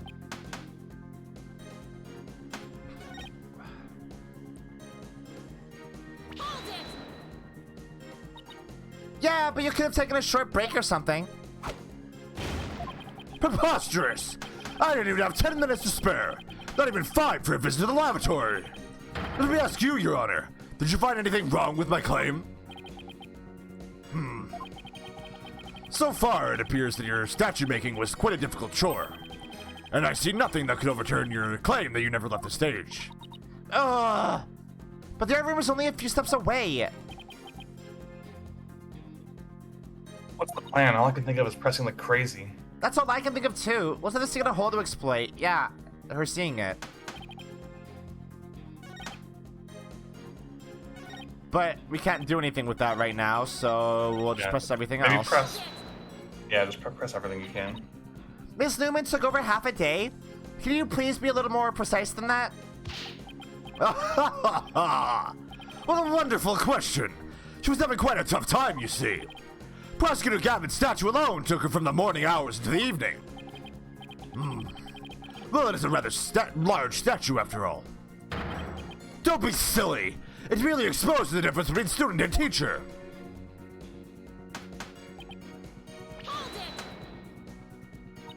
Most of the other statue? What exactly does that mean? Robin created the basic outline of Mr. Wright's statue before the last bell rang. I, in turn, completed the rest of it. I see.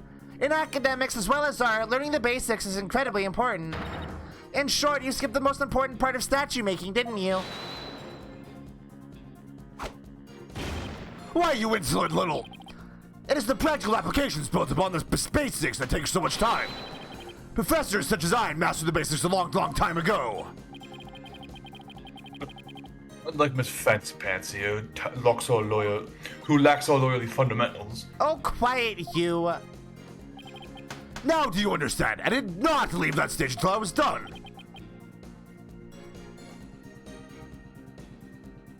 No, I don't accept the witness's claim. Why not? Because he had to have left the stage Why? to do the murder. That's assuming the murder happened in the art room, right?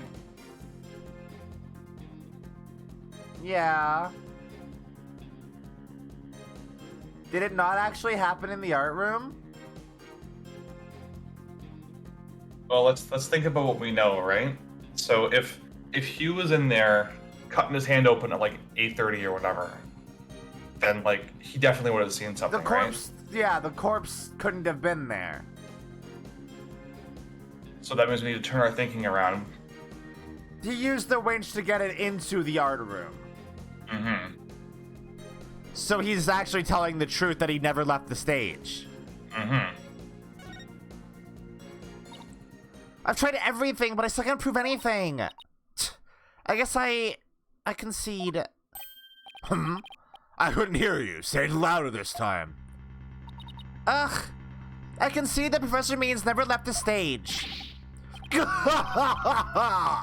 That's right. But what took you so long?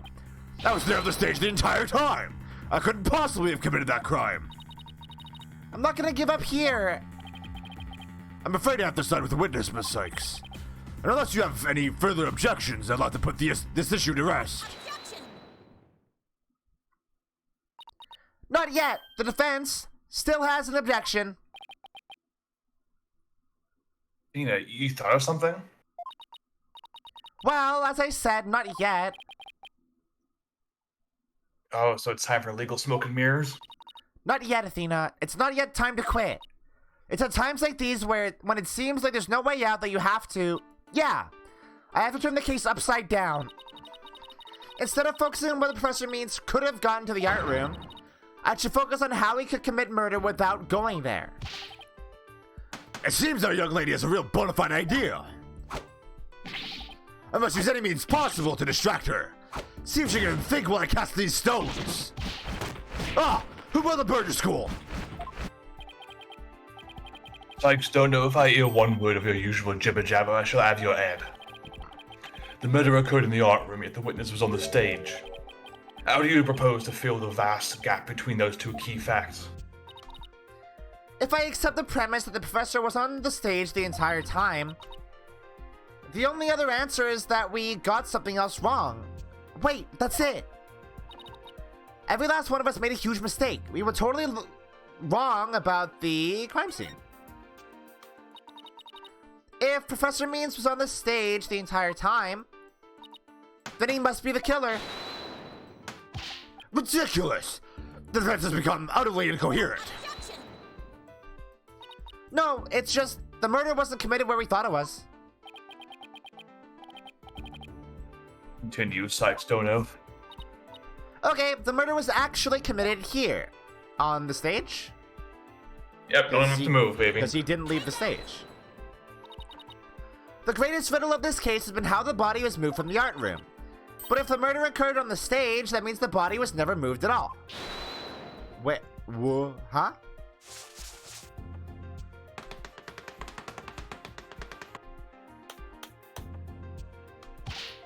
Silly girl! When the body was found, there was not a single drop of blood on the stage floor. Surely there would have been some blood if that's where the murder was committed. There wasn't any blood on the stage? Really? But there was something on stage at the time of the murder that's now bloodstained.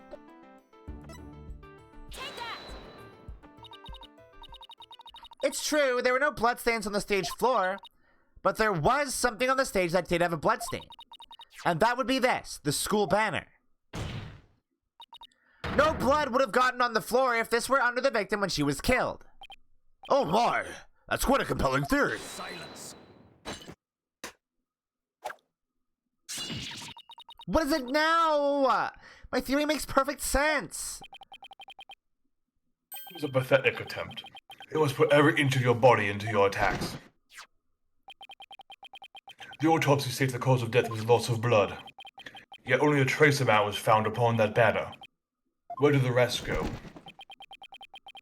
blood getting on there when the body was moved by wire makes more sense than not. Very good, Simon. Tell me, what's your first choice for higher education? I'll issue the ultimate recommendation letters. You're all but guaranteed to get in. Actually, the defense does something to explain that as well. You do? If there was only a trace amount of blood on the school banner, then there must have been something else the killer used to soak up the blood. All I have to do is figure out what. The other one. The governor's banner. That's why it was burned. That's how it got burned. Oh, it got burned. Why, it looks like there's some other piece of fabric on top of the school banner. It's the governor's banner that had been specially made for the school concert. Since it's on top of the school banner, the blood would have hit it first.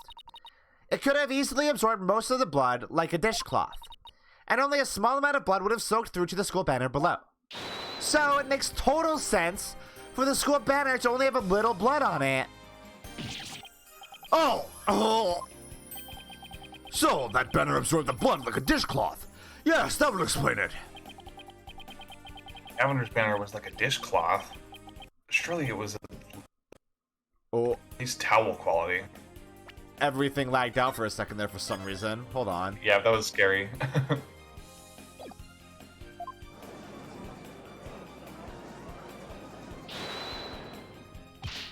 Simon, don't just stand there, do something! Silence. Thanks, Dodo, you are learning to wield the blade quite well. But how will you respond when I come slashing at you like this? The remnant of a large bloodstain was detected in the art room. Why would there be blood there if the murder occurred in the stage as you claim? The blood stain in the art room was faked. How? I'll tell you how. All that was needed was something that could transport the blood upstairs. And that something was a piece of evidence we've just finished discussing. The killer used this to bring the victim's blood up to the art room. The banner? Yeah. To think you would stoop so low as was mere garbage to this court. It's only garbage because someone tried to destroy it by tossing it in the incinerator. That someone was most likely the killer seeking to get rid of crucial evidence.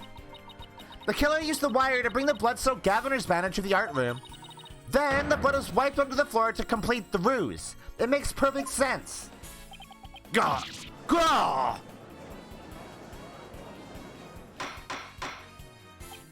Order! Order! This is quite a development. To think the body was never actually moved. Hold it right there! The body must have been moved! How else do you explain that loud crash you heard during the mock trial? If it wasn't caused by the body crashing into the statues, then what was it? Ugh, I hadn't thought of that. If a loud crash wasn't the body hitting the statues, then what was it indeed? The note on the school banner shows that something was carried along the wire in it. So if that's true, I know what I have to find. Something that was in the art room before the murder and then on the stage after. The object that was sent down the wire to crash into the statues was the statue. Ah! That statue! Yes, I believe it was this statue that broke the other two, not Professor Court's body. The unique statue you see on the right, that's the pure white Lady Justice from earlier. Professor Court accidentally broke it while she was polishing it the day before the mock trial. But she used her own unique artistic sense and technique to repair it, as you see here. Nobody would have guessed that it was that it was originally Lady Justice. Silence. Perhaps you are onto something. But why, pray tell, would anyone remove that scrappy relic in such a tedious manner? Excellent question, Simon. Keep them coming. You know why, but the fact that you won't acknowledge it shows how twisted you are. Lady Justice was moved during the mock trial. During that time, Professor Means was fabricating an alibi with his pre-recorded speech. If we consider the facts, then Lady Justice was moved in order to point us to the body? So we can find the body. To interrupt the mock trial? Point us to the body, I think, yeah. Professor Means used his pre-recorded speech to fake an alibi during the mock trial. He wanted to make it look like he couldn't possibly have moved the body. Moving Lady Justice was his way of pointing us to the body and cementing his alibi. Ah! That's quite a persuasive argument. For a while there, I thought you weren't taking the trial seriously. Well done. Thanks, Judge, I think.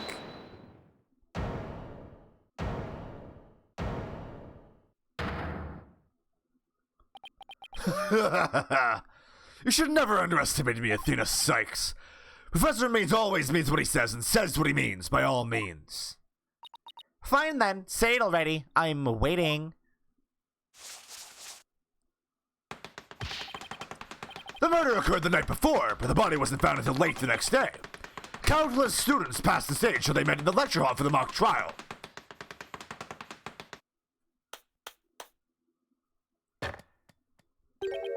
So answer me this. Why didn't anyone see the body that entire time? That can be explained by,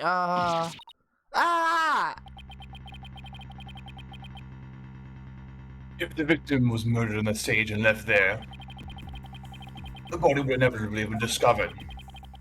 And of course, there was no one to hide a body upon that stage. This is not good, Athena. Our claim is close to being beaten to a pulp. I know, but we've come so far. Consider yourself schooled. I couldn't have possibly killed anyone. The killer is none other than Juniper Woods. It always has been and always will be.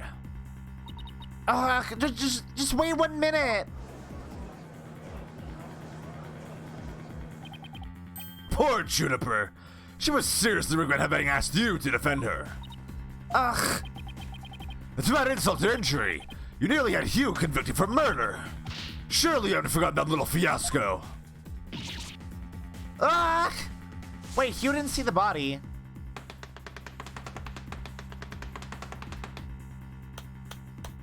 Wow, how rude.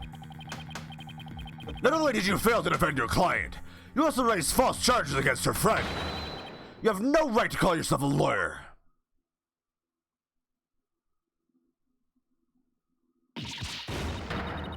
Athena breakdown.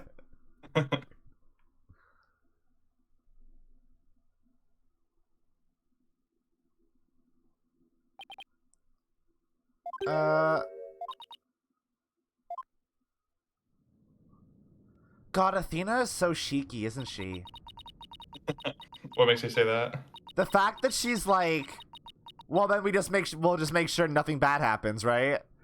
Yeah. Like that's yeah. Fuck. Don't tell me I failed once again. Failed to save someone near and dear to me. I've worked so hard to become a lawyer and even studied psychology. Has it all been for naught? Am I just doomed to relive that all over again? PTSD.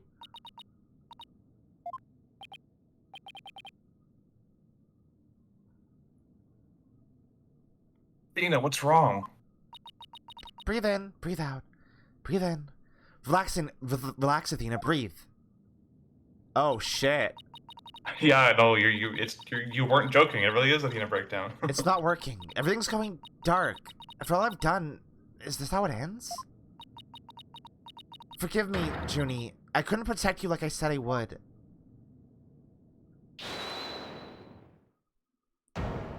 Hey, Robin, what's up?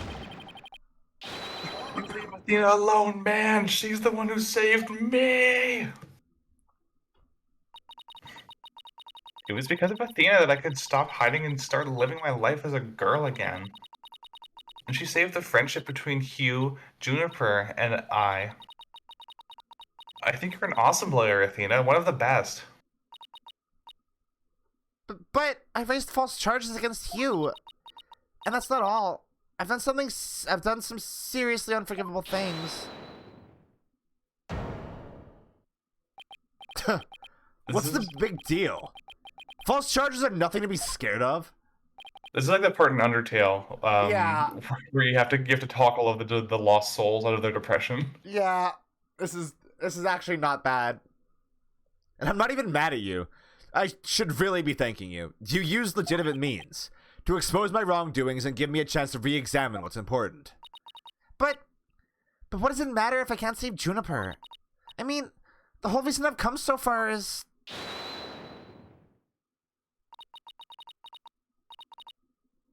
Not over yet, Athena. It ain't over yet! Not yet, Snake. It's not over yet. Even now, at this very moment, I still believe in you. Junie... I know you better than most people, Athena. And I know you'd never surrender to the dark age of the law like the professor did. Thank you, Junie. But I feel like I can barely breathe. I don't know what to do. Silence. Stop your bleating this instant. You look an utter fool. Prosecutor Blackquill? There is one who awaits you, is there not? And that is the reason you have studied so very hard. Are you prepared to give up on all you have worked for thus far? It would not do to have you disappoint Juno-U.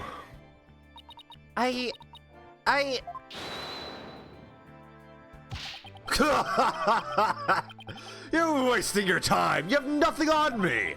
I love how even Black is like a very Blackquill-esque talk. Yeah, that's very good. No evidence or anything else to establish my guilt.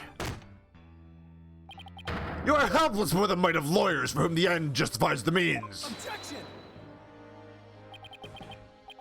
Don't worry, Athena, you're doing fine.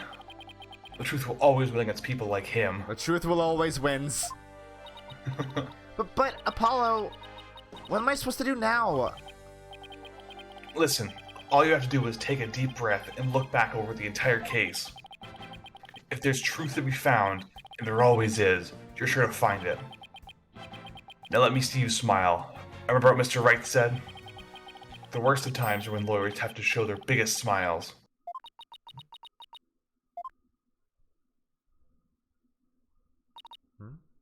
Oh my god. Thanks, everyone. You don't have to worry about me now.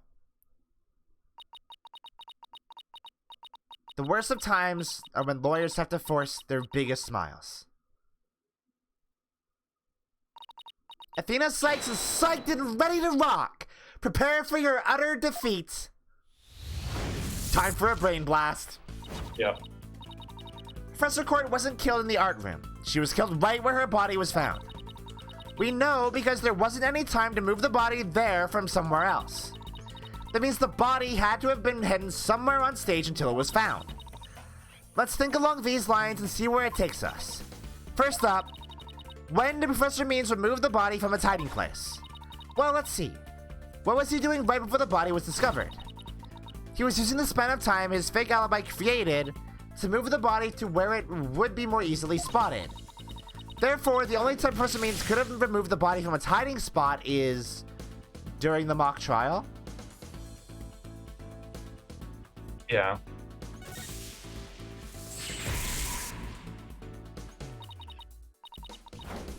No. It was during the mock trial specifically.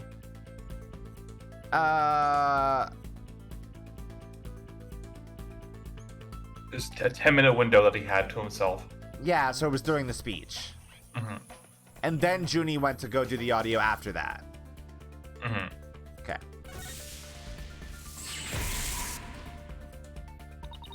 Professor Means moved the body to an easily seen location before his long pre-recorded message. The professor also moved something to the stage that wasn't there before, specifically the white statue. During the mock trial, Professor Means wrapped the White Lady Justice in the school banner and sent it zipping down to the stage with a crash, killing two birds with one stone. He drew attention to the body and made it look like the murder occurred in the art room. But was there anywhere to hide a body on that stage? It doesn't seem likely. No, there had to be someplace. Wait a second. How about something that should have been finished but was only mostly done? Something that was used to cover the body up, but it didn't draw unique attention because it looked like it belonged there on stage. In that way, no one would suspect there was a body hidden inside. What was already on the stage and capable of concealing a body? The right statue. Because you never finished it.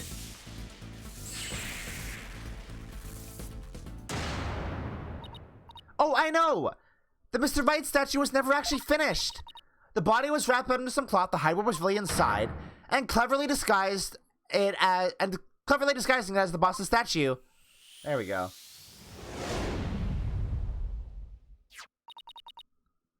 Miss Newman gave up on the right statue, yet Professor Means finished it in a single night. Yes, what an impressive feat that was. No, his so-called work of art deserves none of our praise. That's because it was only a facade to hide his real work. The murder of Professor Court. Come again? I'm afraid I don't follow. He hid the body by making it look like the statue of Mr. Right. With the body wrapped under a piece of cloth, it looked just like a statue. What?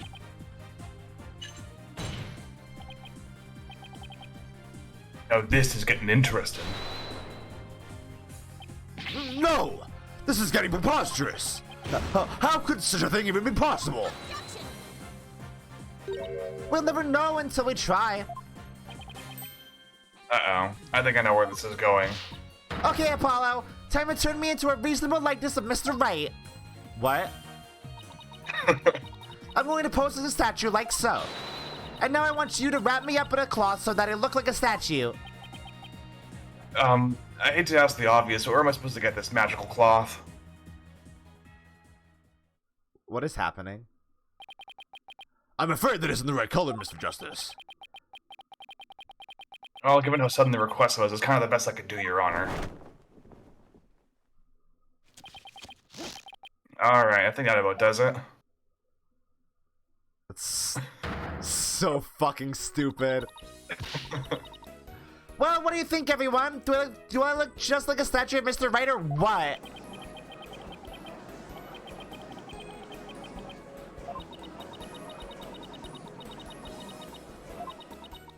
Forget the hair! The statue's head is way bigger than your average person's anyway. You gotta hand it to me for trying anyway. Wait, that's it, the hands! Her arms are raised over her head and there are dark bruises around her wrist. Oh, that's flashback, fuck. The marks on her wrist indicated she'd been tied up. Apollo, time me up in a new pose! Wait, you're not into this kind of thing, are you? What? No! Besides, it was your idea. Just tell me how to tie your hands already. Professor Court's wrists were tied together, and I can't help but think that's related. How should I arrange myself to match the shape I want, given her hands were tied? In an objection pose? No. Behind my head? Yeah. Right? Yeah. Apollo, tie both of my hands behind my head. See? This makes it possible to fake the spikes on the back of Mr. Right's head. Sure, but then what about the statue's arm? With both arms behind your head, you can't exactly complete the pose. It wouldn't be that hard to do with a dead body if you are getting to it after rigor mortis has... After 3 hours. After 3 hours, yeah. Because rigor mortis completely leaves a body by that point, so they are completely, like, posable and malleable. Yeah, it would be awfully hard to make the objection pose like this. I can't help but think you've forgotten something, Athena. Something on the body that you don't have right now. Arrow. All? Arrow. Arrow. Oh, right! There was an arrow sticking out of her side. Okay, Apollo, then take that and plunge it into my side. What? Are you crazy? Fine, then go get some duct tape. Rapido, schnell! Alright. I don't need to know other languages to know bossy when I hear it. This is such a good Athena moment, actually. Yeah. The fatal arrow to the side. Spiky hair created from 2 hands. Blackwell's just chilling. He's like, yeah, alright. Yeah, alright, I got it. A masterpiece in the making. No, cover me with that cloth. But remember to make the arrow stand out, okay?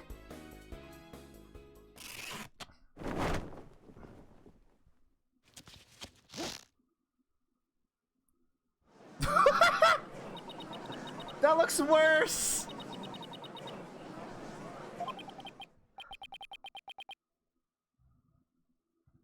Nobody's buying it. The arrow's nowhere near long enough. But what else could you use for the arm?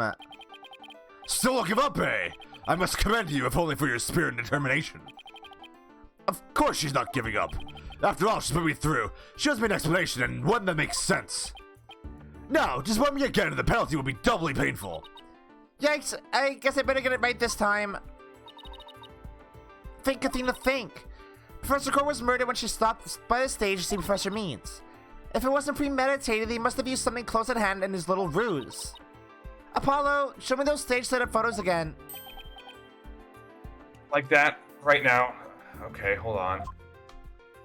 He just walks over to the statue and holds up the photos underneath the sheet so that she can see. Please, please, please, please be in this photo. It just has to be.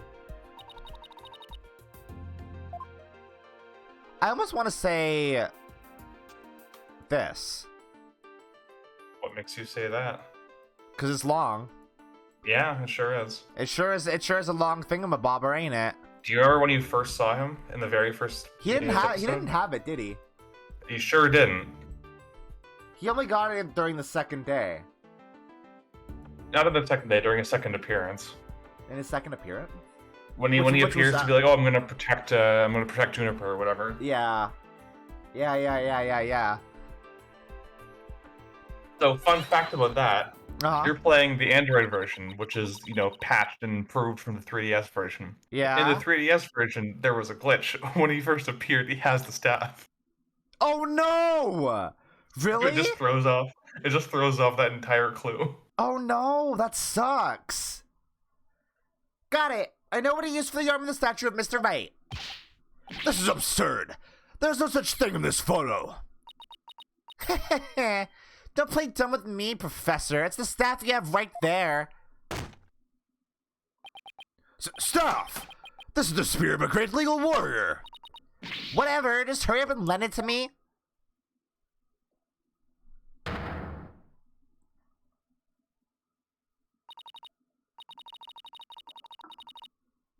The length is perfect.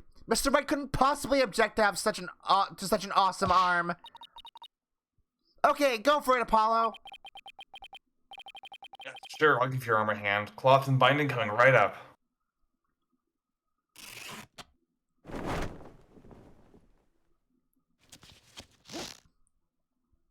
Objection! We do it?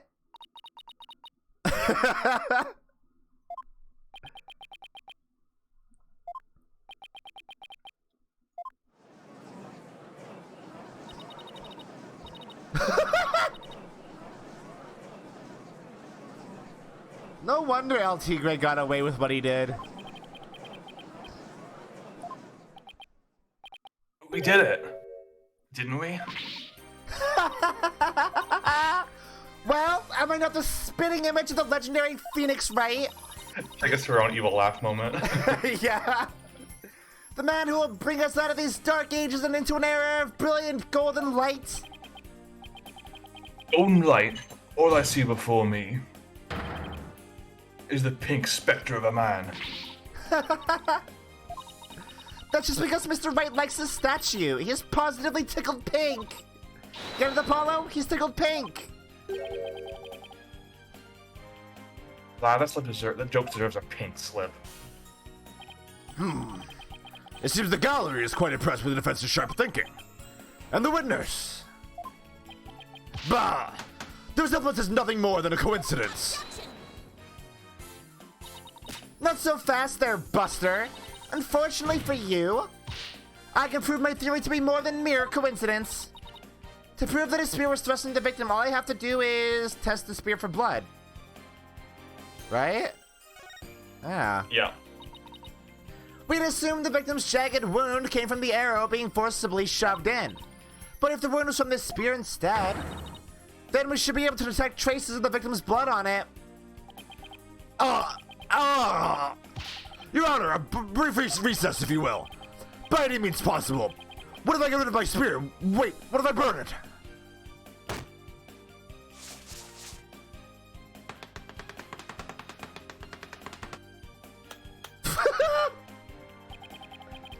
If I do that, I'll be found innocent. Yes, I'm innocent, I tell you. Surely you don't expect us to take lectures from you now. Now, I ask you in the gallery. Help me decide the professor's fate. That's a good breakdown now. Oh my god.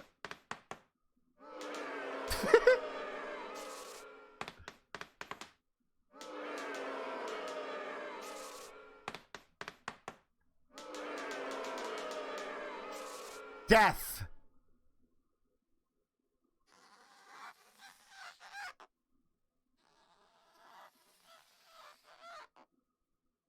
What?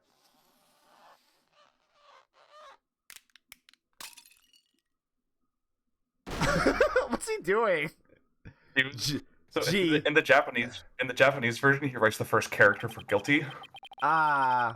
But obviously they couldn't do that, so they had to just change it to G. Yeah, because you probably discern more from the first, like, from that in Japanese than you do in English. Yeah. Prosecutor Blackquill, what has become of our witness, Aristotle Means? Can I get G's in chat if you like this stream? I get some G's in chat. It is a Sykes donor suspected. Blood was detected on his staff. He is admitted to this heinous crime, all of it. He shall join us in the clique tomorrow. His teaching skills can be put to good use there. Great, at least Fallon's at the end justifies the means. So much for rehabilitation. Can I ask what the professor's motive was? You barely make out a word he said in a kind of shattered teeth. One of Blackwell's fellow inmates was once a surgeon. Why not a former dentist, too? I eventually had to put pen to paper. It turns out Professor Means was the one taking bribes. Oh. The victim had suspected him after a report from the class snitch. That led to a questioning about length the day of the killing, right up there on the stage. The result? The heinous crime that was brought before this court. You know what? Do that for safety. Ooh, like Newman. I'd come to know of the script's contents via the victim's note. It seems he came up with a plan to stab the victim with their own awl in order to make the killing look like the one in the script and thus frame the defendant. But that scrap of paper with Hugh's name had the same marks as Professor Court's planner. Yes, about that. Those planners are bestowed upon all students graduating at the top of their class. Ah, really? So then... Indeed. Once upon a time, Professor Means was also awarded the same notebook. The handwriting is able to be analyzed now, but like as not, the scrap belonged to him. This too was evidence of the bribery scheme the victim had obtained. It also, like, it's not in the same format that Court wrote her notes in. So, like... Yeah, it's a lot more freehand. Yeah. Know that Constance's court was clean and that only Aristotle Mean took the bribes. Hell yeah. To think a professor would murder a colleague than try to pin it on a student. If this is the dark age of the law, then we can only hope that a brighter future awaits. And the first step is to hand down my verdict for a promising young lady. This court finds the defendant, Juniper Woods.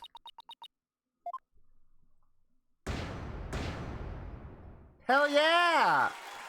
Whoa, whoa. We do it! Yee yee.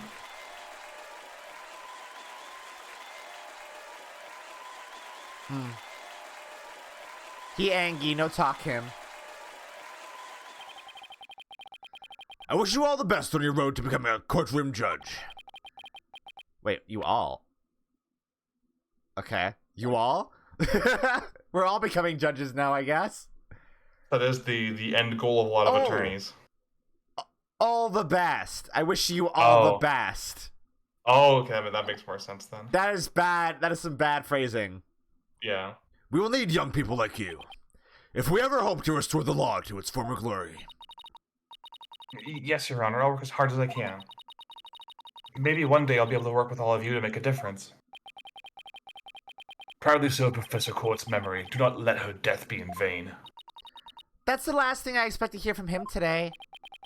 Court is adjourned. It's almost as if he's not a bad guy, huh? Yeah, it's almost as if he's a good dude or something. Despite being a convicted murderer. Yeah. I wonder if he did that murder, actually. Thank you, Thena. I really mean it. It was nothing, really. I can take the biggest tangled mess of a case and unravel it just like that.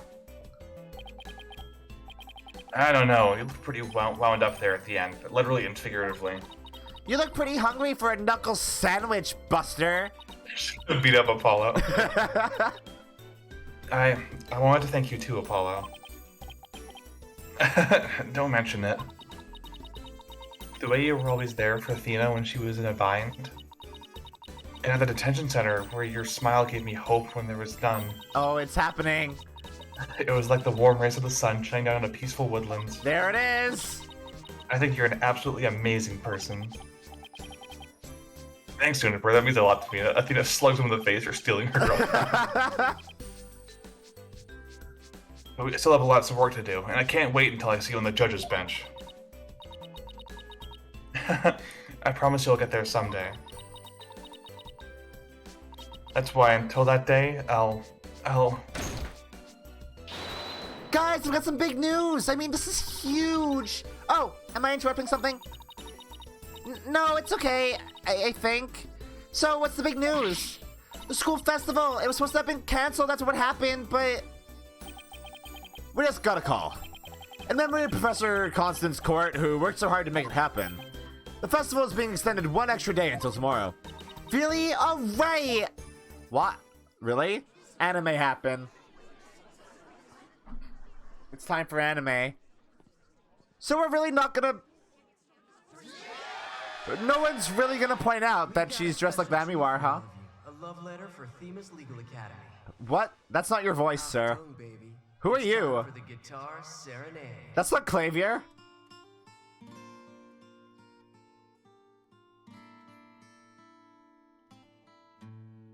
It is the song. It is the song. Fuck me running. This really was Turnabout Serenade 2. Like, it even has the same concept of, like, the script, like, the murder going along with the script. It's this case sucks.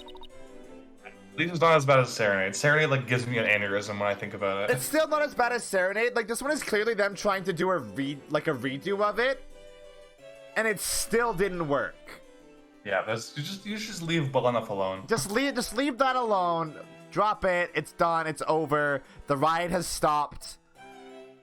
Wow, that was so much fun. School festivals are amazing. I think you and Robin are getting a little carried away. Your singing voice, Juniper, it could melt my heart. Oh, so we got Paul Lucule up in here, huh? Yeah.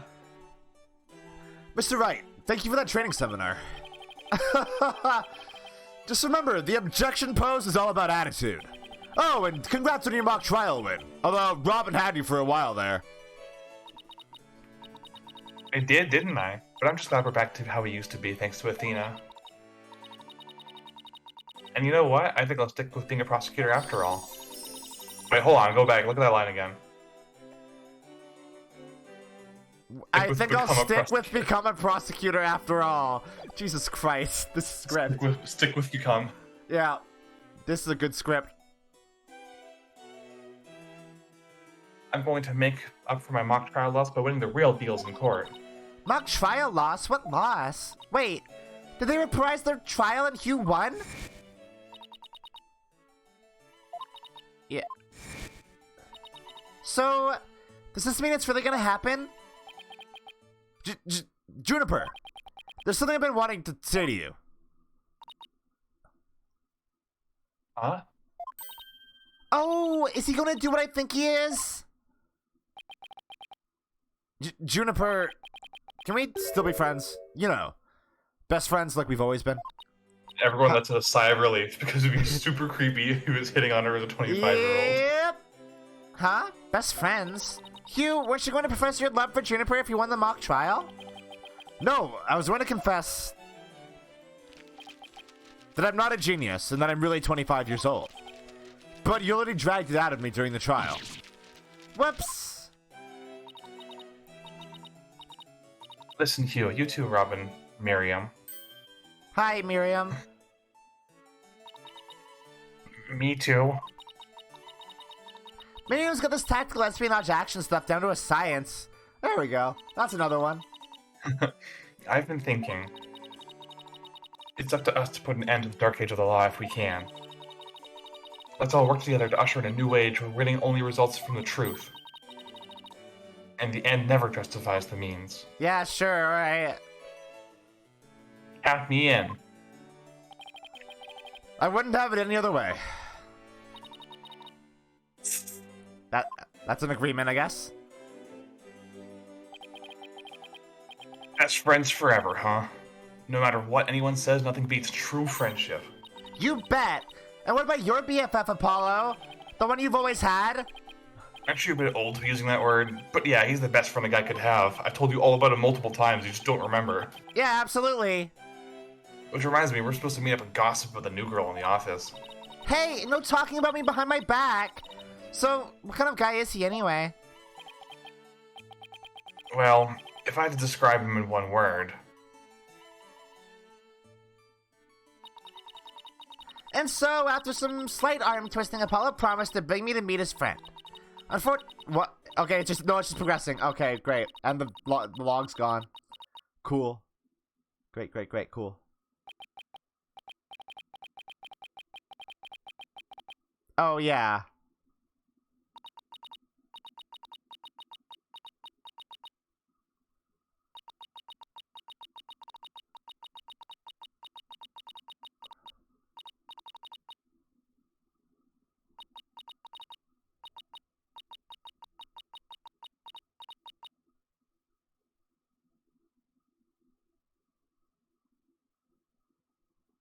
Okay. Case over. Case closed. Case closed, thank God. Forever. Forever. And ever and ever. Wait.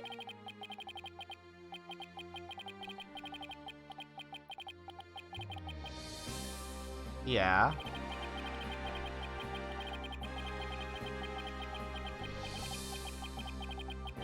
Oh my God.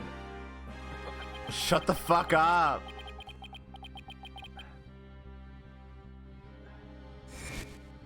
Dark Apollo.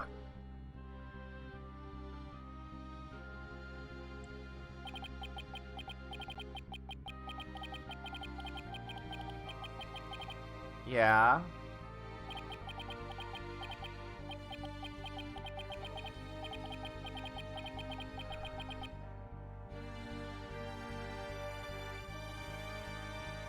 Man, I completely forgot about Ted Tonate.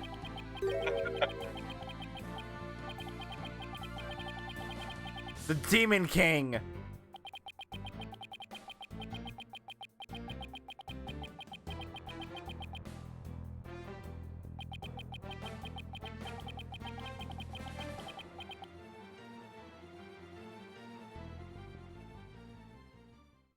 Okay. Was that the...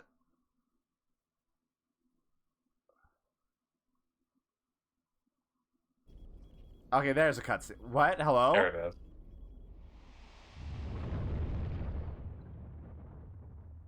Uh... 1 hour remaining until launch. Please begin your final equipment check. Check complete. Everything's A-okay. We're ready here whenever you are. Holy shit. Come in at 2. Come in. Do you copy? Space Attorney. That's really good, actually.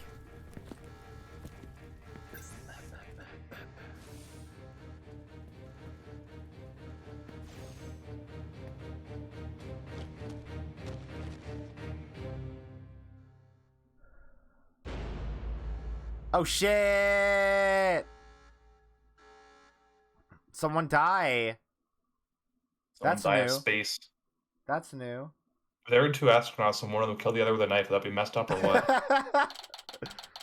Alright. We're done for the day. At least we finished that case. Yeah, it's over. It's behind us. Yeah, It's that ending wasn't that bad. Yeah, the villain transformation is really fun, and the last part's like just goofy and comedic, which I think is fine for the kind of case it is.